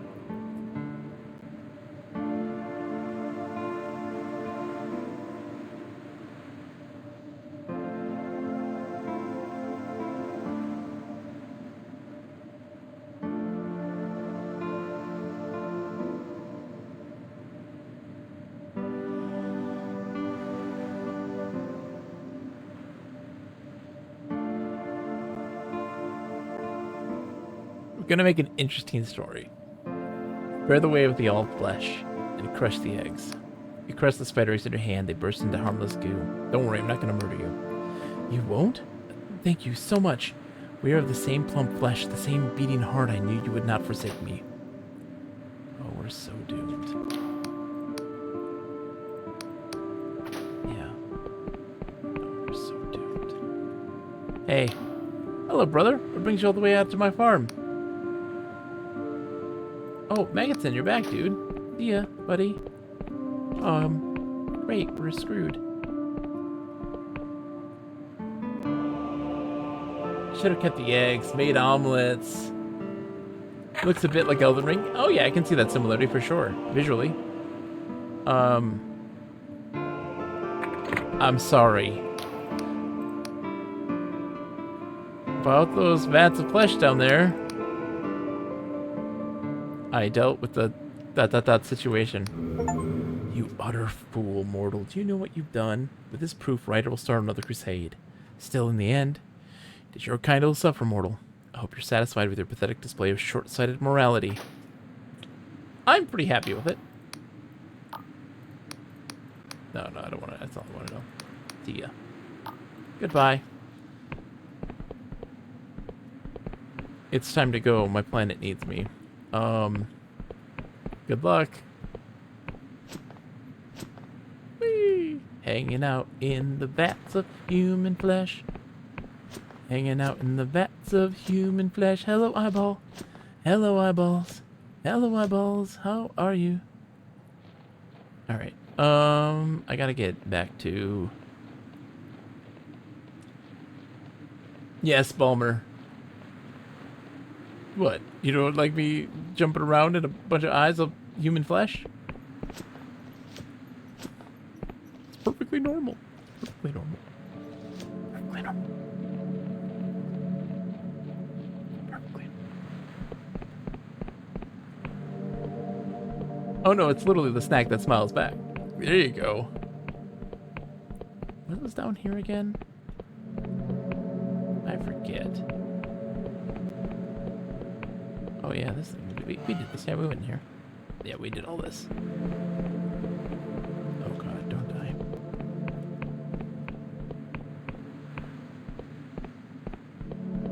die. I got everything I needed. I went the wrong way though. In the city, we're now underneath. And it's not where I need to go because I don't want to die.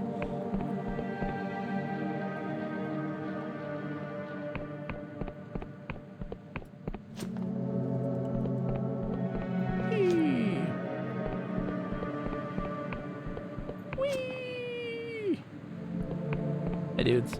Oh wait, wrong place. Like, okay.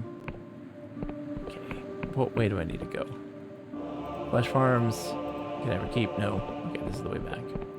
This way, and we take a left. Left? Oh! I'm a dummy. I'm a dummy. I am a dummy. Let's... Hold on, we gotta go back in. I'll take a nap at my house. And then we will go take the fast travel point. Duh. Duh. Let's go take a nap in our house.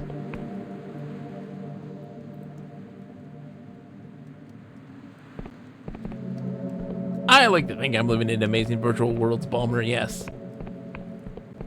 This is some fantastic times. Alright, so that's the farm. We need to go up a bit more. Oh, hey, dude. You're still doing your thing? That's good. Keep it up.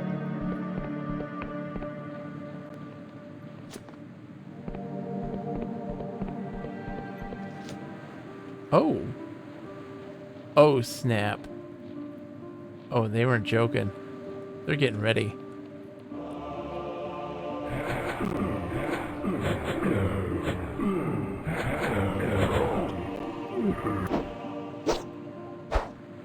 I can't attack them. Hi, guys. You guys ready to start a crusade?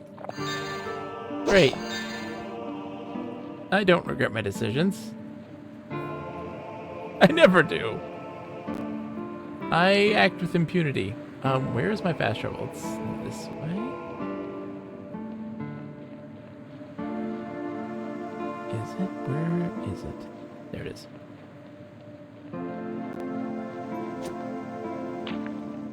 Zoink. Erudite Academy.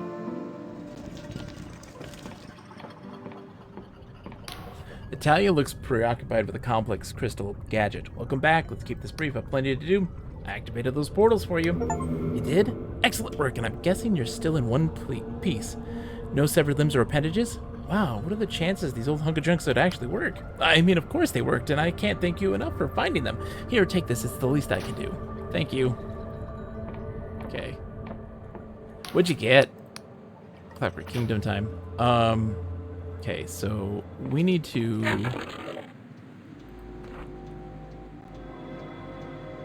northwest of the Cloudfree Kingdom. Okay. We are in Cloudfree Kingdom town.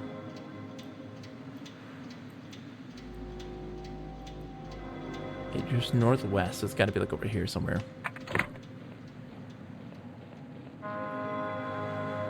Right?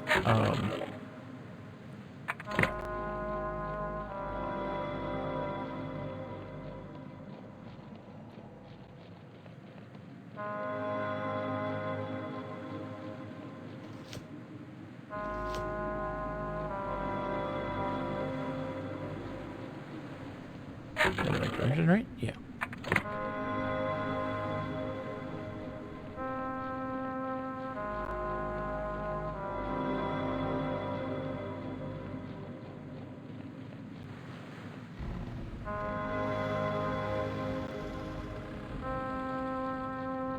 Here's something creaking.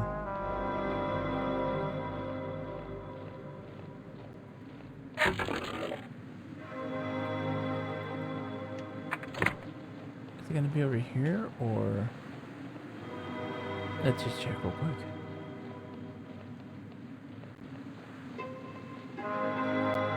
Thank you, Paradoxicus.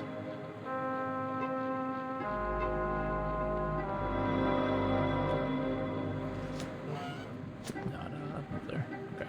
Just want to make sure I didn't like miss it and have to go all the way back.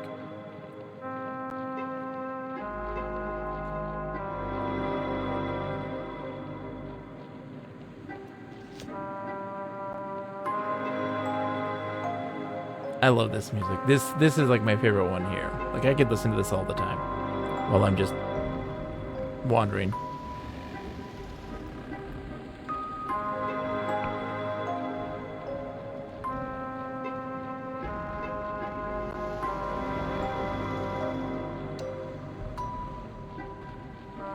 Hearing something be creaky.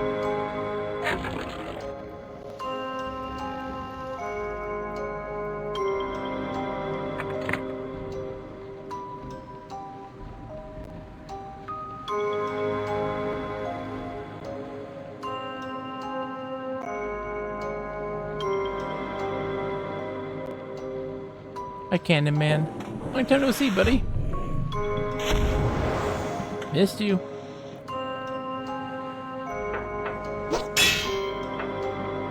There we go. Where are we at now?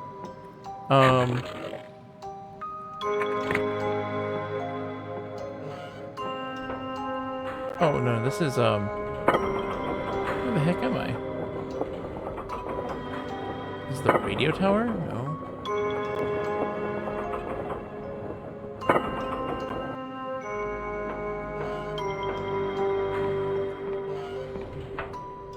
This isn't where I'm supposed to be. This is the map. Black Goblin Airship, which drifts to the northwest of the Clockwork Kingdom. I wonder if I have to fly there. I bet you I do. I bet you I do. You know what? You know what? Let's do that, because I don't think I'm gonna be able to get to it unless I fly to it. Oh god. No, there it is. It's right there. It's right there. Never mind. There it is.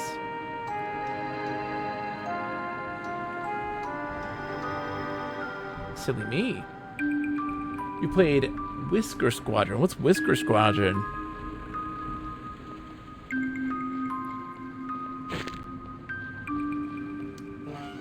Hello? She raises her eyebrows as if something about you has caught her attention. Welcome, cousin. It's a pleasure to meet you. Came here to buy spells, I presume. I can tell you're not with the king, so I don't mind doing business. You can't hear us here. They think they can stop me selling magic. Imagine, me of all people. I'm older than the king, and I'm better at magic, too. I'd like to do business with you. Let's trade. Immolation. Ooh. I mean, I don't need it. I don't use spells, really. Thank you. Have a good day. Whisker Squadron Survivor is like a cross between Star Fox and Vampire Survivors. Oh, fun! That's great. I love it.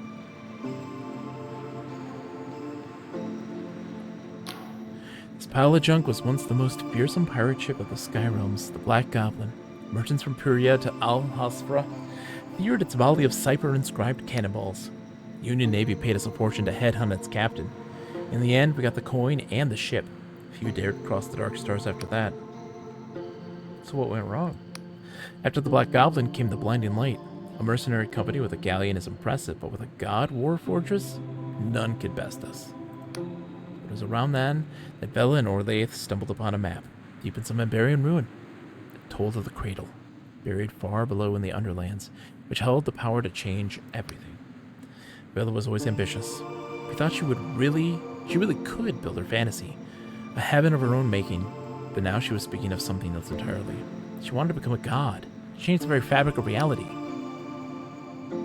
But why? To what end? She claims that she would right all the world's wrongs, balance the scales, so the common folk can live like nobles and rulers, no longer lust for war. Outcast 1.1, nice. Lost Pixel, excellent. Yeah, Outcast 1.1's good. So what happened next? The crew is split. Some were eager to follow her to the Underlands, especially if it would make them even more rich. Many of us thought she had crossed into madness. Her fame had twisted to infamy, and even the Inquisition now considered us criminals. Osmos, Wallworld, interesting games. I haven't heard of those. I will write those down.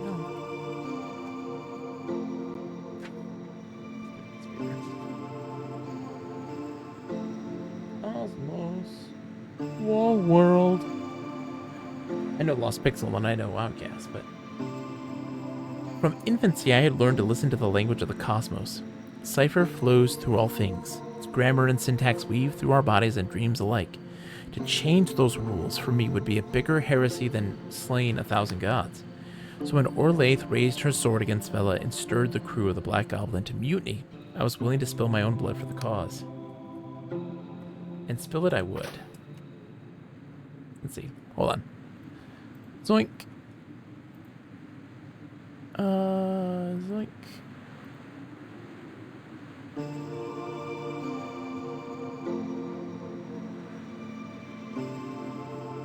I am seeing... Hi, Balmer! I'm seeing the DMs. What's up? Let's move in. The ghost's gonna move in too.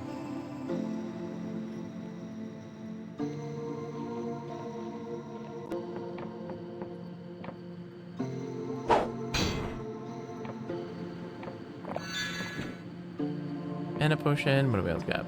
Sandblasted Bomb. Nice.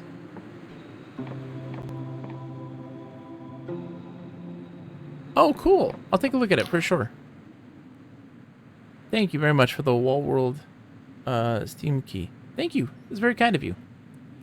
In truth, I knew the Black Goblin stood no chance against a god war fortress. The Blinding Light's guns tore through our hull in moments, leaving us sinking towards the clouds. With the smoke and the chaos, I saw Vela board our ship. She was furious. Her and Orlaith were like sisters.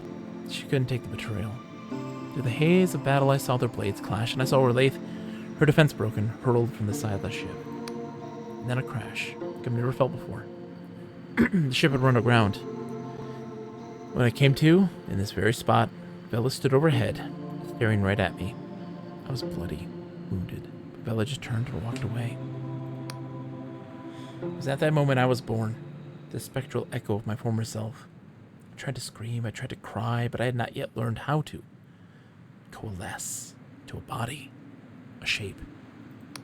So I watched my corporeal body, my former self, lie there, barely clinging to life. I watched the Inquisition agents arrive, and I saw her scream as they dragged her away. She's my boss. I watched as they threw her in a cell, and their instruments of agony tore into her flesh. I watched as her will broke, and she spilled every secret she knew. I watched as they destroyed her. I'm so sorry. Spare no tears for me, stranger. I have long abandoned self-pity. Does that mean another version of you still lives? She grins. Of course, stranger. It's only in those old fairy tales of the Middle Ages that one has to die to become a ghost. In fact, you're well acquainted with my corporeal self. She winks. I'm sure you can figure out who. So it's revenge you're after? When I saw Bella standing over me in that moment of my creation, it was not hatred I felt, it was heartbreak. For I loved her, stranger, I loved her dearly. And suddenly I saw all those possible futures I had scried, all those joyous fantasies just melt away. The Bella I saw was the Bella I'd always feared. So no, stranger, I seek no revenge. I hold no hatred in my heart. I can be said to have one at all. She closes her eyes. I just want this all to stop. I want to see her smile again. Thanks for the story. I'm glad you listened, stranger. Soon enough we'll face Bella again, and now you may have one single advantage over her. You may understand her.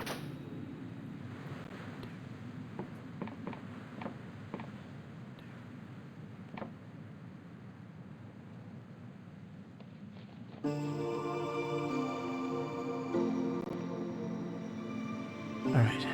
So I can just fast travel. Back here. Alright, we're gonna take the fast travel again, but end up in the central part. So it's up one more, right? No, you're where I need to go. Here.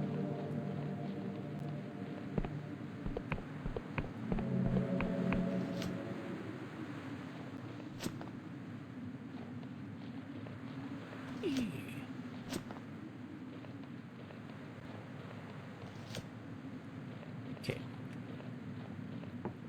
Take me to Hollowtown.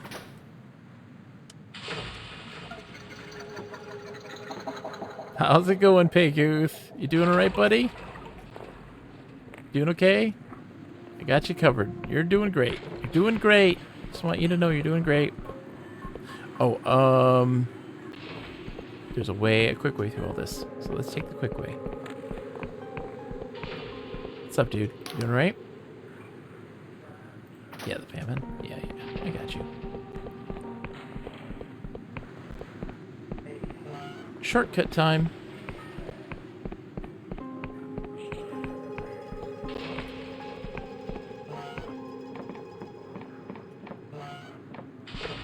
Hey guys, how's it going? Y'all doing good? Y'all doing great? It's good to hear.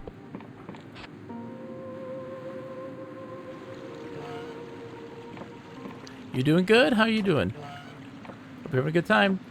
See ya. If no one has ever seen me play this game and is coming for the first time, like, where the hell is this guy going? Like, oh my god, my head is spinning right now, and I'm with you. My head is spinning too, but that's the beauty of the game. Alright, we're going this way. I just want to get a flying airship, please. I want a flying airship. Just give me a flying airship, and we will all be happy. Okay.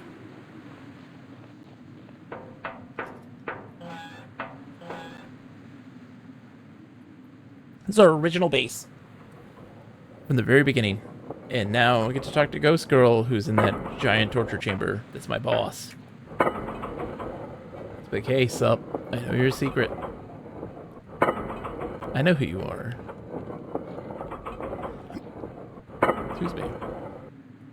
That's why she wanted us to seek out all who we did. There she is. Look at her.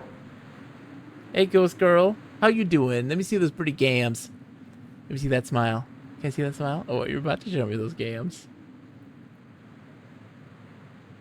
Oh, thank you very much. Oh, it's kind of you, Balmer. Thank you. Thank you. It's very nice of you. My, haven't you been busy? All of the former Dark Stars have returned. Just like old times. Together we've conceived a plan. According to Orleith, Bella has fled to the Underlands, and what's more, she knows where. You will take these Dark Star criminals as your companions. You will pursue valor. You will not fail. What's down there exactly? Centuries ago, the Iberians built an empire of metal and magic in defiance of the gods. It stretched across the world's surface, and humanity prospered. She spits the word.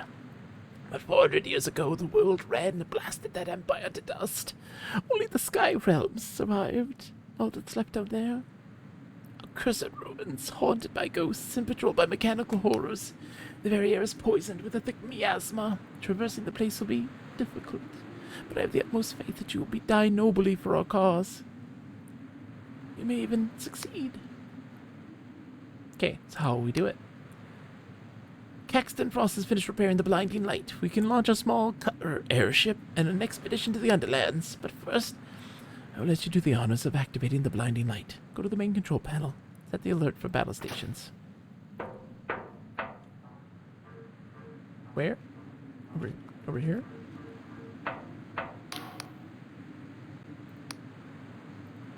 Oh, right now. Bye, dude. Down here? Oh, hello. Oh, dude. Caxton, dude. I like your suit. Drat, blast, sugar, blinkin', bloomin', flippin', fudge. Still having trouble cursing? Alas, I fear the muse of filth has forsaken me for good. But enough of that. Are you bothered for me for a purpose? Or do you truly value your time so cheaply as to spend it on bloomin' chit-chat? The clockwork exoskeleton is new. Helps you walk? My, how observant you are. In fact, ambulatory support is merely one of its functions. The first incarnation was rather less powerful, but to be fair, it was rather smaller. Expect you want the whole story after all. It is so very inspirational. Please go on. I'll spare you the exhaustive story of my diverse ailments.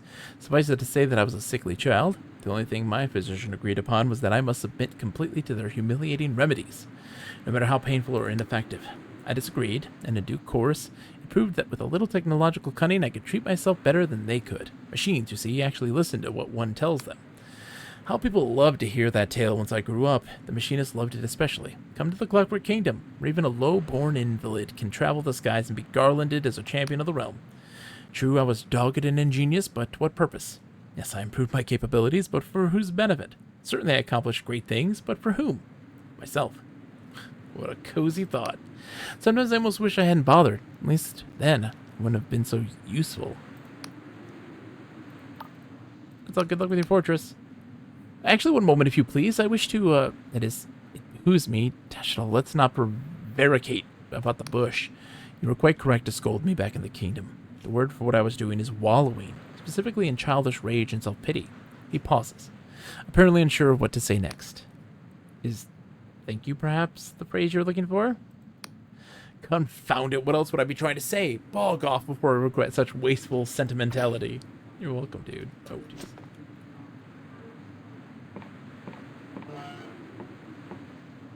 Is this the thing? Is this the thing? There you go. I gotta talk to the High Confessor first, okay.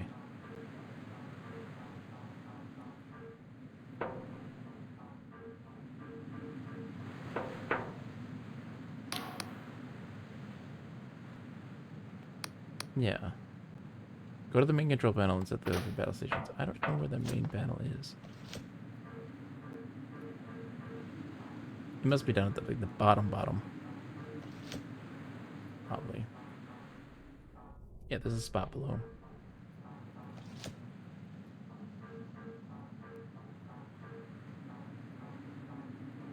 Maybe? No? No? Okay.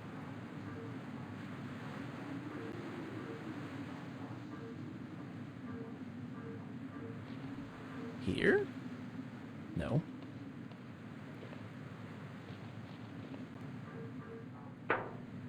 Above? Ah, here it is. Ooh.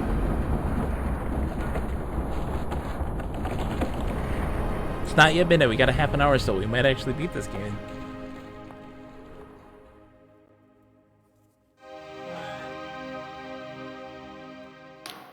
You know, it's Confessor. What can I do for you? I already talked to you. We've already talked, my friend. Oh, do you feel that the blinding light takes to the skies once again? You never said this was an airship.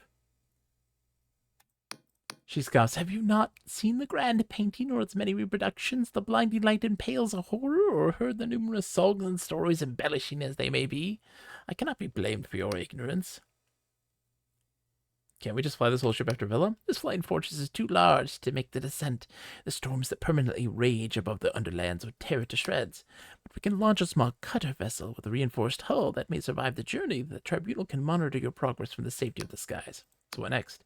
You and the former Darkstars will assemble into a counter-warship strike force and pursue Vela. Your mission is as follows. Praise! Dude, you make your way to the hangar of the Blinding Light, where there is a small cutter airship ready to descend to the Underlands. Jack Basalt will pilot the craft, while the Duchess Magic will shield it from the unrelenting chaos of the understorms. Caxton Frost will disarm with whatever ancient security systems you find on the surface. Once you land, Orlaith will guide the way to the cradle. Exactly what the cradle is, we don't know, but Vela thinks it can rewrite the very fabric of reality. Needless to say, she must be stopped. She pauses. A ghastly rattle issues from within her workings. Is it a sigh? She sounds almost moved. Listen, Confessor. If it were up to me, we'd have a whole naval fleet hurtling down there, but the Union Navy doesn't want to hear it. They think the coffin they stuffed me in has clouded my reason. I have the authority to send only the most expendable of my tribunal. She points a mechanical limb in your direction. But loath as I am to admit it, you've proven yourself just as capable as any operative under my command. So it falls solely on your team to stop Vela at any cost. Remember that she meddles with forces beyond our comprehension, threatens the stability of not just the Apostatic Union, but the whole of the Sky Realms. Is your mission clear, Confessor 17? All clear. I'm ready. Good. Make your way to the hangar to depart. It's so quiet now. Whoa, jeez. Okay, yeah, we're in the air now. Praise, how are you, my friend? I hope you're doing well. We are flying high. We're near the end of this game. We're getting close to the end, at least. Not that we actually are getting to the end. We'll find out. Okay, where's the button?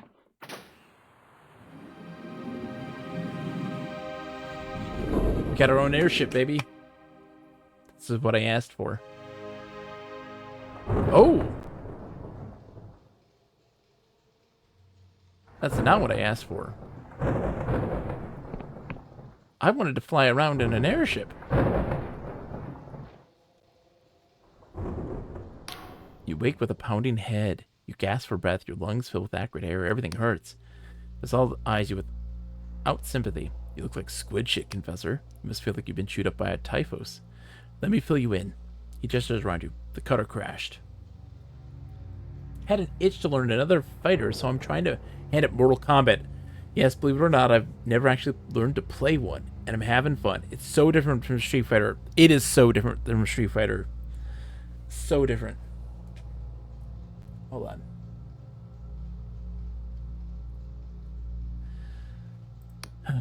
No shit.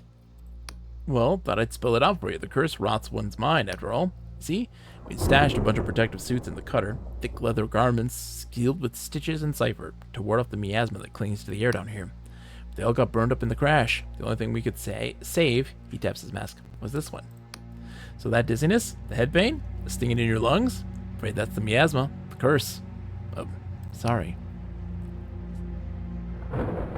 So I'm gonna die? Depends on the exposure time. Get this done quick, you might have a chance. He looks around. Anyway, you might be able to salvage some sort of protection out here. If you're lucky, there's been plenty of foolhardy expeditions to the Underlands, and the archaeologists, well, just say they don't often come back. The others will be fine. Frost and the Emberian have respirators built into their suits. The Duchess, well, she's not been breathing for centuries anyways. Oh great, I'm gonna die. Awesome. This though. Yo.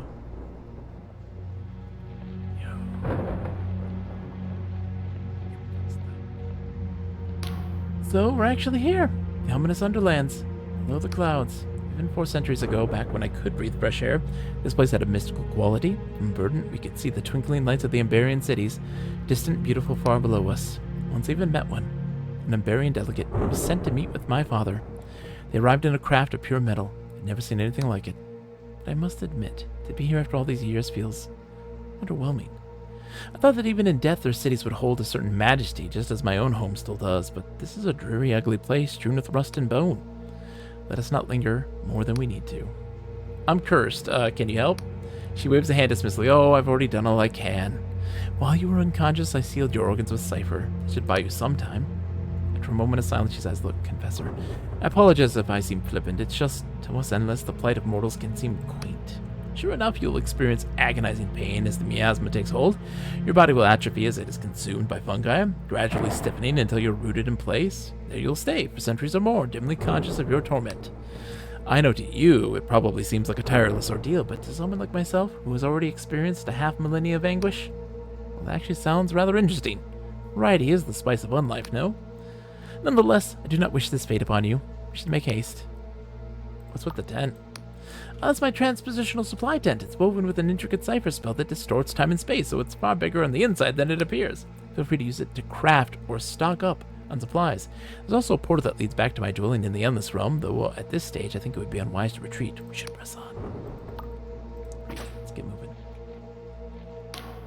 Frost is peering through a spyglass at the edifice of metal and shattered glass upon the nearby clifftop. Magnificent. The structure is very nearly intact. Imagine what it was like in its prime. He lowers the spyglass and examines you, looking remarkably unruffled by the crash. You survived then, well done. You had it in you. By all objective yardsticks, our situation is dire, yet I can't help but feel a sense of anticipation.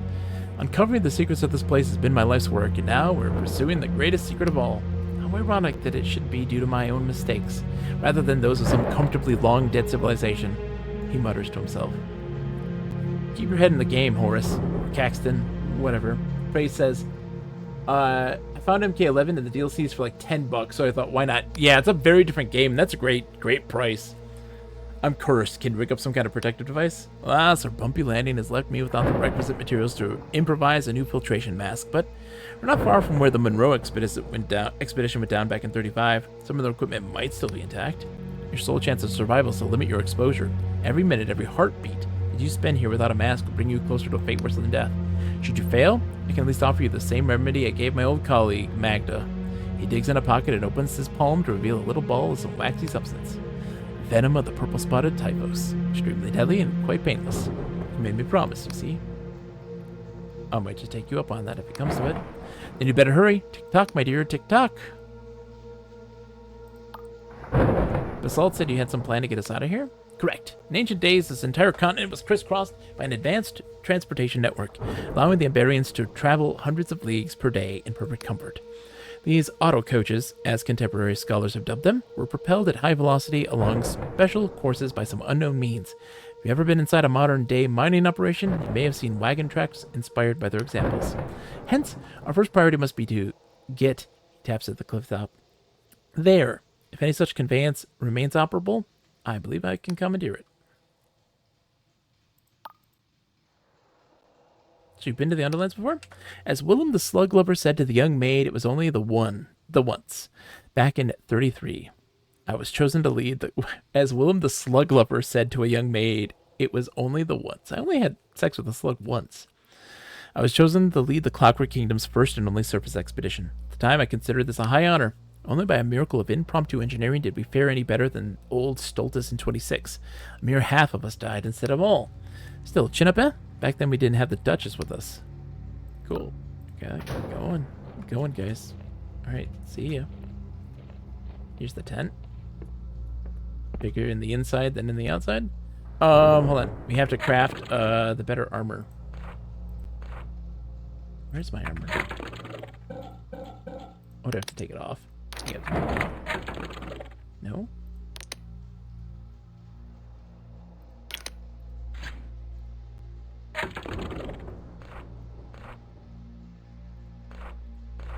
Oh, it's my sword. That's the one. Amberian sword.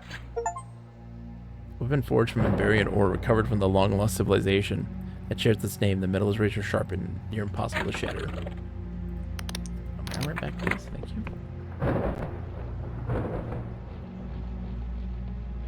Let's get moving.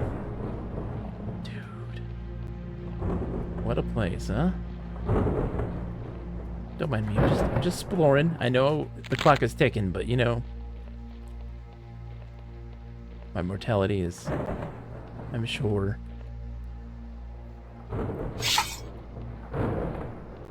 Hello. Who are you? Oh, that's our Wendy. You know, all my life I had these recurring dreams. Metropolis of light, towers of shimmering steel and cipher, vast ships sliding through the air like they weigh nothing at all. Part of me has always been searching for this place just to see it with my own eyes. Now I'm finally here. Is this wasteland really all that's left? I thought the Ambarians, for all their hubris and arrogance, had built something that would endure. Maybe their achievement was just a dream after all. Nothing but fabric draped over a weak scaffold. You know where Villa is? Far in the distance, past the fog and lightning, there's a giant metal orb. That's the cradle.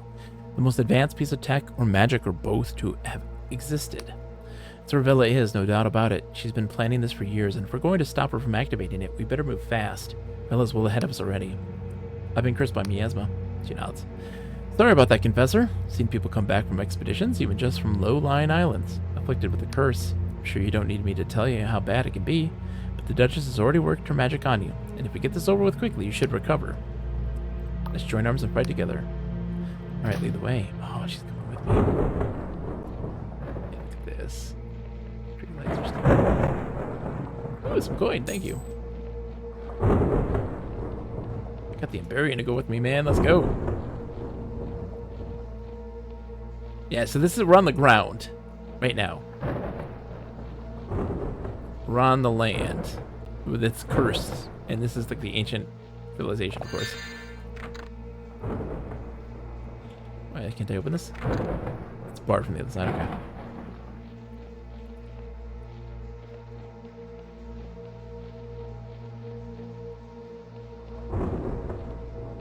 Oh, look at you guys.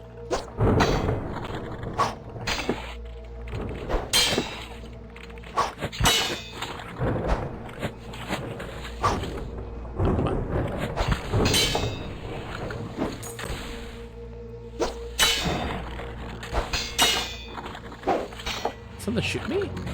Oh, from there. Hello. Did a lot of damage, man. Knock it off.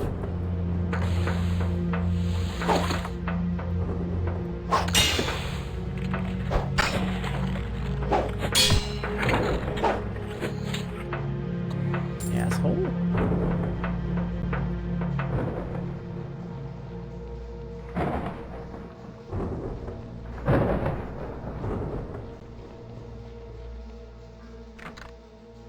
Oh, an unseen device. Okay, so that means that Laura's got to get me through that. Finding the objects. I've got my stuff equipped, right? So, yeah.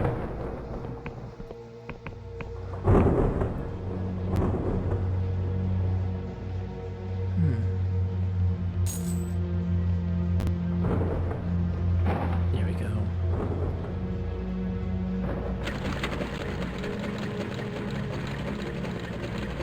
Oh.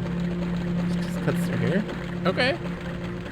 Sure. Oh, it's a stealth way to get around the robots. That's why. I was like, what is the point of that? It's just a stealth way to get through the robots and not have to fight them. Okay. So let's go over here and fit these guys. Oh, that's waffle potion over here.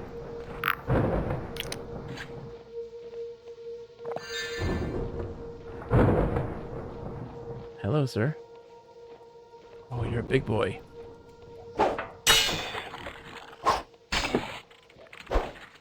Oh, come on.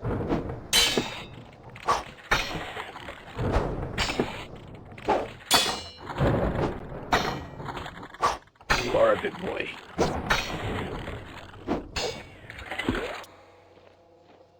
Thank you for the fine ore. First time we ever had anything that like, took a while to actually kill.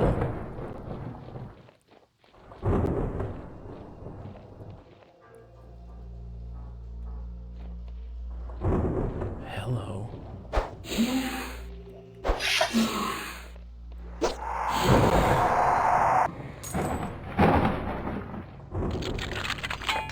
Hold on. What do I got equipped in my hat? I need my...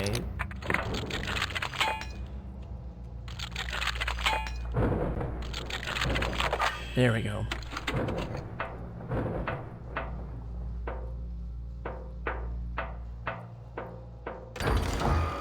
Nice chests. Tatty attire. Clothes made make the man, and these manufactured long ago in Imberia make the man resplendent, enabling the wearer to entice more powerful foes. Faded and tattered though they are, the threads of cipher running through these ornate robes retain the power to mesmerize. Oh! Is that why that dude was following me, is that I just had mesmerized him? I think that was the case. Yeah, okay. We gotta go this way.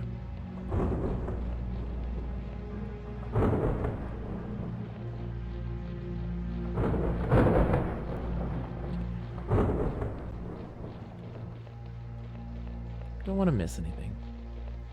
I don't want to miss a thing.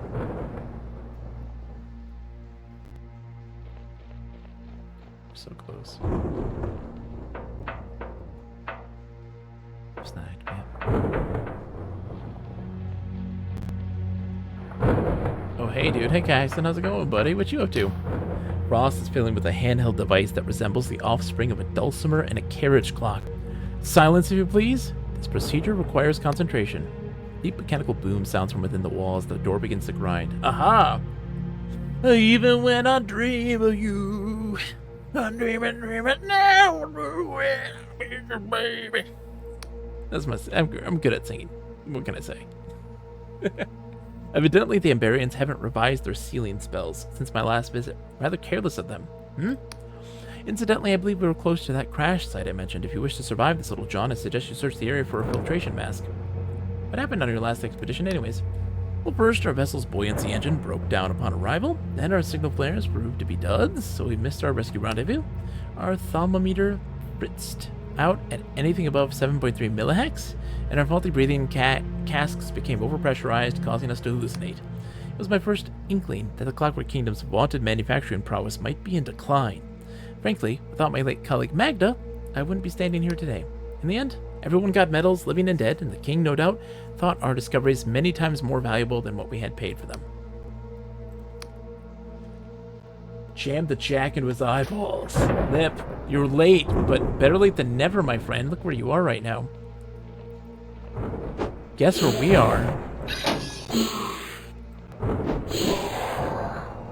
We're on ground level, my friend, my dude.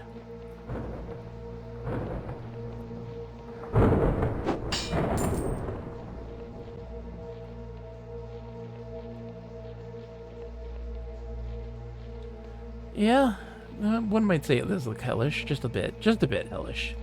Not overly, just a tiny bit. What can we say?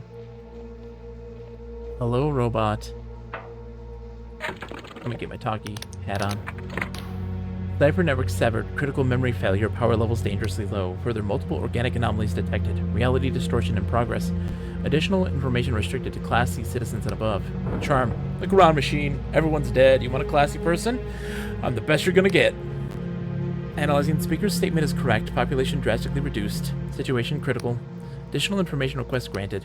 City of Albertus. Population decrease estimated 99.99%. Fungal growth in city limits. Critical saturation. Anomaly detected. Analyzing. Certain fungi contain human genetic material. Traces of cipher channeling detected. Reality is being distorted nearby. Conclusion: speaker should pay special attention to the environment around humanoid fungi. All may not be as it seems. Ceasing communication.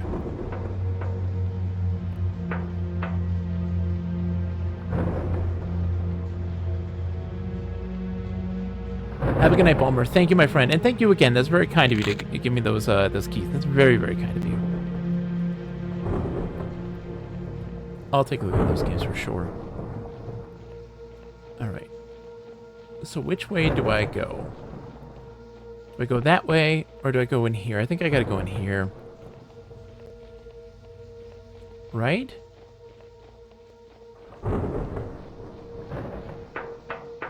I don't know. Oh God.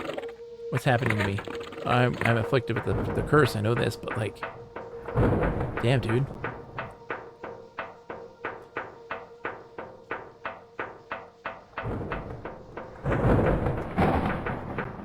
Oh no, we're going deeper. We're going deeper in here. I don't... This isn't the right way. That's going deeper in the city. I'm gonna go the other way. I'm afflicted by this curse, though. I gotta, like, deal with it. I'm wasting time.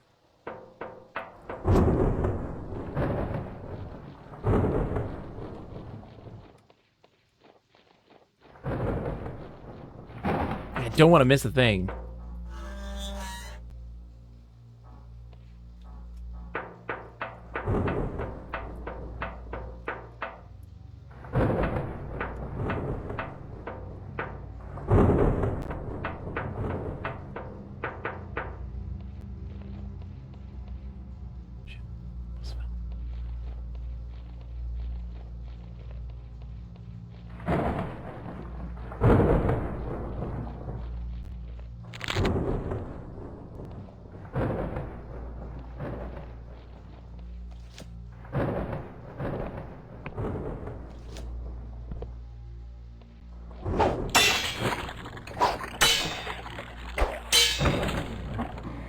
It is the Emberian sword. We upgraded it to the full thing. The fully upgraded sword.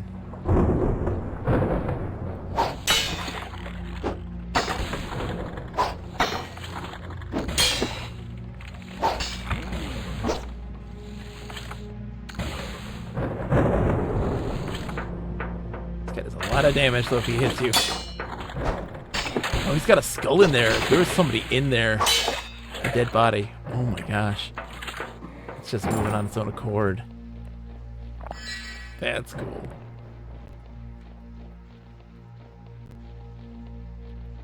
Elder Scrolls Dwarven? Oh yeah. I definitely see that for sure. These things really know how to fight. They ain't like the smaller ones I've seen in the Skyrealms. These are ones parry and repose my blows. They learn my moves and react accordingly. It's like they're really thinking. The Emberians built these things with just metal and magic. What else could they create? She says suddenly uneasy in the armor. It says no more. Yeah, no. So this is continuing the story. If I follow with her there, then I'm going in, and I don't want to go in yet. Don't. Yeah, there was a skeleton inside. And so even though they would wear those power armors, and now they're dead, but the power armor's still moving and still doing its thing. So I need to go this way.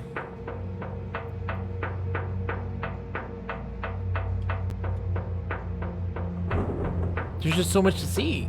Like, what's the right way to go? I don't know. I don't want to miss anything.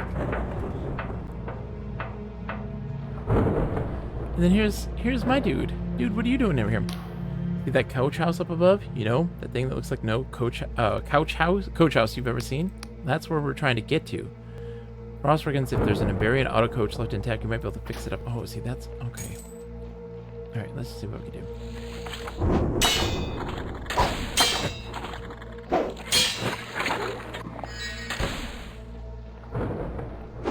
Oh, he's got a chainsaw thing.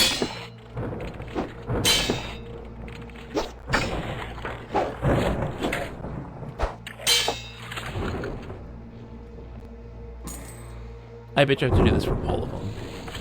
Like, we gotta go here and then go do the other one too. Like, we're trying to achieve all the goals. Ow.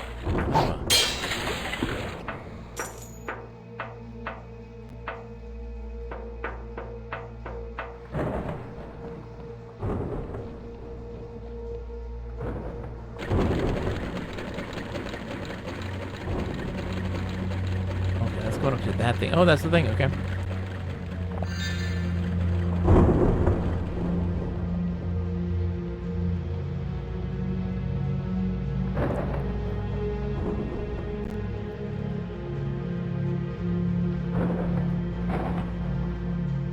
Oh, how did Guile do on Sunday? Great question, Praise. Let me pull that up for you, actually. Remember, Sunday at 7 p.m. Eastern. 7 p.m. Eastern, we're continuing. 7 to 10. And then I'll do a little bit of something else afterwards. If we don't finish this, we might finish this up.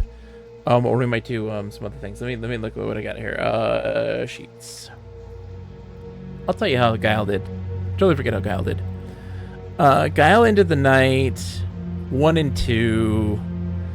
Guile won against JP and lost against DJ and Marisa. I mean, it's not easy. But it's okay. We only did 3 matches. So, like, everybody... There's a lot. It's complicated. There's only 1, 2, 3-0 people. Chun-Li and Manon. They're the only ones that are undefeated right now. So it's complicated.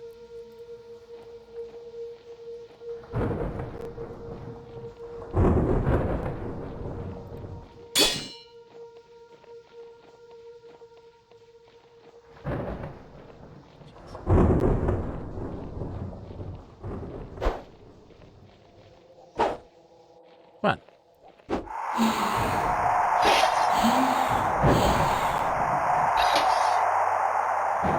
Yeah, Manon, I thought Manon and Zangief would be the big front runners, but like Zangief lost to Chun-Li and so like he had a big L, and I thought he was gonna be the one.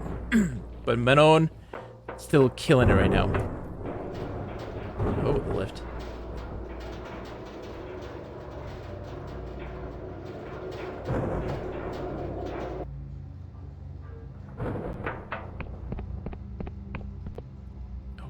Yeah, everything's changed again. Shit. Quest is updated.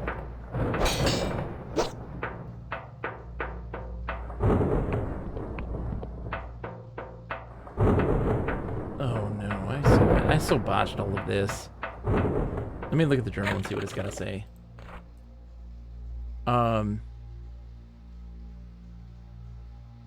Oh, okay. It still needs a key. One heck of a view from up here, right, Confessor? Like one of those fancy Bionian landscapes. Painters slurped some bad mushroom stew on, painted their fever dream. We're in luck. You see that city in the distance? That's where those auto coaches should take us. From there, should be a leisurely stroll to the cradle. Frost is working his magic, but looks like we'll still need a key to get one of the coaches going. So you'd best go looking for one. Of course, it'll be like looking for a needle in a heap of shit, so maybe the Duchess can help you scry one. Last I saw her, she was headed for the mushroom forest down there. Okay.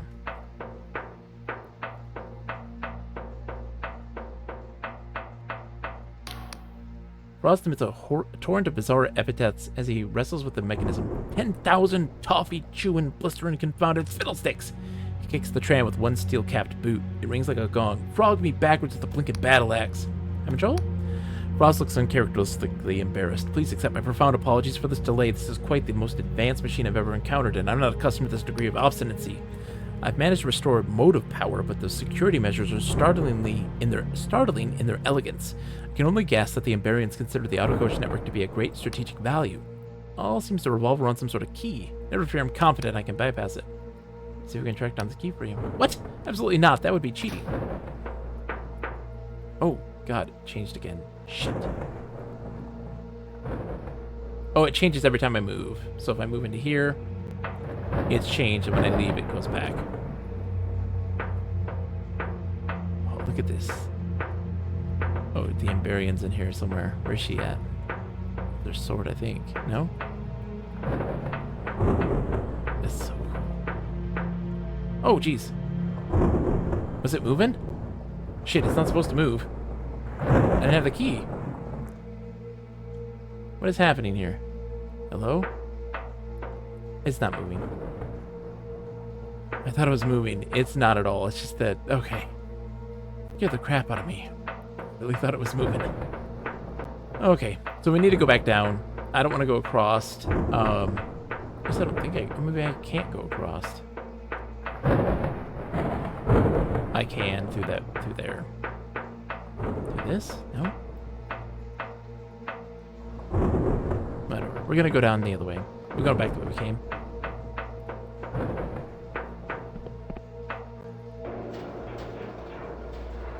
But yeah, Manon is the front runner for me now, I think, in the tournament. Chun-Li is doing crazy good. Chun-Li won against JP, DJ, and Zangief. So like,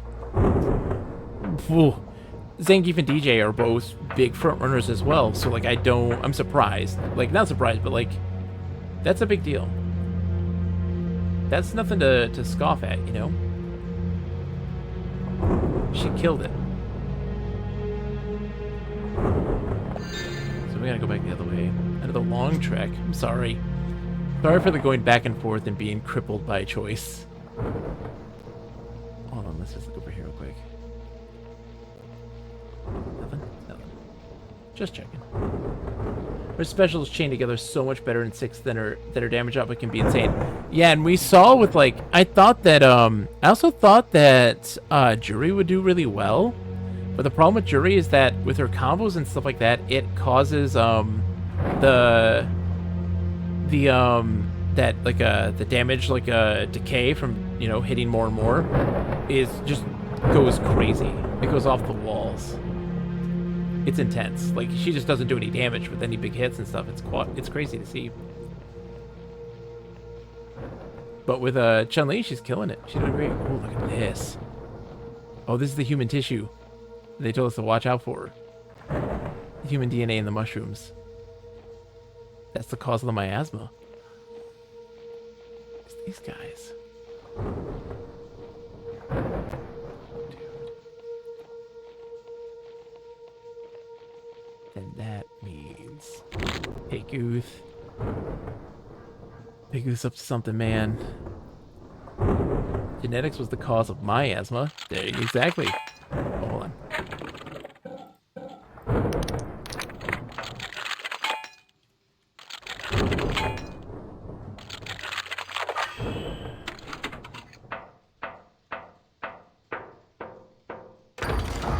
What do you have for me?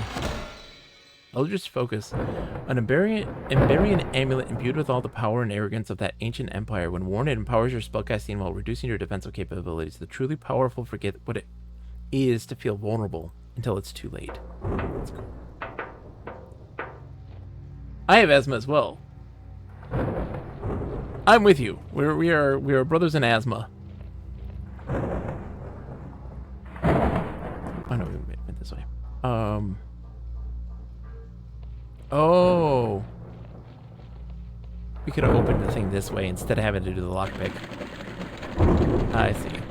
That would open the door instead.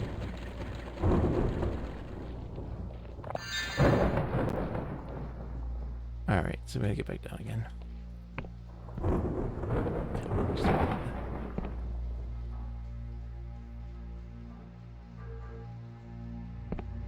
Whee! Okay. So we are going this way through here.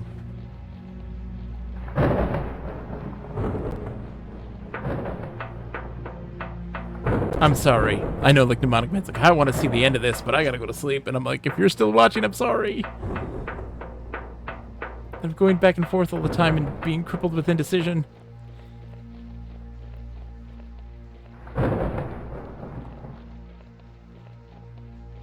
It's 12 o'clock, but I'm gonna power through. I think I'm gonna power through. Nothing's really going on tomorrow. My wife's working, so we'll see.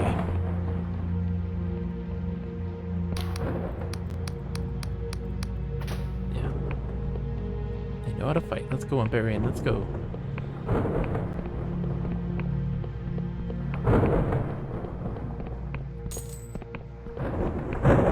Hello, human mushrooms.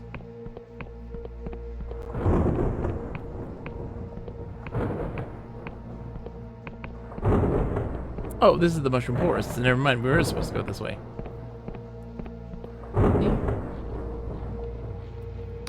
The Duchess is clutching her head. Ah, Confessor, I didn't sense your presence amongst all this noise.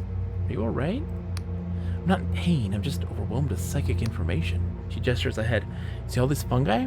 They're not like the growths we get in the Sky Realms. They're cursed bodies of those pitiful souls who survived the world rent. Their fungal forms have coalesced into a superorganism. They're a superorganism, a superorganism. It's good. Good band. Check out Superorganism. Their minds are as one, united in anguish and misery. I can hear their silent screams, their fractured memories. But one voice stands out from the cacophony, a workman with a special key. I see it sliding into an auto-coach lock.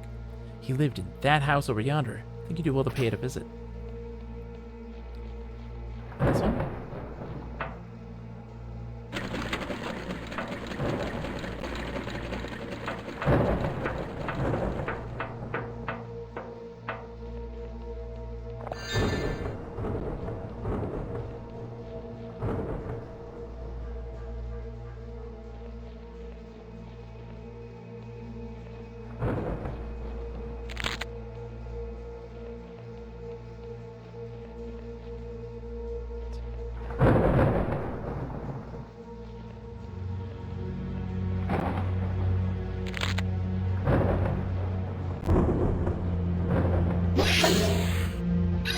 See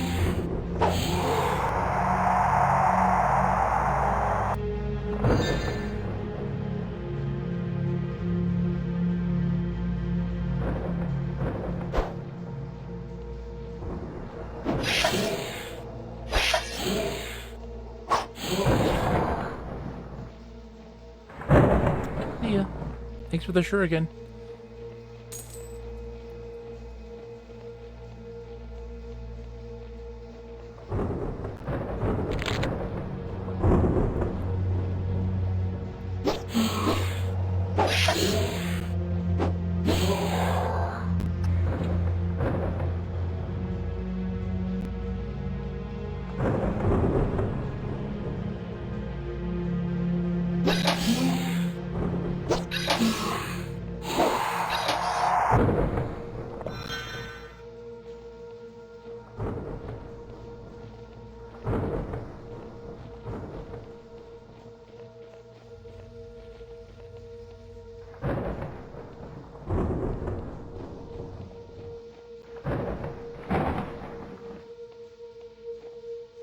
Quite the place, huh?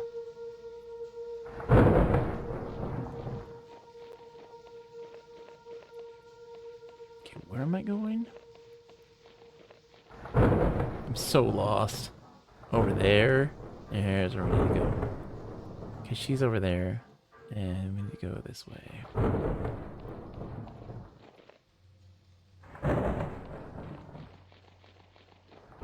Yeah, here we go. Oh, those are big ones. It's you guys.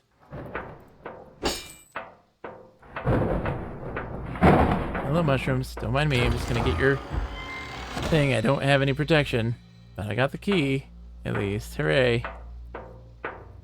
You guys okay? Doing all right?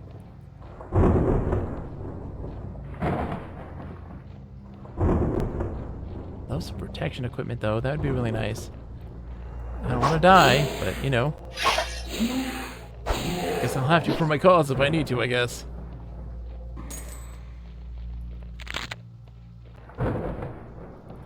Berry ore, thank you. I'll take that happily. Oh, cool. Oh, okay. This takes me right back to the beginning. That's a door I couldn't open before. So that would be me going... There's the thing, so I gotta go this way. And then take a left.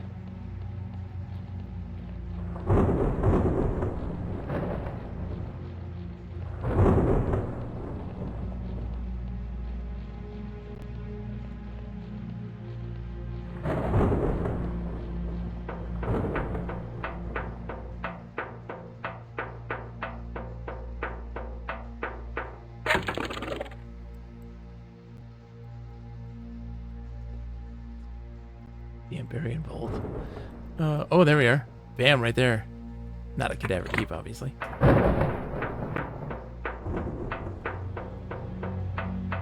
Oh, and look how far away the star is. There's where we came from. There's the Oniric Isles, and then there's our star.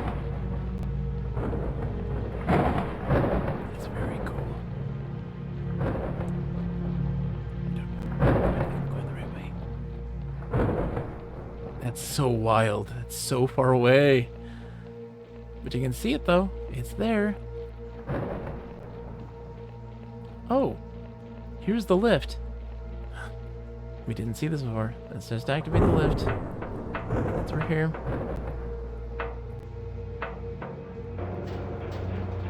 Oh, there's a different lift. Oh, this one's the one that takes us up. I'm not a smart man. I sometimes claim to be. Don't listen to me. Don't listen to me. I don't know jack about it. Lurk all the way, my friend. We'll be here. I can see it lingering in the horizon. The cradle is just so close. There's no time to tarry, Confessor. Hurry and get in that auto coach. Frost emits a torrent. Yeah, all that jazz. Here's the thing. You look like you could do some help. Frost looks uncharacteristically embarrassed. Please accept my profound apologies for the delay. This is quite the most advanced machine. Remember encountered? Yeah. Obstinacy. I've got the key for you, my dude.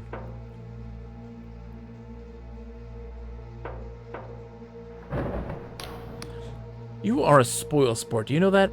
I would have gotten it working without the key. All I needed was another hour, possibly 2, 7 at the very most. My dude. There she is. Go ahead and get this thing moving. Go ahead and use the key, Confessor. This anticipation is killing me. Oh, what are you waiting for? Put the key in the control panel. Okay, I'll put the key in the control panel. Guys, shut up.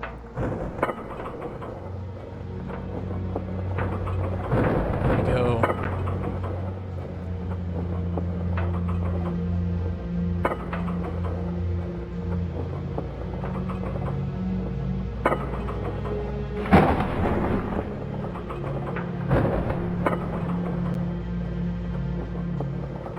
That's the sphere over there. That's where she is.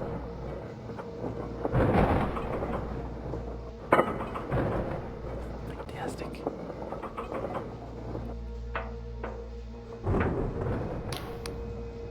Incredible. Simply astounding. Imagine how these must have changed the very nature of distance. Entire populations migrating like birds. It's the strangest thing I've ever seen in my life. I've never in my life seen a device like this, but riding upon it feels oddly familiar. One thing to see it from afar, but moving through these ruins feels downright macabre. I thought Verdant was foredone. This is so much worse. Well, I'll be damned. I've never seen an airship move with such grace. Despite the storms, she glides like a cutter on the clearest of days, and faster than anything else. Let's go. How do we get out of here? Okay.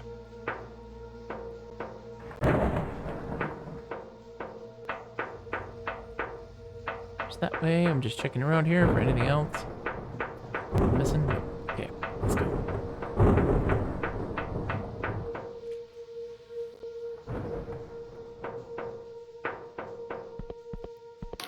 I've erected another instance of my transpositional supply tent.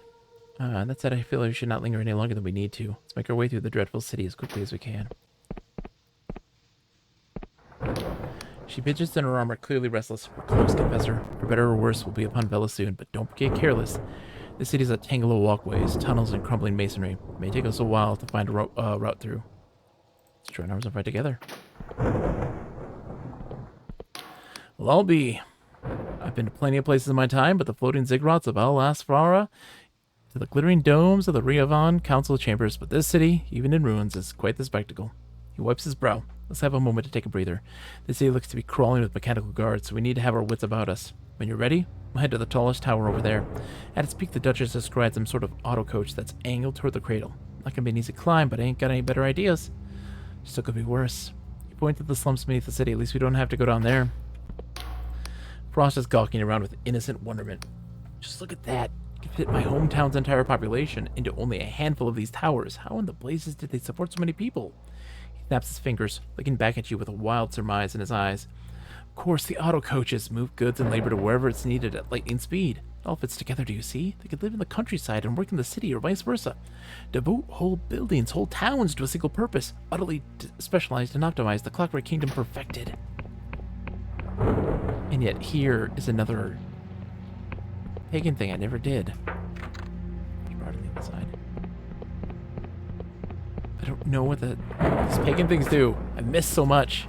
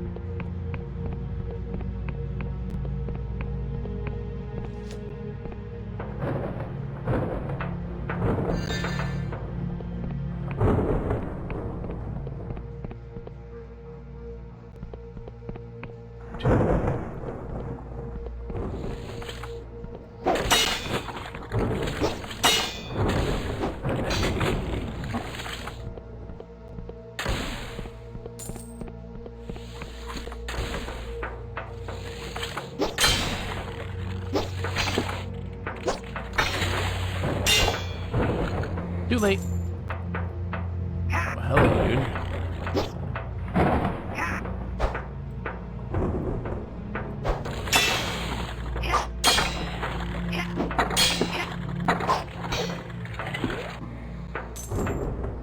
The ore.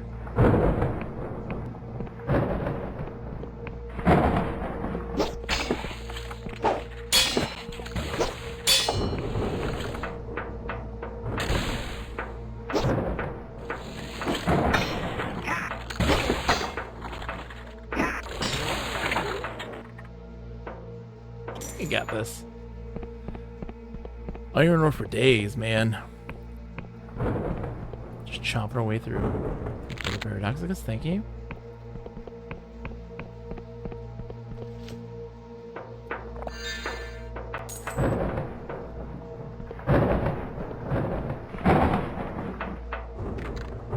From the other side. What place? Oh boy.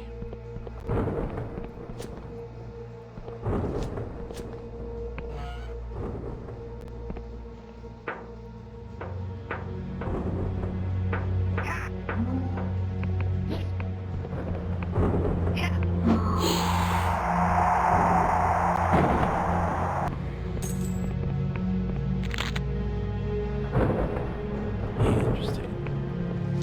Okay, let's go.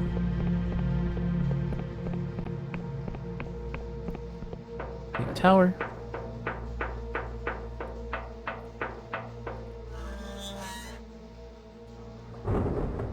Hello. Let's get my talking hat on.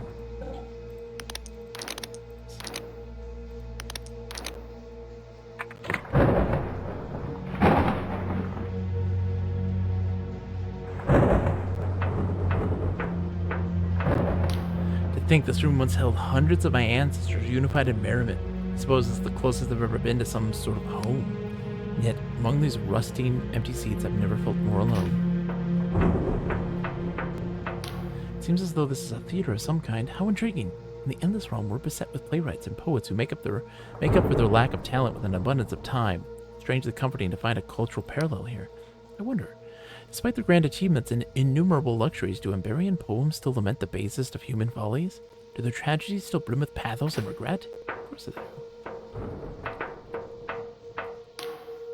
Need to get to the top of the tower. Seems like there's no staircase, and the elevator out there, points at the exit, only goes down. Looks like we're going to be taking a trip to those slums after all. Just my blasted luck. Frost whistles, then listens for the echo. Perfect acoustics. What is that creature? A captive ghost? No, too clean. Mechanical? An artificial player for a technological stage? How did they do it? Filch me, just think of the possibilities. Plays performed once, then reproduced elsewhere, like a bottled vision, without the solipsism. Hear the voices, see the passions of great actors long dead. Time no obstacle, distance no barrier. Hello, sir. Oh, welcome, patron. Please take your seat. The show will begin. Shh. The figure freezes. Though its face resembles a statue, it conveys a sudden horror. Cipher network severed. Power generators offline. City population 5? No. That isn't possible. Be calm. Whatever happened here happened long ago. Don't be ridiculous. It's been... It hesitates a moment while its eyes start between invisible targets. It's been many human lifetimes since I was last summoned. This makes no sense. What are the rest of the Emberian Empire? Why have they not sent aid? The Emberians are dead. The planet's surface is nothing but ash. But that's impossible. To bring down the Empire would require an event of colossal destruction. Something more powerful than even a... They hesitate a moment, as if lost in some revelation. More powerful than a god. Then the naysayers were right. The cradle was cursed, and those cipher scribes brought naught but doom. Wait, did you say the cradle? You can see it outside. Part ship, part laboratory. The best and brightest have been toiling away at it for years. It is a marvel of cipher science, supposed to usher in a new age of human advancement. It's said to hold an entity of staggering power. What's inside the cradle?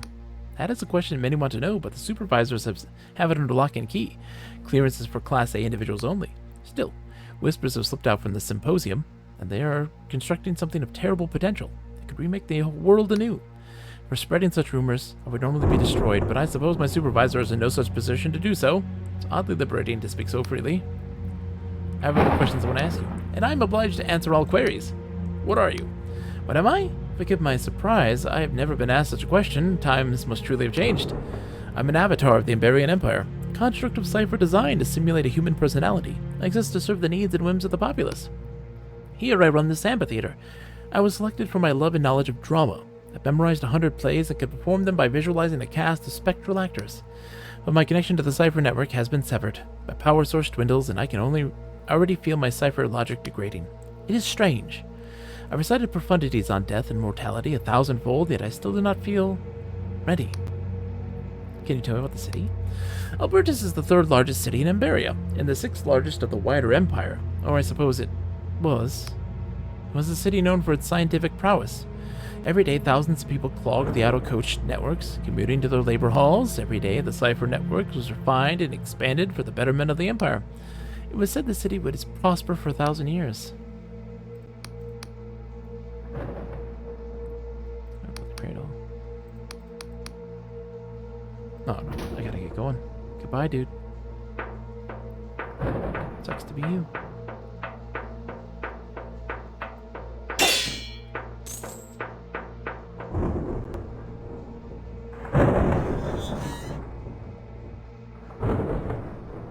We're going into the slums, baby. Let's go.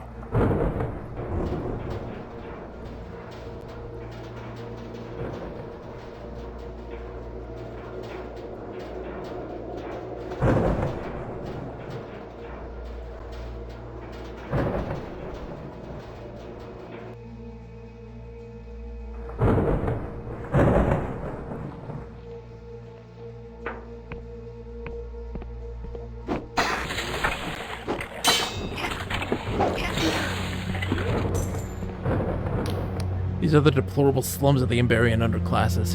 Many think every Emberian must have lived like a king, but they built their sprawling cities from the blood and sweat of the poor. With such technological prowess, the Emberians could have built a paradise for every person in their empire. But I think they enjoyed the disparity. After all, if you want to be considered rich, another must be destitute.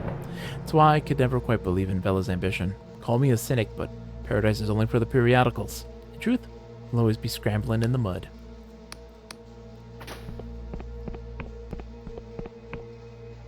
Just you and me? Okay, let's go.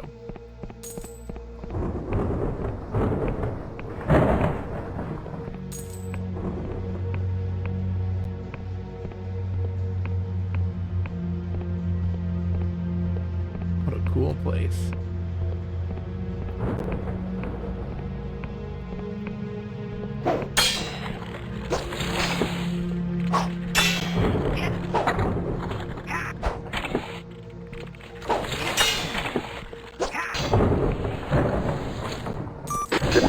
We're getting raid. Holy smokes. Dr. Mookhouse, how are you today, my friend? Welcome, Raiders, one and all. Get a proper shout out for you. How are you today? What were you playing today, my friend?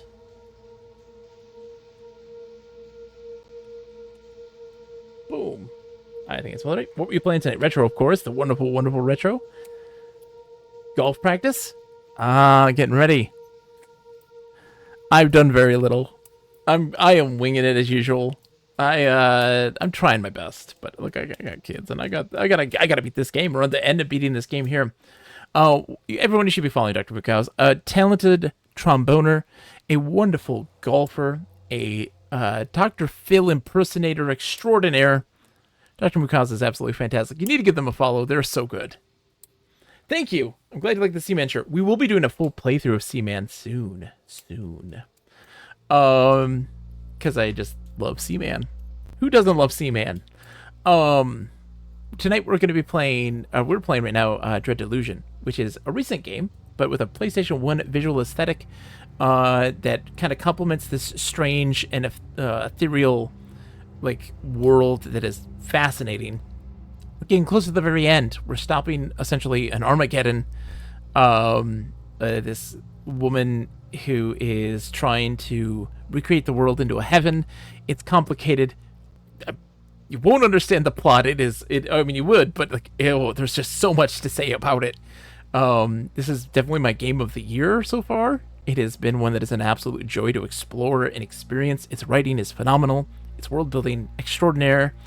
Its mechanics are kind of basic, but I overlook that because I'm so enthralled with the world and story that we're going through right now.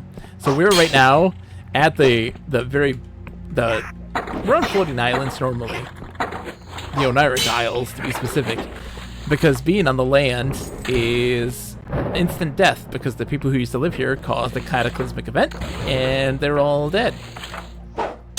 And so we're now here trying to stop someone who's trying to use their technology that caused the end of the world to quote-unquote fix it, but is gonna probably bring it about again. So it's just a real cluster, and we're just attempting to get through to get to them, hopefully successfully. It's nighttime, so it's actually dark. Our guys are super puffed though. Like I'm well prepared for this. It's barred on the other side. Like, all of these things are barred on the other side. I'm like, where's the other side that I can unbar them?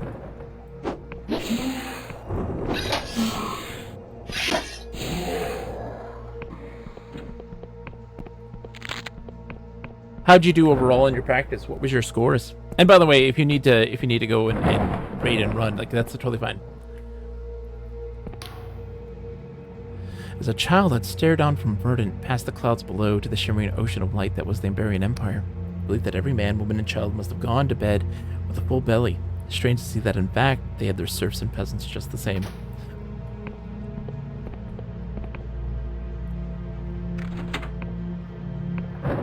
There's one.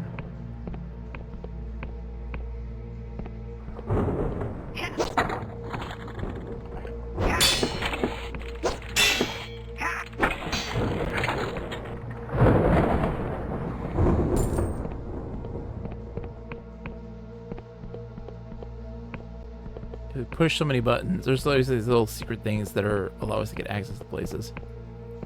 There we go. There we go. We broke the cipher.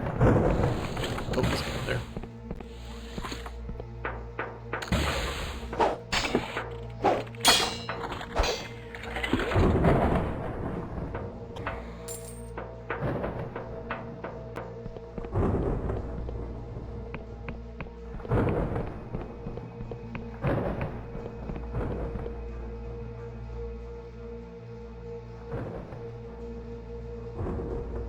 That's the other coach that we need. Okay, we need to check the other places first, I think. Oh, we probably need a key again. Let's see. Oh, okay, it just takes us back out here. Alright. We're kind of going to go this way anyways.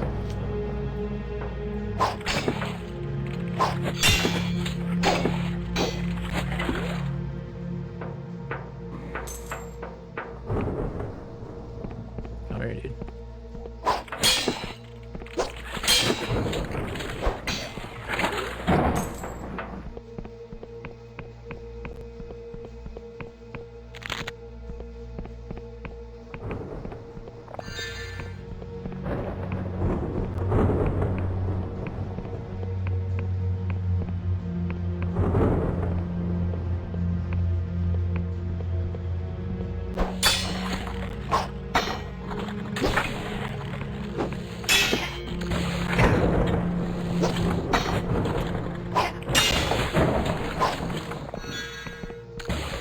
Always moving, because that way the projectiles don't get us.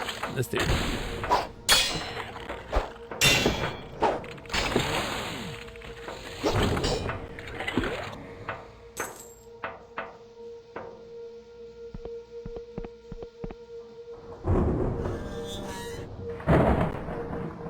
Hello.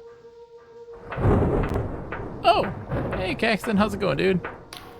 No keys necessary this time, Confessor. I've applied the lessons of my inconclusive struggle with the auto coach to the recalcitrant elevator, and it proved no match for Caxton Frost. I mean, Horace Metcalf. When you throw the lever, we'll soar like dragonflies up to the highest peaks of the metropolis, or possibly be catapulted if I've misjudged the velocity. Blow me, this is exhilarating. I'm not going to do that just yet. There's still more to see. Let's just grab what we can while we're still here. It seems to be there's more of the city that we have not seen yet.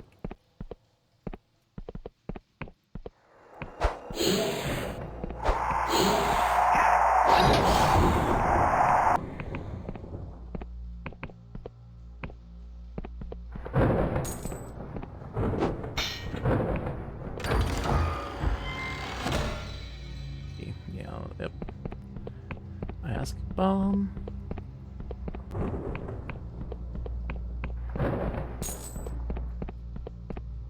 And they're still here.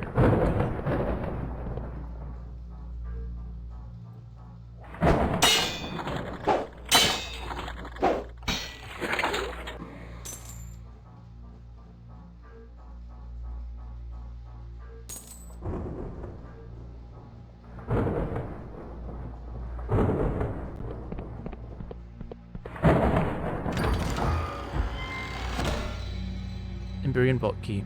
Write heavy key with a note wrapped around it. The note was hastily scrawled in Old Emberian. You make out a single word, Sky Realms. Looks like the shaft leads back to the coach house. Use it if you need to resupply, but try not to linger. Got a ways to go yet. Last I saw, Frost was repairing an elevator at the base of one of those giant towers. If it works, it should get us where we need to go. It's gonna take us back. Okay, we don't need to go that way yet. We don't need to resupply. We're fine in the resupplying department. But having that to the sky tower is very nice. To the sky realms, I mean. That kind of tells us that we will be getting back home, then I think, eventually.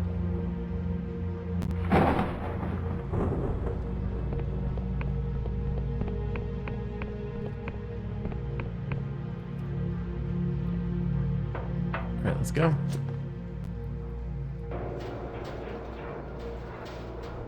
Oh boy. So I can quaff a potion.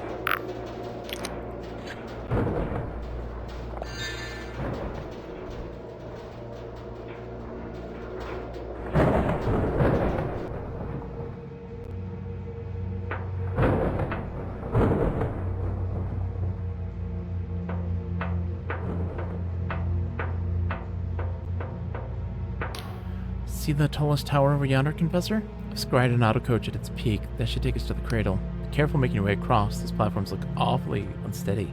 It's a long way down, huh? Yeah, long way down.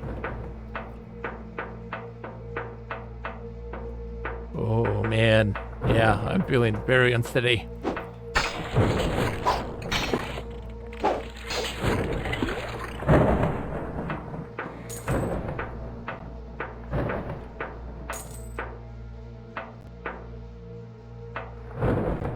Oh boy. We're gonna be fine. It's fine. We'll be fine.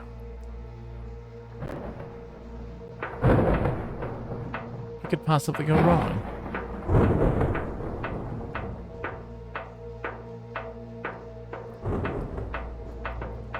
Oh, crap.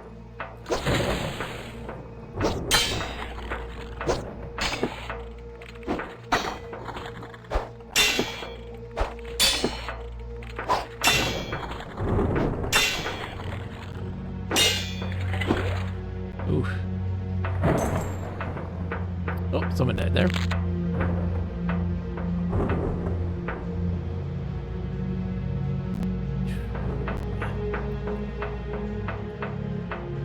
It's gonna take me to the tower. I don't want to go there yet.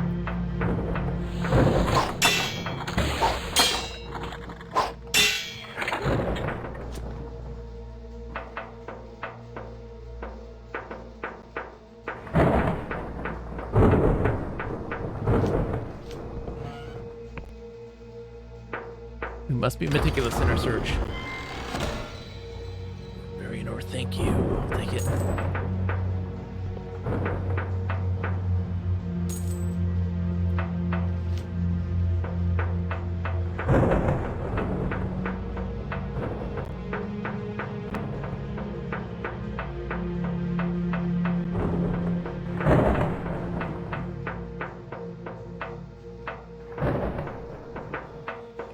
Palms are sweaty, mom's spaghetti right now.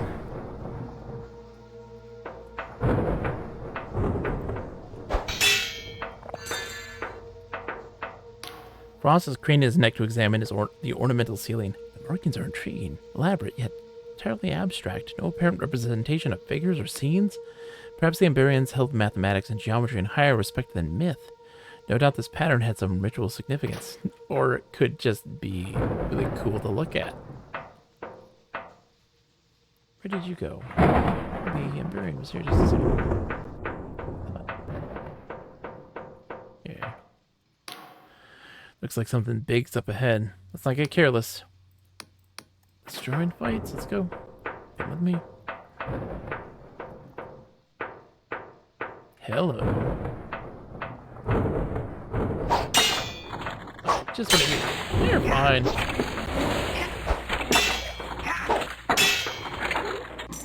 Not my first time at the rodeo.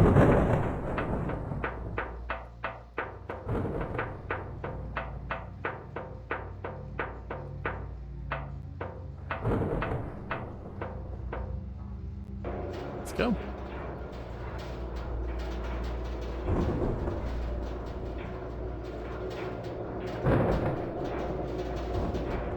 Oh, that is disorienting though. Looking at it as you're going up.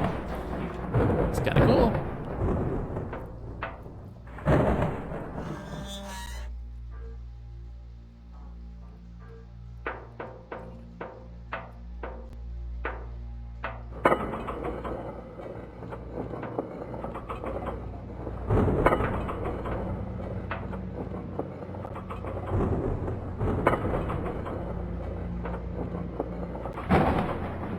Clicker.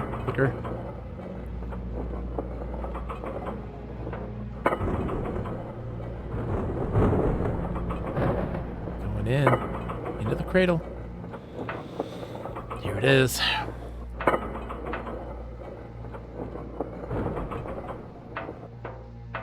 never got an airship, man.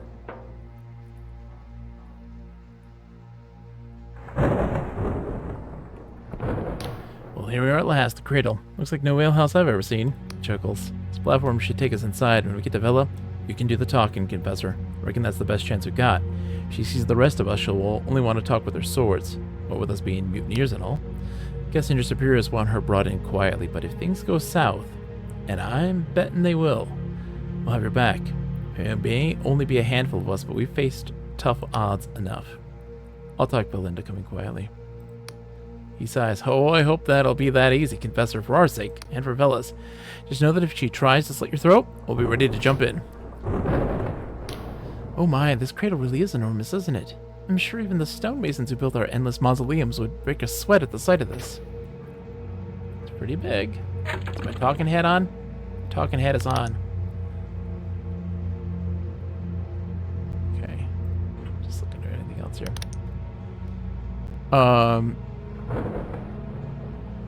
Less fatigue. There's something for talking. What's my thing for talking? Perfume! Let's get our perfume on.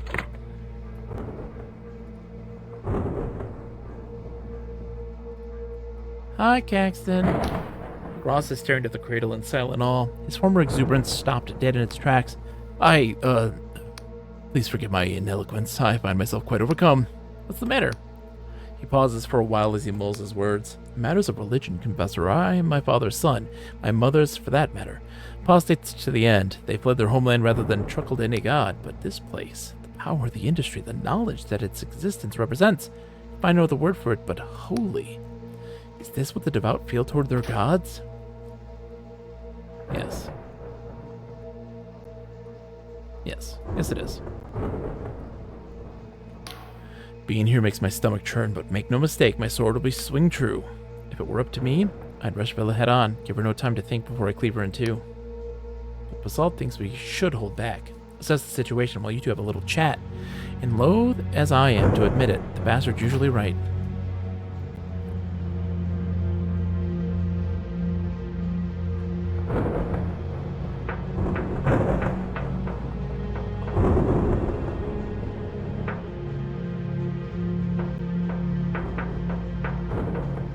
Oh, so a train would take us from there. Interesting. Okay. Hello? What the fuck is this? Oh, hi, Dark Stars.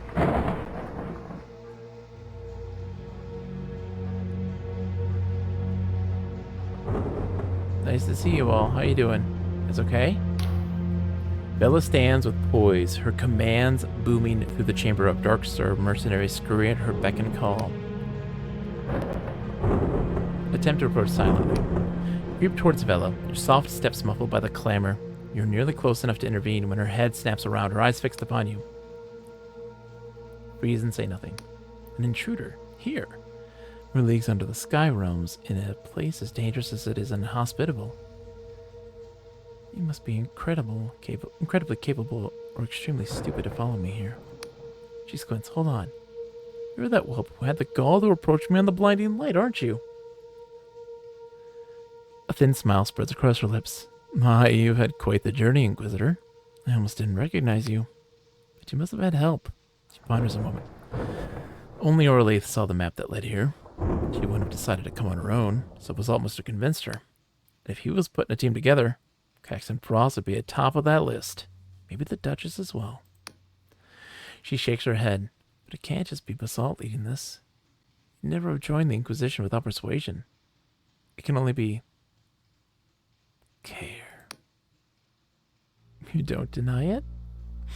So a pack of traitors, led by a fledgling Inquisitor, come to nip at my heels. Tell me, just what are you hoping to achieve? Your old friends helped me get here, but I've come to join your cause. All I care about is my freedom. If I have to cut off your head, so be it. I've come to put an end to this, Philip. You must stop this madness. Madness? Is that what they claim? It is the people of the Sky Realms who've lost all sense of reason. I only seek to put things right. She gestures at the aberrant being that fills your vision. This extraordinary entity will be our salvation. It'll mend our broken world and abolish the evils of humanity. All we need to do is awaken it. And we are so nearly ready. Waking it up seems like a terrible idea. How is it so powerful? What is that thing? Some would call it a god, but that would be to diminish its power. But the gods are of this world and are bound by its rules.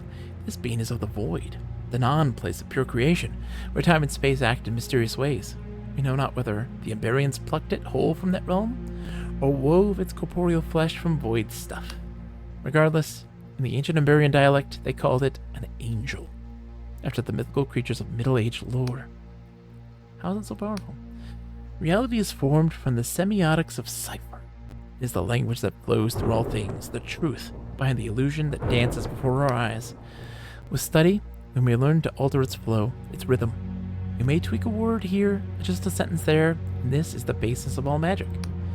What we cannot do is alter the language of cipher itself. There are strict rules by which we must adhere, absolute and unbreakable limits upon what is possible. But this entity that stands before us, being of the void, it is fundamentally separate from our laws. It has the power to change the very essence of reality. What do you plan to do with it? She grins. I'm going to change everything. The Emberians built the structure as an incubator for the angel, and had they succeeded in waking it, their tyranny would have enslaved the world for eternity.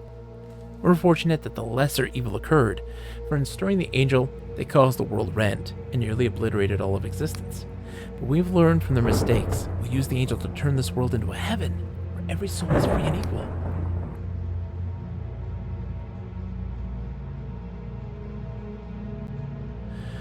You could spark a second apocalypse and destroy what's left of our world. Over the past few years, I've recruited some of the most accomplished cipher scholars alive. With the correct wording, will prevent a syntax cascade. Of this, we are almost certain. And regardless, is the reward not worth the risk? What's left of this world is barely worth saving, but I would elevate us to something nobler than history has ever known. Her eyes glint as they look into your own. You see, Inquisitor, there is such beauty in us, such majesty, such potential. I've sailed the sky realms and seen such wonders. She waves her hand. Nay, not the void obelisks of Al-Asfara or the thousand spires of Bion University. I've seen the nuns at the Vagrant Hospice, tending to their enemies. I've seen a man give his life to the blood barons of Terran so that a stranger might live. I've seen a child, recently orphaned, her face speckled with blood, offer me the last of her bread. Wherever my sails have taken me, I've seen the hopes and dreams of the common folk crushed by oppressors, by the Union, be the Union, Wiccan or otherwise. Everywhere I go, the poor writhe in the mud, so that the rich may sleep in silk. Once I thought my sword could right the wrongs of the world, that morals and ethics could guide my blade, but I've seen too many skyships burn and too often breathed the stench of human flesh to believe that still. In truth, I lost hope. Until I had visions of an angel. Through the oniric interface of the Emberian map, I realized then it could be achieved.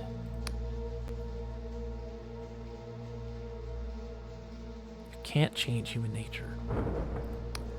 Oh, but with the angel we could. It could change anything of this corporeal world. But don't look so aghast. It really needn't come to that. Your stare gains a fierce intensity. I would empower us all, so that every peasant stands equal to their lord. I would blunt every sword, shatter every cannon, so that not a drop of blood would spill. She looks down, her expression suddenly vulnerable, and I would banish death itself, so that no heart would ever be broken. This will be our heaven, and soon we will have it.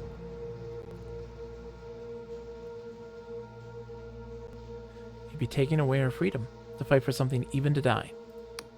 Freedom? What freedoms do we have here in this broken world? Just because we can hack each other to pieces doesn't mean that we're free. Besides, anyone would be able to leave. If they wish to dissipate their essence to the void along with their mind's eye, they could do so. Very soon, I will awaken the angel, not out of greed or selfishness, but for the betterment of the Sky Realms and its people. I met a certain ghost who told me that your motivations are more personal. Your ambition would doom us all, the sense now. And what of your late sister, Isabet? Are you sure you're not doing this for her? Philip glares at you with a newfound fury. How dare you mention her name? You know nothing of her soul. My family. Isabet was... She meant more to me then. Bella closes her eyes for a long moment. Isabet and my mother burned alive in my father's mansion. That Isabet was taken so young and I alone should live speaks plainly of the injustice of this world. Am I wrong for wanting to change that? Charm, you don't speak for all. Many oppose you, even your own former Dark Stars. Charm challenge succeeded! Success. They. Traitors. Oh, if only they had listened. Instead of... I didn't wish for them to die. Bella swallows, trying to find her composure. I'll admit, my motives are complicated, and my methods... She gives you a twisted, almost regretful smile. Had I done this for any lesser cause, I'd be a monster. Bella bellows to her crew. Awaken the angel. I don't care if the preparations aren't complete. We have run out of time.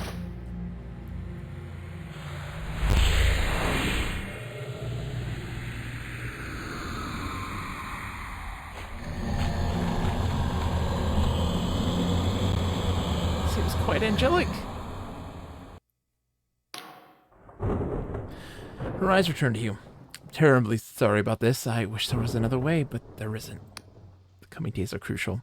Now that it's awake, we have many delicate rituals and cipher wards to enact, and you cannot be allowed to meddle in such a momentous endeavor. So I'm afraid this is goodbye. We'll not meet again. From behind you, you hear Jack Basalt yelling at the top of his lungs, Vela, no. Dude, AC Willard, how are you, my friend? Ahoy, hoy. How's it going? Thank you for the sub, my friend. That's a year. Congratulations. Get yourself a big old bear. Vela, no.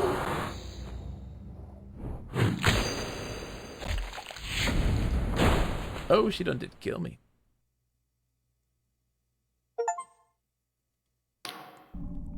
The hermit slumbers within the cradle. A valiant effort, human. The words ring through your throbbing head. Vela was...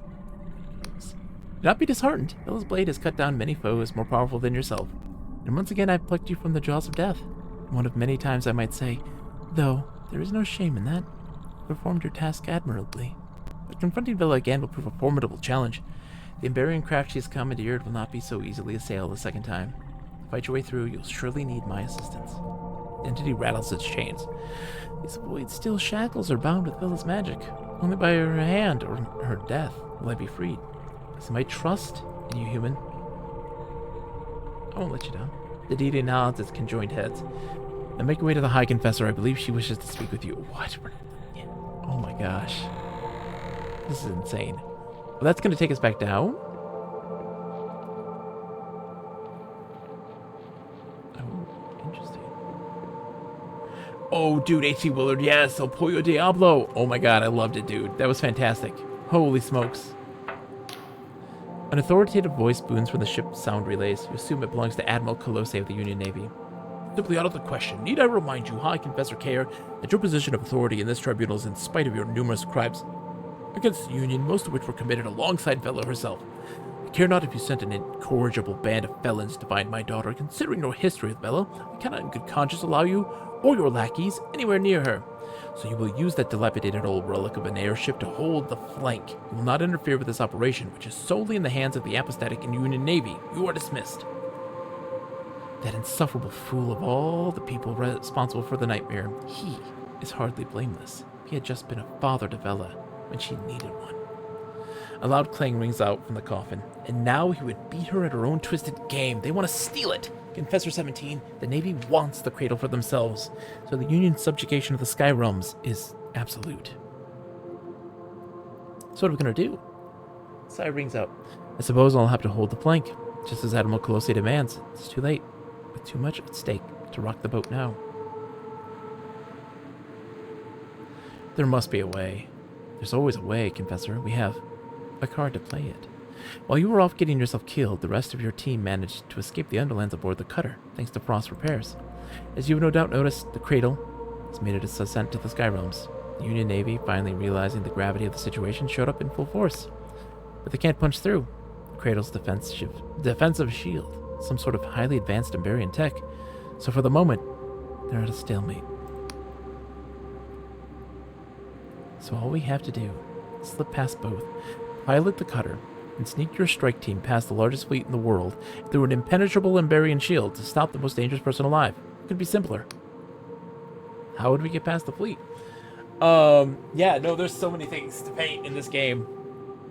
Oh yeah, H.C. Willard, it's infinite numbers of resources for you here in this game. There's so many. How do we get past the fleet? In its current state, the cutter would be detected at once by the Navy's aeronautical wizards, but Caxton Frost has an idea. There are legends of an ancient Emberian skycraft, a phantom vessel, able to break any barrier or evade any pursuit, said to be wrecked in the world rent, never to be seen again. Many have searched for the crash vessel, without success. Squires find nothing or suffer apoplexy. The Union Navy considers it merely a myth. Frost believes otherwise. There are rumors of a particular island with an Emberian wreck that has been drifted through the Sky Realms.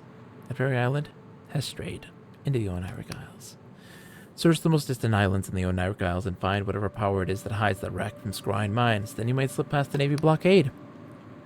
So how can I actually get to those islands? You cannot pilot the cutter as Frost. It needs to modify it. Or yourself at the cradle. No, it seems to need your own airship. It's about damn time. Take this written permission. It'll help you bypass the bureaucratic nightmare of purchasing a vessel from the Winged Merchants Guild. As for the hefty fee you'll no doubt be required to pay, cannot help you. Our coffers are empty, I'm afraid. Take this time to make sure you are fully prepared for the fight ahead. Do not think the situation will resolve anytime soon, and assaulting the cradle will be no easy task. I should get going.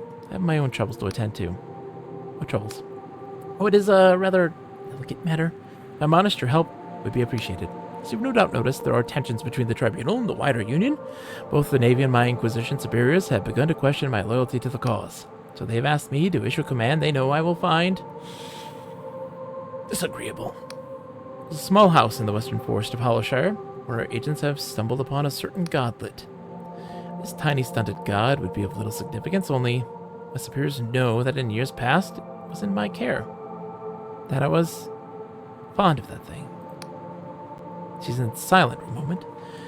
This is not the time to arouse her suspicions. You must go to this godlet. You must slay it on my orders, and then we will continue as normal. Tell me about the godlet. She slams the inside of the coffin. Does it matter, Confessor? They are the shriveled, pathetic forms of diminished gods. There have been thousands scattered around the Sky Realm since the God War. The Inquisition destroys more of them every day. This one is no different. I refuse to do it. If you do not have the stomach for it, I will find another. Okay, I'll kill it for you. Thank you, Confessor. Remember, you'll find it in the western forest of Hollowshire. Take this void scalpel. Only void steel can harm a god. Use it to slit its throat. I'm not gonna do it, but I'm gonna take it so you don't give it to another person. We're gonna have to save and call it a night. It's 1 o'clock in the morning. It looks like we got a long way to go. We just got the ship. Or we're going to get the ship. Oh, let's do that, though. Oh, we gotta talk to everybody. There's so many things. We gotta save. We gotta save. There's a save spot at the top. And call it a night. Oh my gosh. This game just keeps getting more and more interesting. It doesn't end in a good way. So, let's go. So, we'll be back on Sunday night at 7. Oh man, too many things. 2:30 p.m. Eastern, we are doing our NES Open Tournament Golf Tournament of Champions, which I'll be participating in. I have a special caddy guest who will be joining me for this. And then at 7 p.m. Eastern that same day, we continue our Street Fighter 6 CPU versus CPU tournament from 7 to 10 p.m. And then that time afterwards, maybe for more of this. I think we will. And then on Monday, we are going to be doing Say No More. I planned on playing it on Wednesday, but we lost power midstream, so we couldn't finish it. We didn't even get close. We just started. And then Wednesday is us, and it's a single stream game, Say No More. It's like 3 hours. It's not a very long game. And then on Wednesday is the Riven remake. It comes out on Tuesday night. I won't be able to stream it then, but on Wednesday I will be. We're absolutely playing the Riven remake, and I can't wait. And then on Friday, we'll finish this up if we need to, and do more Riven. If we've already finished it, then Riven it is. And then we start Jurassic July after that. Oh boy, get ready for Jurassic Park Trespasser, the Genesis Jurassic Park games, the Jurassic Park like theme park simulator stuff. Like, I can't wait. It's gonna be great. So let's see who's on. Who is online? Thank you everybody for coming in. Thank you, Itzy Willer with the raid. Itzy Willer with the sub. Dr. Mukaus for the raid, of course, and everyone for the nice bits and subs. It was very, very kind of everybody to come in and hang out and keep me company during this wild game. If you are new to the channel and you've never met me before, I'm Bogus Meat Factory, and I really appreciate you coming in, hanging out with me. If you want to give a follow, we're more than happy to have you. We also do, like everybody else on this world, have our own Discord if you're ever interested in joining. We do a lot of interesting talk on game design and just enthusing about games in general, which is what we were kind of doing in the whole time of the stream. So if you want to continue with that wonderful those conversations, that's the place to be. All right, let's see. Who do we got? But yeah, think about giving a follow. Love to have you. Thank you, Willard. It's always a pleasure, my friend. It's too kind. What do we got going on? Oh, we were just talking to your mom. It looks like they started up a stream. They're doing Dangerous Dave. Let's go say hi to your mom. Let's go raid your mom. Your mom. The best name on the internet. Your mom. All right, so I'll see you guys all on Sunday at 2:30 p.m. Eastern and at 7. Don't miss the Street Fighter CPU versus CPU tournament. It is the best thing. I don't believe in myself that much, but I will say that it's the best thing that I've ever done. I love it so much with like a deep passion. It's the best. You can't miss it. Have a great night, everybody. And as always, to humor. Take care. Whee! Fa, fa, fa, fa, fa, fa. Fa fa fa fa fa fa fa fa fa fa fa fa fa fa fa fa fa. You say I'm just a punk and useless junk. I'll say I can hang on just a little bit more. I still can walk. I just can't run, but if you don't need me, dump me in time. Oh, I'm turning back the clock. I'm turning back the clock. Oh, I'm a man who can't join the flock? How pathetic.